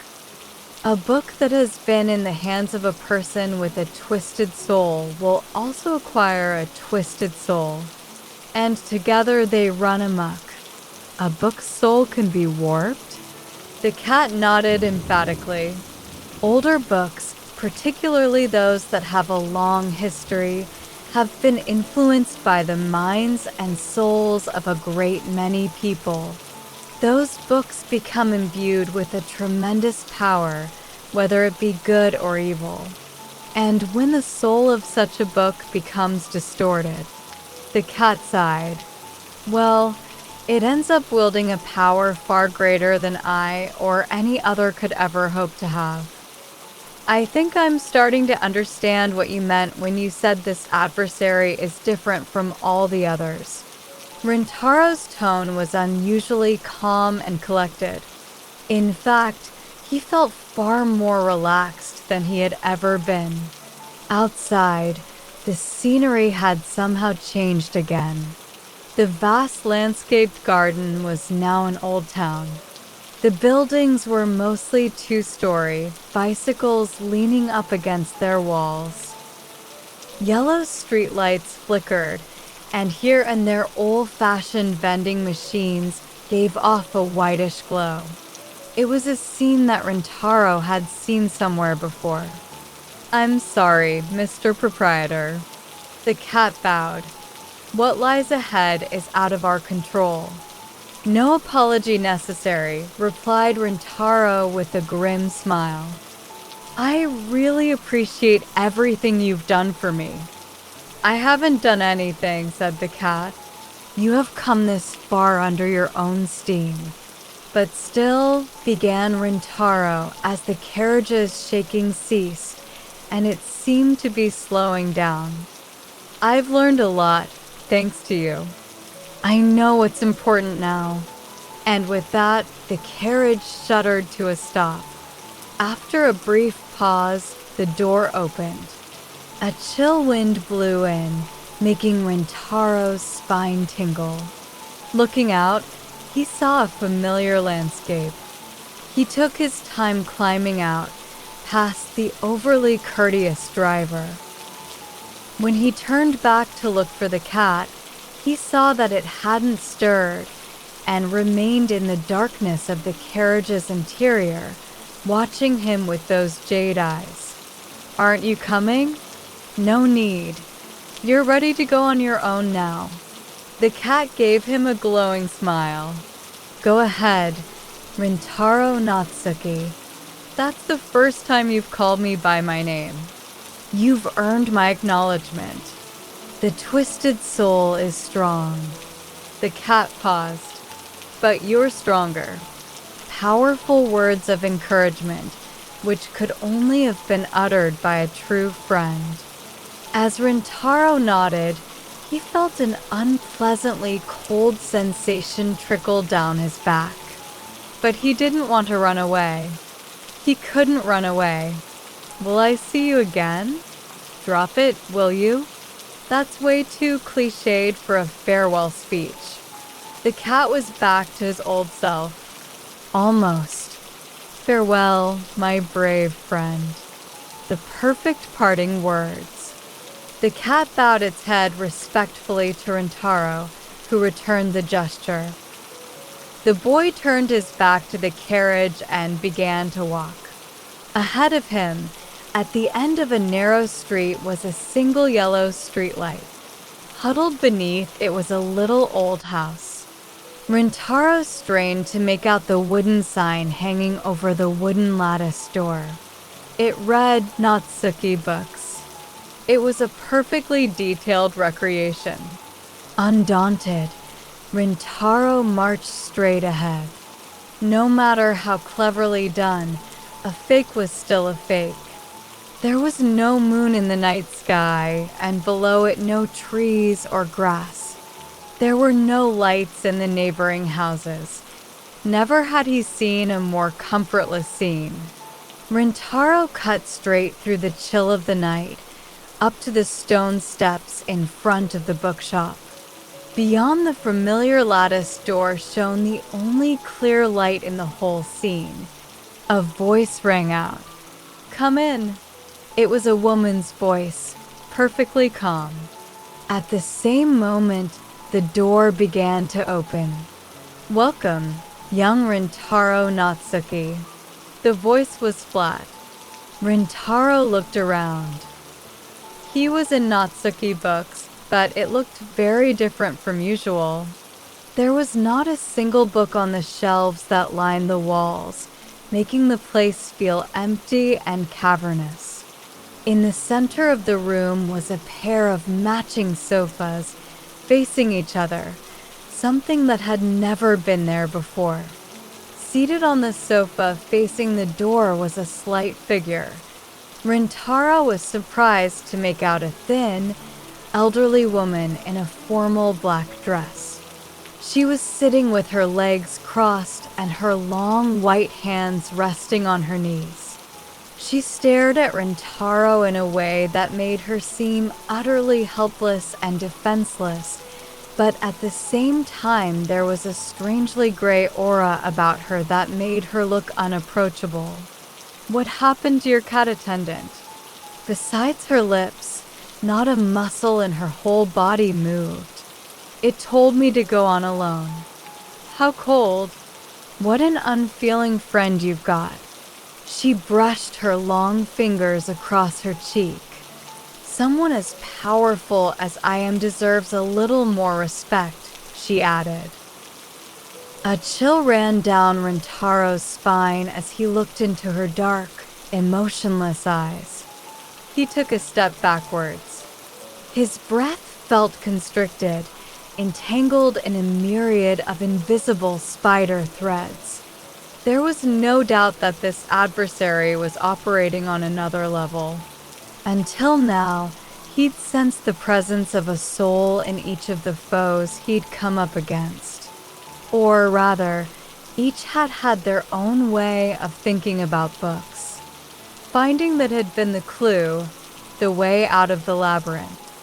But the woman before him now was a steel wall, hard and shiny and impenetrable. There was no clue, no doorway in, just a deep, unfathomable coldness. The usual Rintaro would immediately have raised the white flag, turned on his heels, and fled. As his blood began to run colder in his veins, Rintaro looked down at his feet, hoping to find the tabby cat at his side, but there was no sign of it. He could have found 10 or 20 good reasons to run away right there and then. Instead, he held his ground, putting all the strength he could muster into steadying his trembling knees. This time he hadn't just come along on the spur of the moment. He had a purpose. "Welcome to Natsuki Books," said the woman, flexing her fingers slightly. "I hope you enjoyed my little stage production. How was your journey?" "I've come to get Seo back." The woman merely narrowed her eyes. "I've come to get Seo back," he repeated, but the woman's expression didn't change. "Really? You're not as clever as I thought you'd be," she said, sighing. "You say the most obvious things. No trace of originality whatsoever. Guy don't need no sense to be a nice fella. Seems to me sometimes it just works the other way around. Take a real smart guy and he ain't hardly ever a nice fella," said Rintaro. "Steinbeck? What did you quote him for?" "I'd say it's a very sharp observation. You seem like a real smart one yourself." The woman stopped moving her hands and turned her emotionless eyes on Rintaro. "I take back what I just said. It appears you have a wonderful sense of humor. Inviting you here was apparently worth the effort. You know, I have no idea what your intentions are, but I'll try to be polite. Thank you for having me. My, you have a shorter temper than rumor would have it. I'd heard you were a nice boy. Not the sort to trade barbs." "Fair point," thought Rintaro. Even though his heart was racing, his mind was unusually clear. It was powered by his anger. I'll ask you one more time.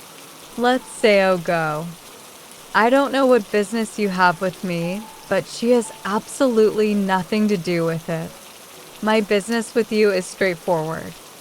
I just wanted to talk to you, said the woman. Rintaro was flummoxed. But if you wanted to talk to me, you could have just asked me to come. Why bother kidnapping Seo? If you have so much spare time on your hands that you can relax on a fancy sofa all day, or lead a horse and carriage around fountains in a park, why can't you just drop in at Natsuki Books?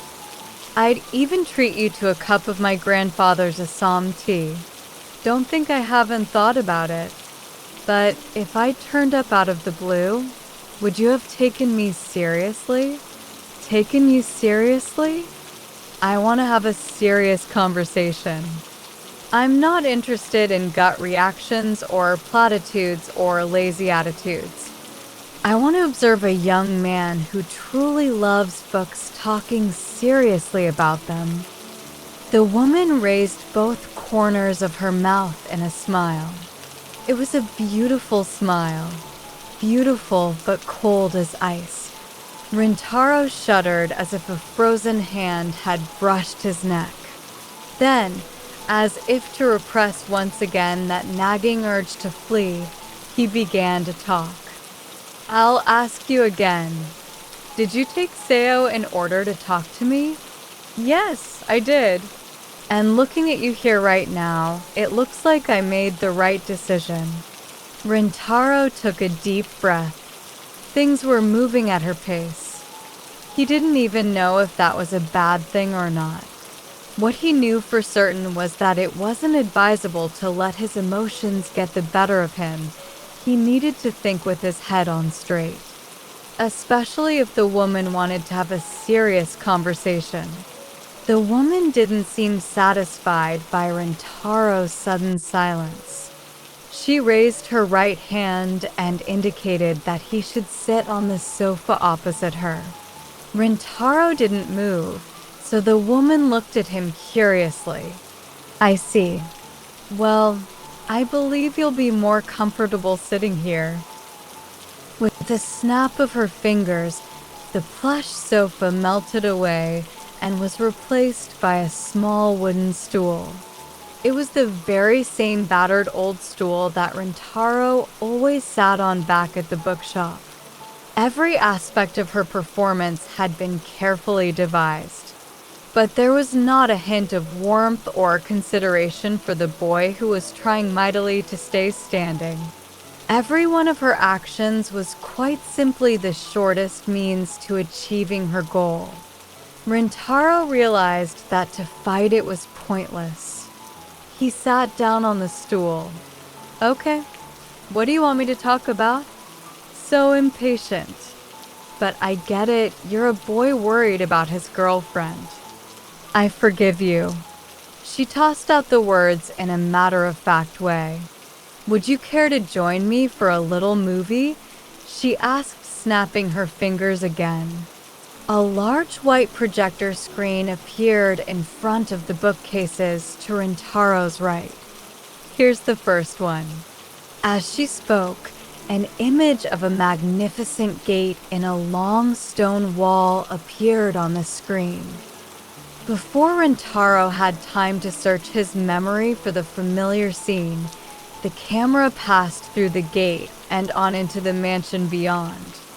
Entering through the traditional Japanese door, it passed through corridors lined with traditional ink paintings, stuffed deer, and statues of Venus, and a general mishmash of decorations. Finally, it stopped at the figure of a man sitting on the Engawa veranda. The first time Rintaro had met this man, he had been dressed in a brilliant white suit, but now he was wearing a worn shirt and gazed blankly at the garden. The old arrogant overconfidence that had once filled him was gone, and he sat watching the carp swim in the garden pond. By his side were a few books, their covers all creased and wrinkled as if they had been read over and over. Look familiar? Yes, it's the first labyrinth. Right. And this is the result of saving those books. After all of his book collection was released, his reading habits took a turn for the worse. Suddenly, this energetic critic who had read over 50,000 books was no longer impressive, and his loyal following quickly lost interest in him. The position he had worked to build for himself was taken over by another man who had read 60,000 books, and now he is a shadow of his former self. He has lost status and honor, and all he does every day is sit and stare at his garden. The woman looked indifferently at Rintaro. After a moment, she gestured to the left-hand bookshelf and a new screen appeared. Let's see the next one. With those words, an image appeared on the screen of a huge space filled with white pillars. The space had a high arched ceiling and polished stone floor. The bookshelves that covered all the walls were filled with books, and there were narrow passageways and staircases leading off in every direction. It was the second labyrinth. However, the main library, once filled with men and women in white coats scurrying around with books in their arms, was now deserted. Moreover, there were random books and papers lying around, giving the impression that the place was abandoned. It looked completely empty, except for one lone figure sitting at a desk in front of one of the massive bookcases. The camera approached to reveal the chubby middle-aged scholar. When Rintaro and his friends had visited him, he'd been absorbed in his research in his underground office. Now he sat forlornly at a table in the corner of the room, looking as if his soul had left his body. His stubble had grown, and he stared down at the single small book he held in his hand. This genius devised a game-changing speed reading system in response to our modern times. Now, he's totally abandoned his research to spend hours on end reading one single book. This gifted academic, who used to be able to read 10 books in a day, has become an ordinary person. These days, he takes a whole month to finish one. His own books once took the world by storm, but now they've stopped selling, and the requests for lectures that once came pouring in have dried up completely. What exactly are you showing me here? I'm showing you the gap between idealism and reality. And I haven't finished yet. The woman waved her hand upwards towards the ceiling. A third screen had appeared, displaying a tall skyscraper. It was the third labyrinth. The perspective moved through the corridors of the huge gray building to the familiar scene of the company president's office with its 3 sides of windows. Or at least it must have been the same room, but it had been given a complete makeover. The chandelier, the red velvet curtains, and the plush sofa set were all gone, giving the room a much simpler appearance. The space was packed instead with men in red, blue, or black suits, noisily conversing. "This will put the company out of business," yelled a man in a red suit. "Books that aren't selling need to be taken out of print immediately. Wasn't it you who told us that readers are looking for something provocative and easy to read?" The men in suits all hurled their complaints in the direction of an elderly gentleman, small in stature. The company president, once so laid back in his demeanor, now sat with his hands on top of his bowed head. The president changed the company's policy. He stopped putting poor sellers out of print and even started reprinting some older, hard-to-find titles that had been abandoned. As a result, the company's performance went into a decline, and he's under pressure to step down as president. The woman turned her eyes from the ceiling and back onto Rintaro. "This is all the result of your glorious adventures," she said in a cold voice. "What do you think?" "It's terrible," Rintaro managed to squeak out. The room was chilly. The cold had seeped all the way into Rintaro's body and was oozing down his back. An uncomfortable feeling of nausea seemed to block his whole chest. "Your words have had a great effect on them, and their circumstances too. But do you believe it was a good outcome?" "Well, they didn't look very happy. So, would you say you've done something reprehensible?" "What are you trying to tell me?" "I'm not telling you. I want to hear you say it." Her voice was quiet. "I don't have any definitive answers as to what's right and what's wrong. Maybe in the end that's the reason I called you here. You confronted those 3 men in order to save books. You dared to exchange words with them and as a result had a lasting impact on their philosophy. You succeeded in changing their values, but as a result, they're all now in trouble. If they have to suffer like that, what was the point of what you did?" Rintaro had never given that question much thought. It'd be fair to say he'd never expected to be asked. Rintaro had never had a game plan. He was simply expressing his own opinions. He hadn't really expected the 3 adversaries to change their ways, especially not to this extent. And he had never imagined that anyone could end up suffering as a result of his words. Rintaro stared at the 3 screens in total bewilderment. "It's a sad old world, don't you think?" said the woman, staring off into space. "People accessorize themselves with books or stuff themselves with their knowledge and then toss them away. Others think if they pile the books up high enough, they'll be able to see further." But the woman looked at Rintaro. Her eyes were beautiful, but there was nothing behind them. They were like glass beads. Is that how it should be? Emotionless, she observed Rintaro's confusion. The dark light in her eyes was unreadable. She stood there simply as if she had the right to receive an answer to her question. "Why?" Rintaro finally said, stuttering. "Why are you asking me that?" "I don't know. Why am I?" "I thought you might have some fascinating answer for me, that's all." "Why would I?" "I'm just some hikikomori. I never really go out into the world." "But you've been working so hard to save all those books, and you've actually succeeded. These days, one rarely sees anyone with such a strong connection to books." "Strong connection?" "That's right. People like you and your grandfather are rare. I used to know many like you, but over the past 2,000 years, everything has changed." Rintaro thought for a moment he had misheard. 2,000 years? Well, about 1,800 to be exact. That's when I was born.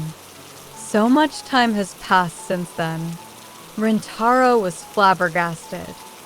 The full weight of the cat's phrase, "books become imbued with a tremendous power," had been far beyond his imagination. There were not many books that had managed to survive for 1,800 years.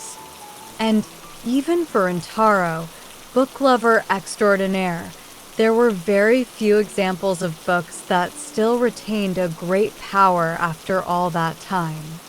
The woman ignored Rintaro's amazement and kept on talking. In the past, it was a matter of course that books had souls. Everybody who read books knew that they did, and they would exchange souls with each other. Back then, there weren't all that many people who could get their hands on books, but those who did supported me with unwavering minds, and I supported them back. I miss that time. It was truly glorious. But that, I know it must be hard for you to believe. The woman's murmur cut Rintaro off. I rarely encounter a book with a soul nowadays. What's more, nobody even knows that books used to have souls. The word book has come to mean no more than a stack of paper with type on it. This is not just about the masses of books that are being read and then thrown away. Even I, who for many centuries have been read by people all over the world, have rarely met anyone who really takes me seriously. Even now, I'm still touted as the most widely read book in the world, but in reality, no one cares about me anymore. I'm locked away, cut into pieces, sold off at a discount. All the things that you have seen on your journeys are happening to me. I've managed to surmount the barriers of 2,000 years of time and of 2,000 different languages, and it's even happening to me. The woman closed her eyes as if trying to suppress her pain. I'll be honest with you. Her thin, almost bloodless lips quivered. I'm losing my power. I used to talk about all kinds of important things with all sorts of people, but now I'm starting to forget what I used to talk about. If I forget completely, I'll become just another bundle of paper, just like all those little books containing nothing but information and entertainment. The woman opened her eyes again. It's so very sad. And in my sadness, I became curious as to what you were thinking. Why you journeyed through all those labyrinths. You've become quite the celebrity here in this world. Rintaro couldn't decide whether the last sentence was the woman's attempt at humor, or whether she actually meant what she said. Either way, the weight of the question was the same. He looked down at his feet. There was no easy reply, and yet there were thoughts bubbling up in his mind that he did not want to silence. He reached up and touched his right hand to the frame of his glasses. He shut his eyes. Once his eyes were closed, the familiar comfort of the round stool transported him back to Natsuki Books. It didn't matter that he was sitting in a fake, reconstructed version of the shop. His mind easily drifted back to where he was most at home. The seasoned old bookshelves, the retro light fittings, the wooden lattice door that blocked out most of the sunlight, and the silver bell that swung to and fro every time a customer came in. His memory gradually filled the shelves with each of the books he had read. The Brothers Karamazov, The Grapes of Wrath, The Count of Monte Cristo, Gulliver's Travels. Rintaro could recall the exact location of every single book he had read, and as he traced them in his mind, he felt a wave of calm rush through his body. I can't. Rintaro faltered, but he did his best to string his words together. I don't know the answer, but I do know that books have helped me many times. I'm the kind of person who tends to dwell on the past, and I give up way too easily, but somehow I've made it this far because books keep me going. He stared down at the polished wood floor as he picked the words one by one from the depths of his mind. You made some good points, but books are more powerful than you think.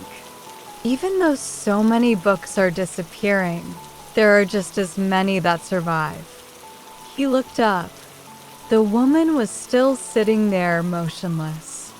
Rintaro continued, looking at the eyes that never seemed to focus on any particular spot. My grandpa always used to say that books have tremendous power. I don't know how things were 2,000 years ago, but these days I'm surrounded by fascinating books. I live with them every day. So, pity. All of a sudden a cold wind picked up. It was faint, but it had enough strength to cut off Rintaro's speech. His feverish tones were immediately chilled to sub-zero temperature. The woman's next words struck a final blow. "You've disappointed me." Rintaro shivered. He was staring into a dark void.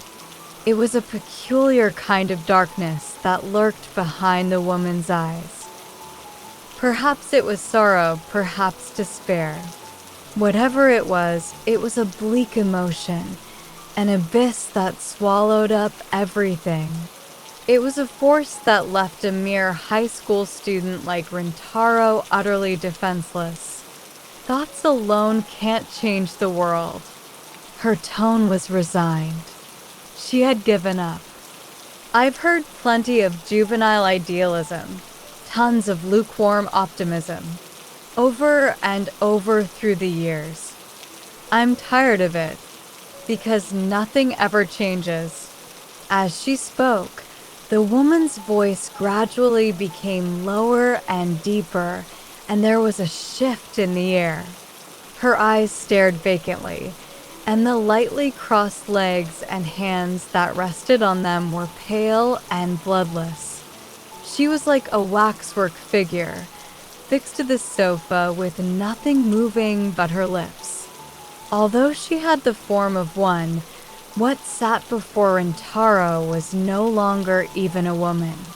She had turned into a giant crouching being, filled with a dark emotion that had no outlet. I've seen all kinds of temporary fixes, stopgap measures. Easy compromises that do nothing but defer the problem. There have been silly debates between smug, self-satisfied people. From time to time, the dangers facing books were brought up, but there was nothing we could do to slow the currents. We ended up being swept away, just like those 3 people you met who changed their philosophy on life and ended up losing their place in this world. She exhaled, and with it the oppressive presence seemed ever so slightly to shrink. Rintaro finally remembered to breathe. Sweat had begun to bead on his forehead. When I first heard the rumors about a boy who loved reading running around rescuing books, I thought perhaps he would have some words of wisdom for us.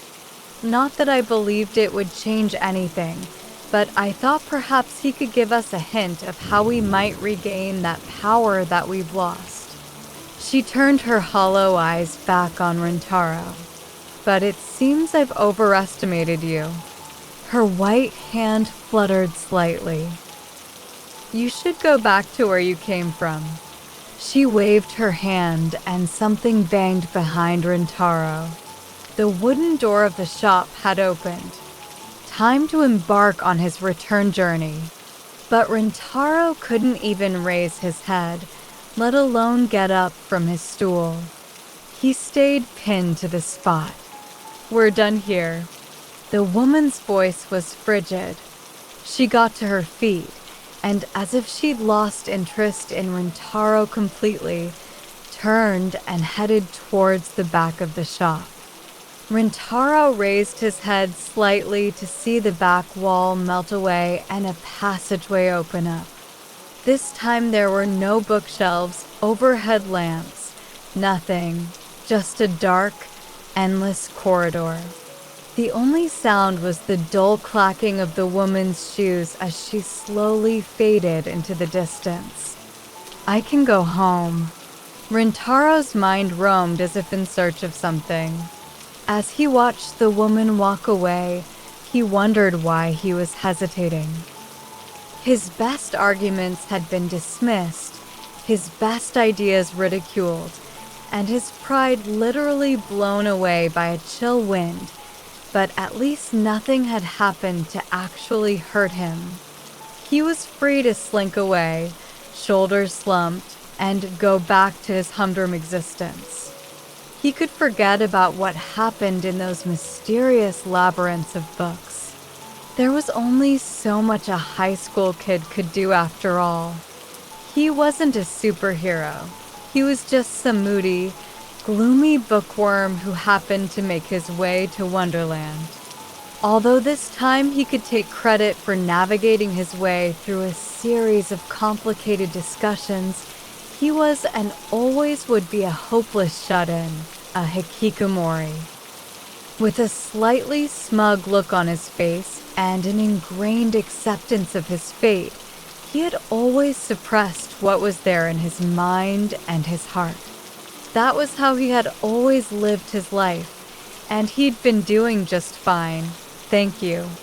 And wasn't that good enough? But then, no, that's not good enough, he muttered to himself. Somewhere in the depths of his mind there was a glimmer of something bright. The main reason he was here, it was as if he had managed to haul a sinking treasure chest back to the surface of the sea. Seo. His head shot up, and he shuddered in horror. The sound of retreating footsteps was fading quickly. He jumped up. Wait, please. He yelled it with all his strength, but his voice was swallowed up by the long, dark corridor. The sound of the woman's footsteps continued further into the distance. Where's Seo? Please give her back. His voice echoed hopelessly. There was no reply besides the ever fainter footsteps. Rintaro turned and looked at the lattice door behind him. It was wide open as if to say, "Look, here's the way out. Go through me and everything will be back to normal. Ordinary, depressing, constricted, but at least there's no need to work up your courage. You don't even need self-respect." Rintaro imagined himself sitting in a warm, cozy bookshop, and yet his feet didn't budge. The goal of this journey hadn't been to get himself home quickly. He couldn't ignore his real purpose. He closed his eyes, clenched his fists, and turned his back on the doorway. He began to walk in the direction of the dark corridor at the back of the room. As he entered, everything turned pitch black. He couldn't see anything, even his own feet.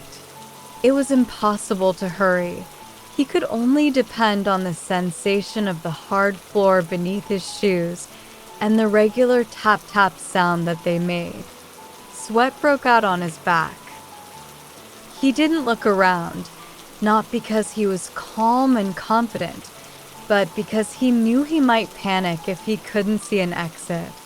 Deep in his mind, negative emotions simmered. Fear, regret, self-loathing.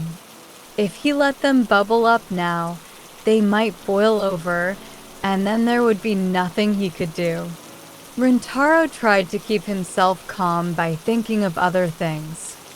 He thought about his school life, his preparations to move, his friendly aunt, the memory of his kind and gentle grandfather and all the books on his shelves, the enigmatic smile on the face of the tabby cat, and the laughter of his classmates. He stared straight ahead and kept on walking. He couldn't make out the figure of the woman, but he could still hear the sound of her footsteps. At least they weren't getting any further away. The anxiety in his heart began to subside. His stride began to gain some strength. As he walked, he started to talk to nobody in particular. "You know, I've been thinking about books." His voice rang out in the darkness. No reply came. Just the monotonous click-clack of shoes in the distance, regular as the ticking of a clock. "I've been wondering exactly what is this power that books possess. Grandpa used to say it all the time. Books have tremendous power. But what is that power really? As he spoke, a strange heat began to burn deep inside him, like a dormant fire that smoldered on despite all attempts to douse it. Books can give us knowledge, wisdom, values, a view of the world, and so much more. The joy of learning something you didn't know before and seeing things in a whole new way is exciting. But somehow I believed they gave us something more important than that. Rintaro tried to scoop up all the diverse thoughts that came fluttering into his mind like snowflakes and turn them into words. Each time he thought he'd captured one, it melted away, but he kept on walking deep in thought, determined to express even a part of what he wanted to say. I don't believe I have any special powers, and that includes the power to change anything. But if there is one thing I am good at, it's talking about books. And I still have plenty to say. I've been thinking over the topic of the power of books for a long time now, and I believe I've found an answer. Rintaro came to an abrupt halt, staring into the darkness. Books teach us how to care about others. His voice wasn't loud, but it still resonated. The footsteps stopped. There was a silence so deep that it seemed to swallow everything. Rintaro peered into the darkness, but he couldn't see the woman. Undaunted, he continued to speak to the presence he knew was out there. Books are filled with human thoughts and feelings. People suffering, people who are sad or happy, laughing with joy.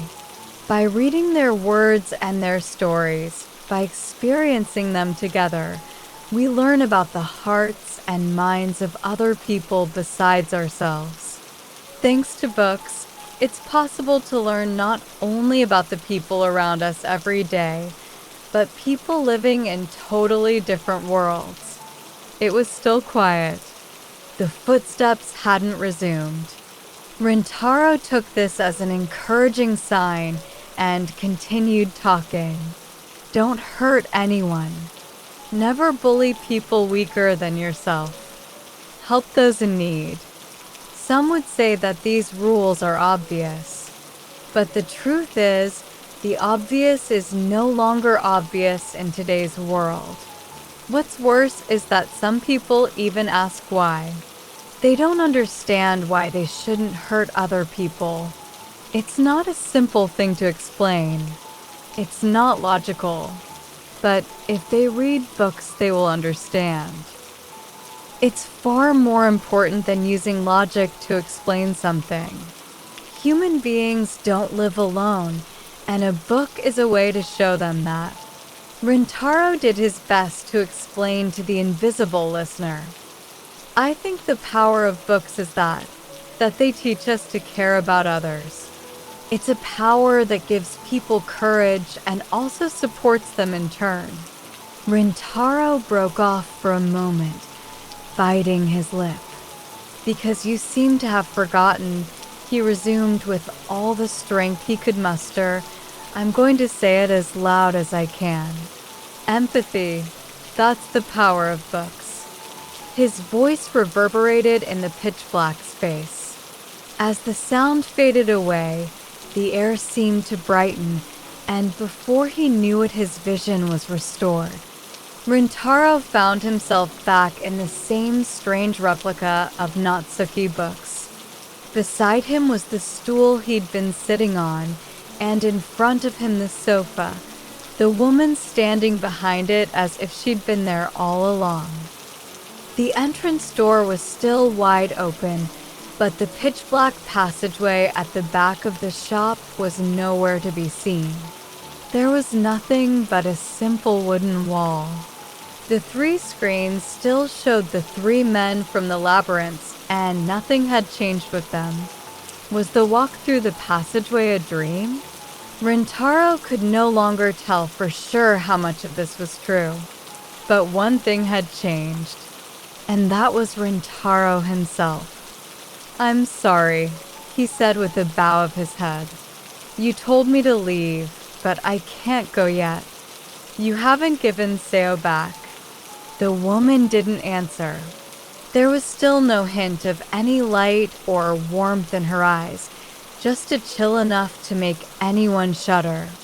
And yet, Rintaro didn't panic. His opponent was much greater than he was, and there was no way for him to express all of his thoughts right away. But the fact that she had stopped and turned around to listen to him was significant. So many people are trying to destroy our precious books, she said. If books are destroyed, they lose their power. No matter how powerful they are, books are regularly locked away, cut up, sold off, and eventually die. And I'm sure in the future this will only continue. Yes, but they won't die out. At Rintaro's gentle words, the woman's hair seemed to quiver slightly. Even if you try to destroy a book, it doesn't disappear that easily. Right now, in places all over the world, people have connections to books. The fact that you are here with me now is the best proof of that. The woman's eyebrows moved ever so slightly in surprise. That was the first expression that had ever crossed her face. There was a pause. Then, as if it had been waiting for a moment like this, a voice came out of nowhere. Well said, boy. It was a male voice, strong and confident. Rintaro looked around the room, but there was no one there but the woman. I knew you had it in you. I'm impressed. Rintaro realized the voice was coming from his right, and was startled to see the man on the screen smiling at him, the one from the first labyrinth. He was still sitting on his porch, sipping tea. You've nothing to lose, young man. Just be brave, and shouted at her. Hey, you. You talk a big game, but you're just sitting there looking down at the world and doing nothing about it. You're the one resting on your laurels. The man looked amused at Rintaro's shocked expression. Young man, it's very difficult to get things to change.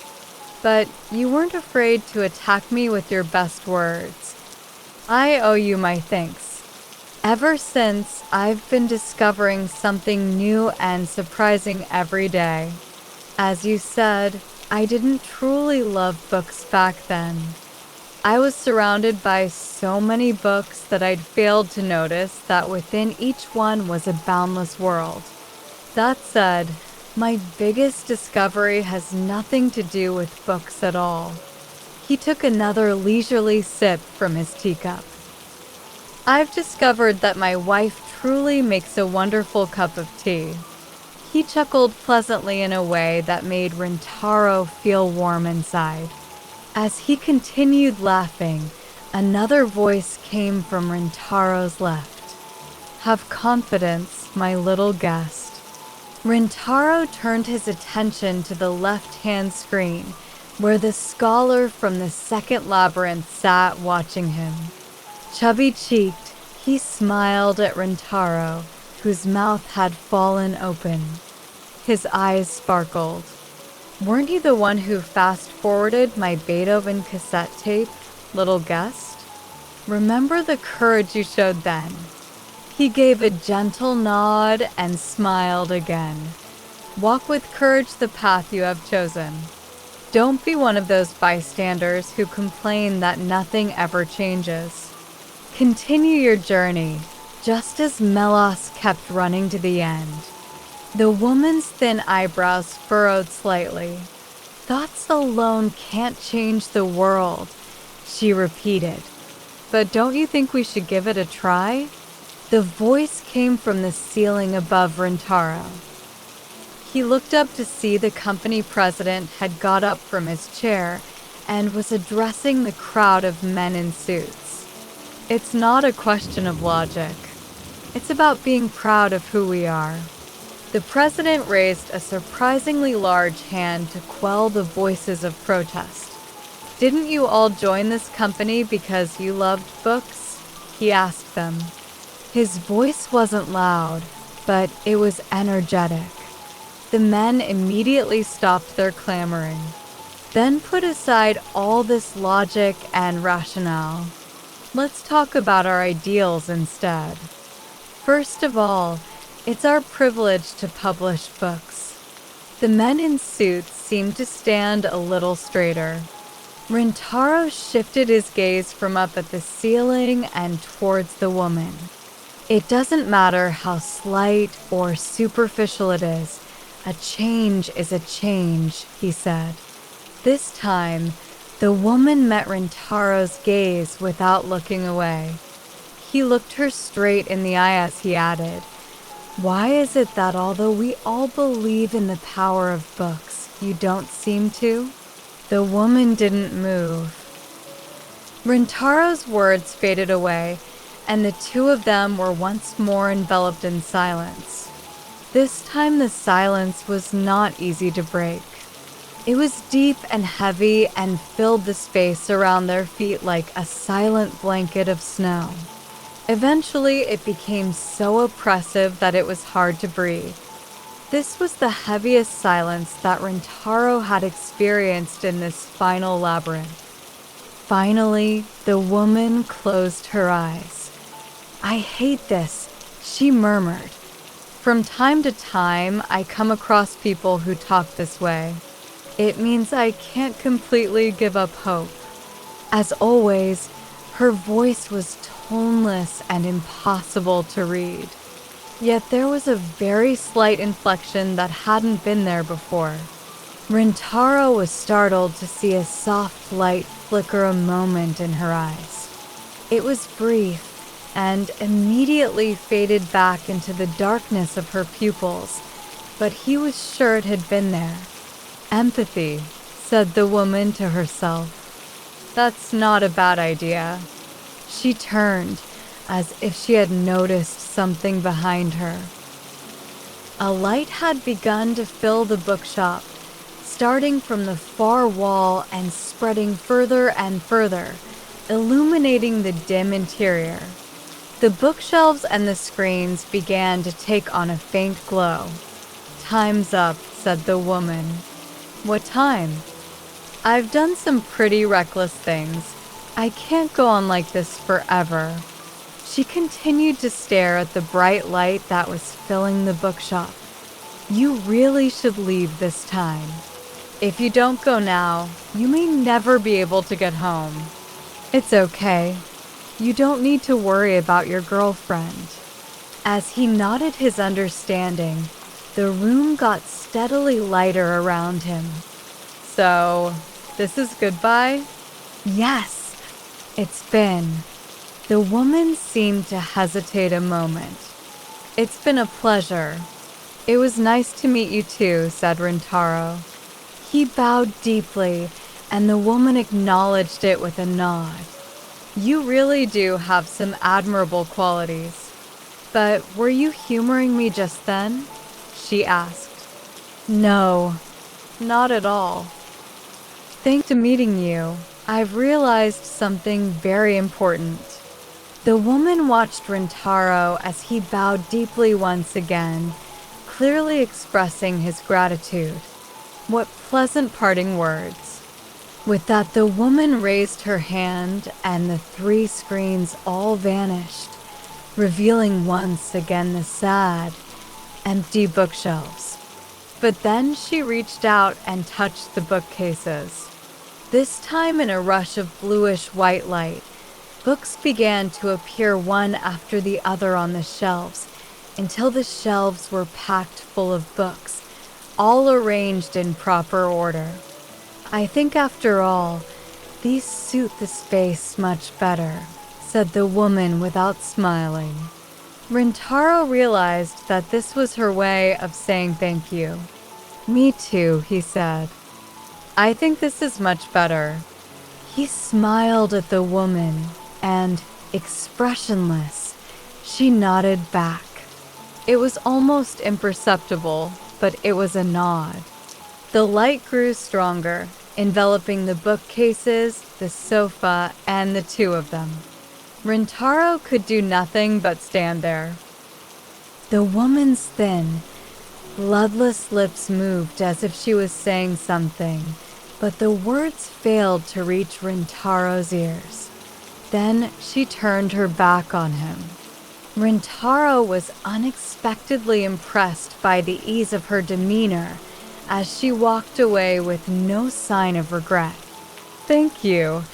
As Rintaro let the pure white light wash over him, he was sure that these had been her own parting words. How much time had passed? It was hard to say.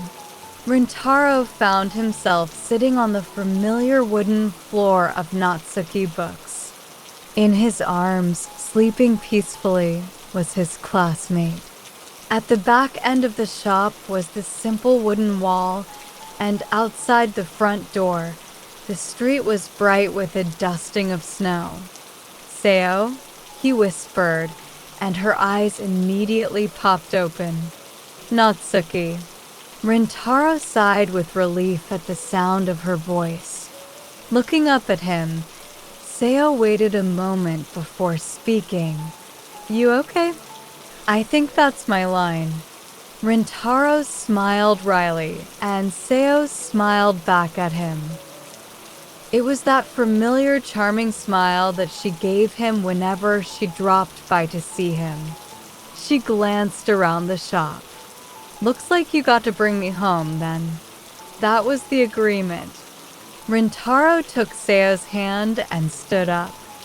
He was facing her with his back to the door. The soft light shining in through the latticework from the snowy exterior made her look more radiant than ever. "Is welcome back the right thing to say in this situation?" Rintaro asked. Seo shook her head. "Nope." She smiled at Rintaro's confused expression. "You should say Merry Christmas." This was an expression a little unfamiliar to Rintaro, but it had a lovely ring to it. "Merry Christmas," he repeated with a smile. Epilogue, how it all ended. Clematis was his grandpa's favorite flower. The old man had a particular love of the deepest, richest blue variety. Rintaro recalled his grandfather's face squinting in the bright sun of early summer as he admired the open petals. Its Japanese name, literally iron wire flower, seems to suit its elegant straight lines and gentle curves better than its botanical name.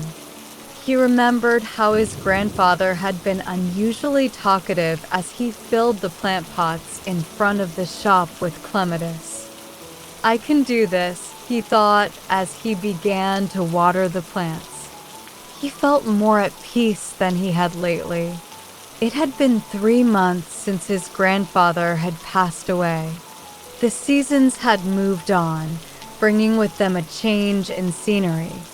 The snow under the eaves had melted, the plum blossoms had flowered, and now the buds on the cherry trees were about to burst open.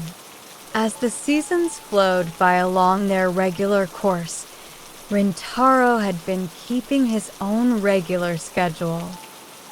Every morning at 6 a.m., he'd open up the wooden lattice door to air out the little shop. He'd take a broom and sweep the front steps, water the plants, now covered in fresh new leaves, and then sweep out the interior of the shop. "You're really on top of it."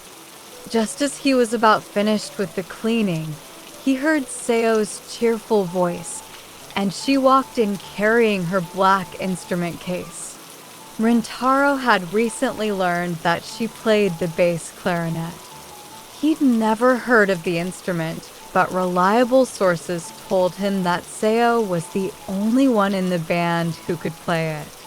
"You do this day in, day out." She sat down on a stool in the middle of the shop. "Is it really necessary to clean the shop every day?" Rintaro laughed as he took the books off the shelf and dusted them one by one. It's fine. You and I are different people. I don't have any club activities to go to in the mornings. New books catch my interest every time I clean, so it's a lot of fun. You're such a nerd. Seo was being as blunt as ever, which Rintaro always found refreshing. But this book really is terrible, don't you think? As she spoke, Seo produced a thick hardback book from her shoulder bag. I just don't get it at all. Rintaro grimaced. It was Gabriel Garcia Marquez's 100 Years of Solitude. He'd started off recommending Jane Austen, moved on to Stendhal, Gide, Flaubert, all love stories, thinking they'd be enjoyable reads for her. But just last week, Seo had announced she was ready to try other genres. Rintaro had suggested Garcia Marquez. Did you really read this whole thing? She asked him. Of course. It was a while back, though. Yeah, you're weird. I can't understand a word of it. It's too difficult. That's good. Rintaro chuckled as he knocked the dust off the nearest bookshelf. Seo stared at him with a puzzled look on her face. Why is it good? If you find it difficult, it's because it contains something that is new to you. Every difficult book offers us a brand new challenge. What are you talking about? Seo didn't look convinced. If you find a book easy to read, that means it's all stuff that you already know, he went on. That's why it's easy. If you find it difficult, then that's proof it's something brand new. As Rintaro laughed, Seo observed him as if he were some kind of exotic animal. You really are a weirdo, aren't you? That's a bit mean. But it's not a bad thing. Seo rested her forehead in her hand and stared at Rintaro. Actually, it's cool, she said. Rintaro's hand suddenly stopped moving. He glanced in Seo's direction and saw her grinning at him. Your ears have gone all red, she said. I'm an innocent. Unlike some. What do you mean innocent? You're always reading erotic novels like Lolita and Madame Bovary. I think you're really a secret pervert. If you're going to be like that, I'm not selling you any more books. I'm just kidding, said Seo cheerfully, getting to her feet. However, she didn't make for the front door, wandering instead over to the back of the shop.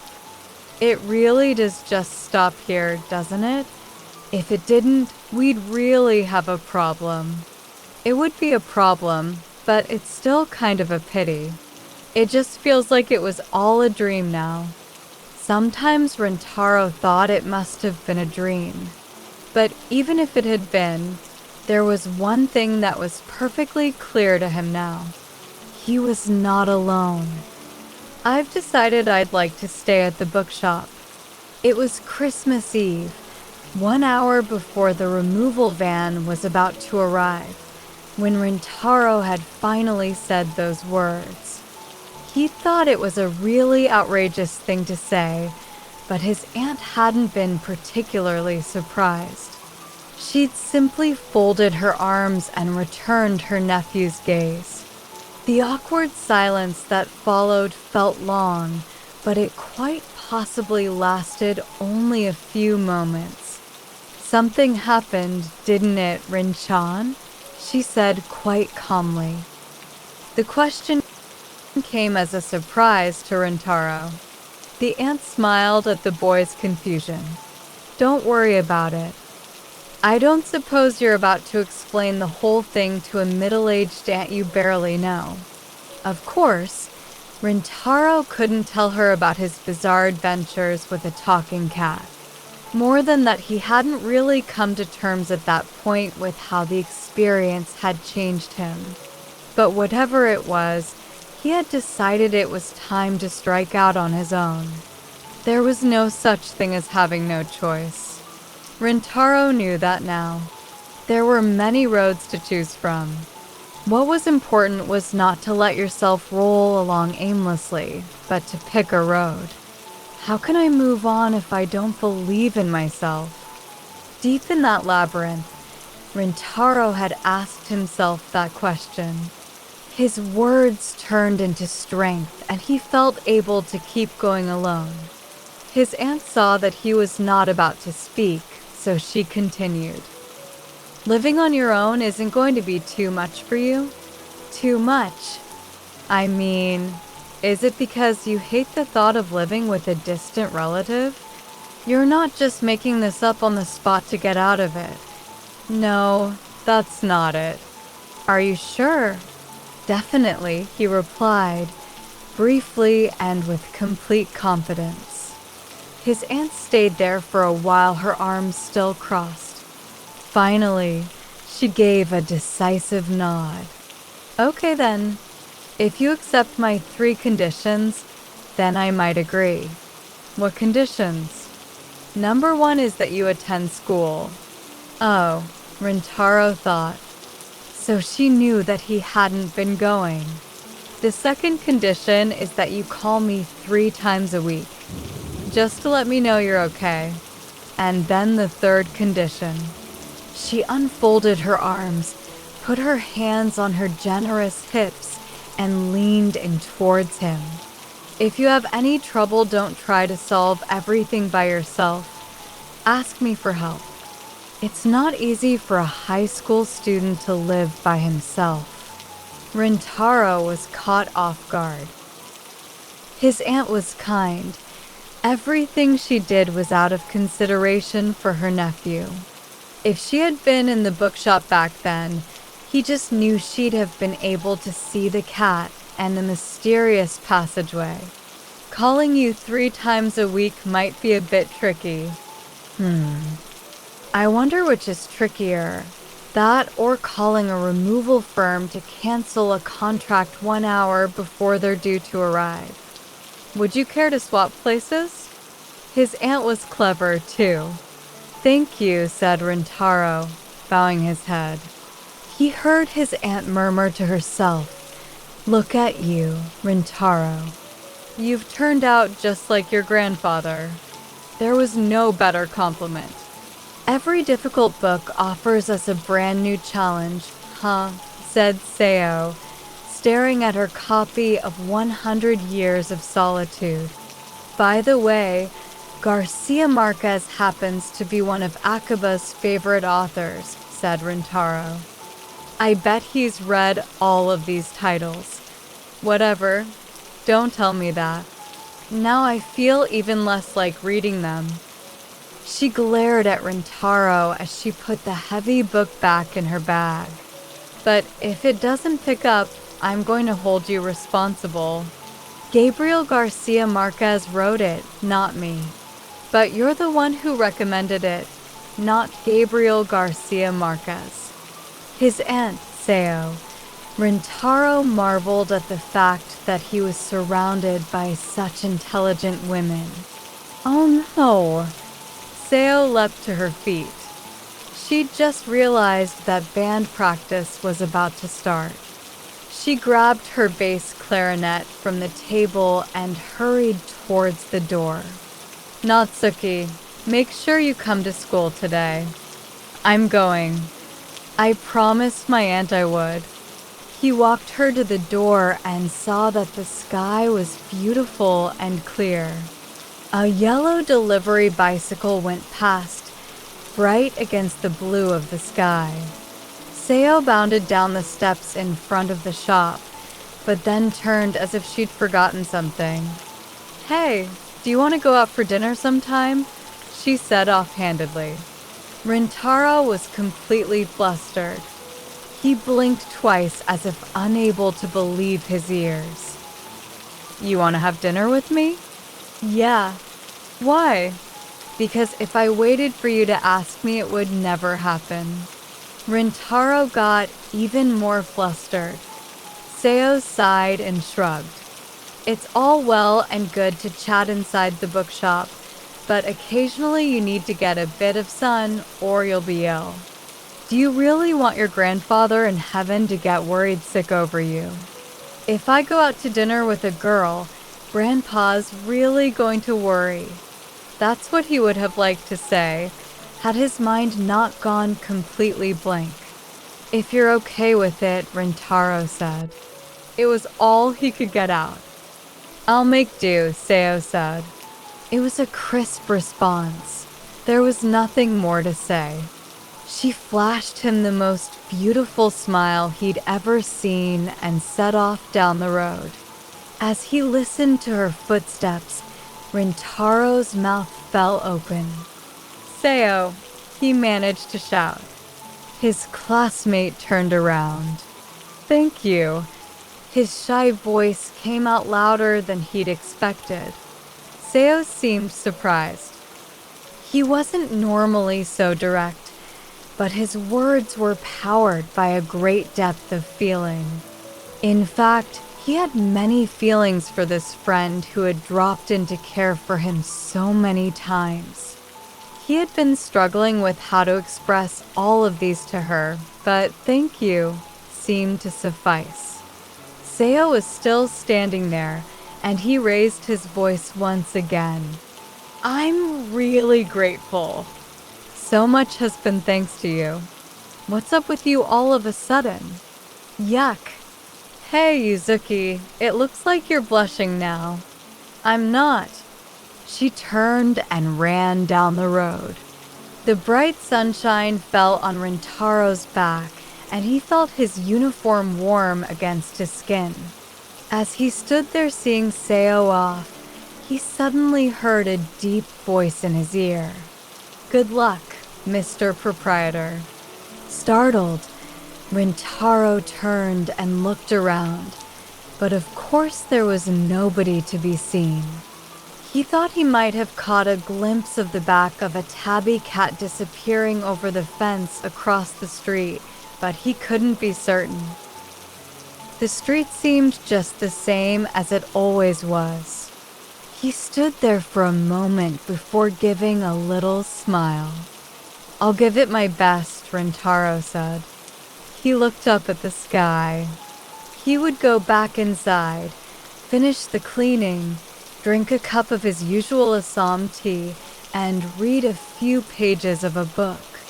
When it was time, he would shut up the shop, pick up his school bag, and head out to school. Going to school might be dull, but he didn't want to rack up any more absences and make the class rep angry. Problems remained, and he was yet to completely resolve any of them, but now all he had to do was follow the path he had chosen for himself. Leaving the lattice door open, he went back into the shop and got out his tea set. He boiled the water in the kettle and poured it into his grandfather's well-used teapot. He heard laughter from out in the street. It was the local primary school kids passing by on their way to school. The presence of more people signaled the beginning of a new day. Surrounded by the pleasant aroma of tea, Rintaro carefully opened his book. A gentle breeze brushed the doorbell, and it gave a cheerful ring.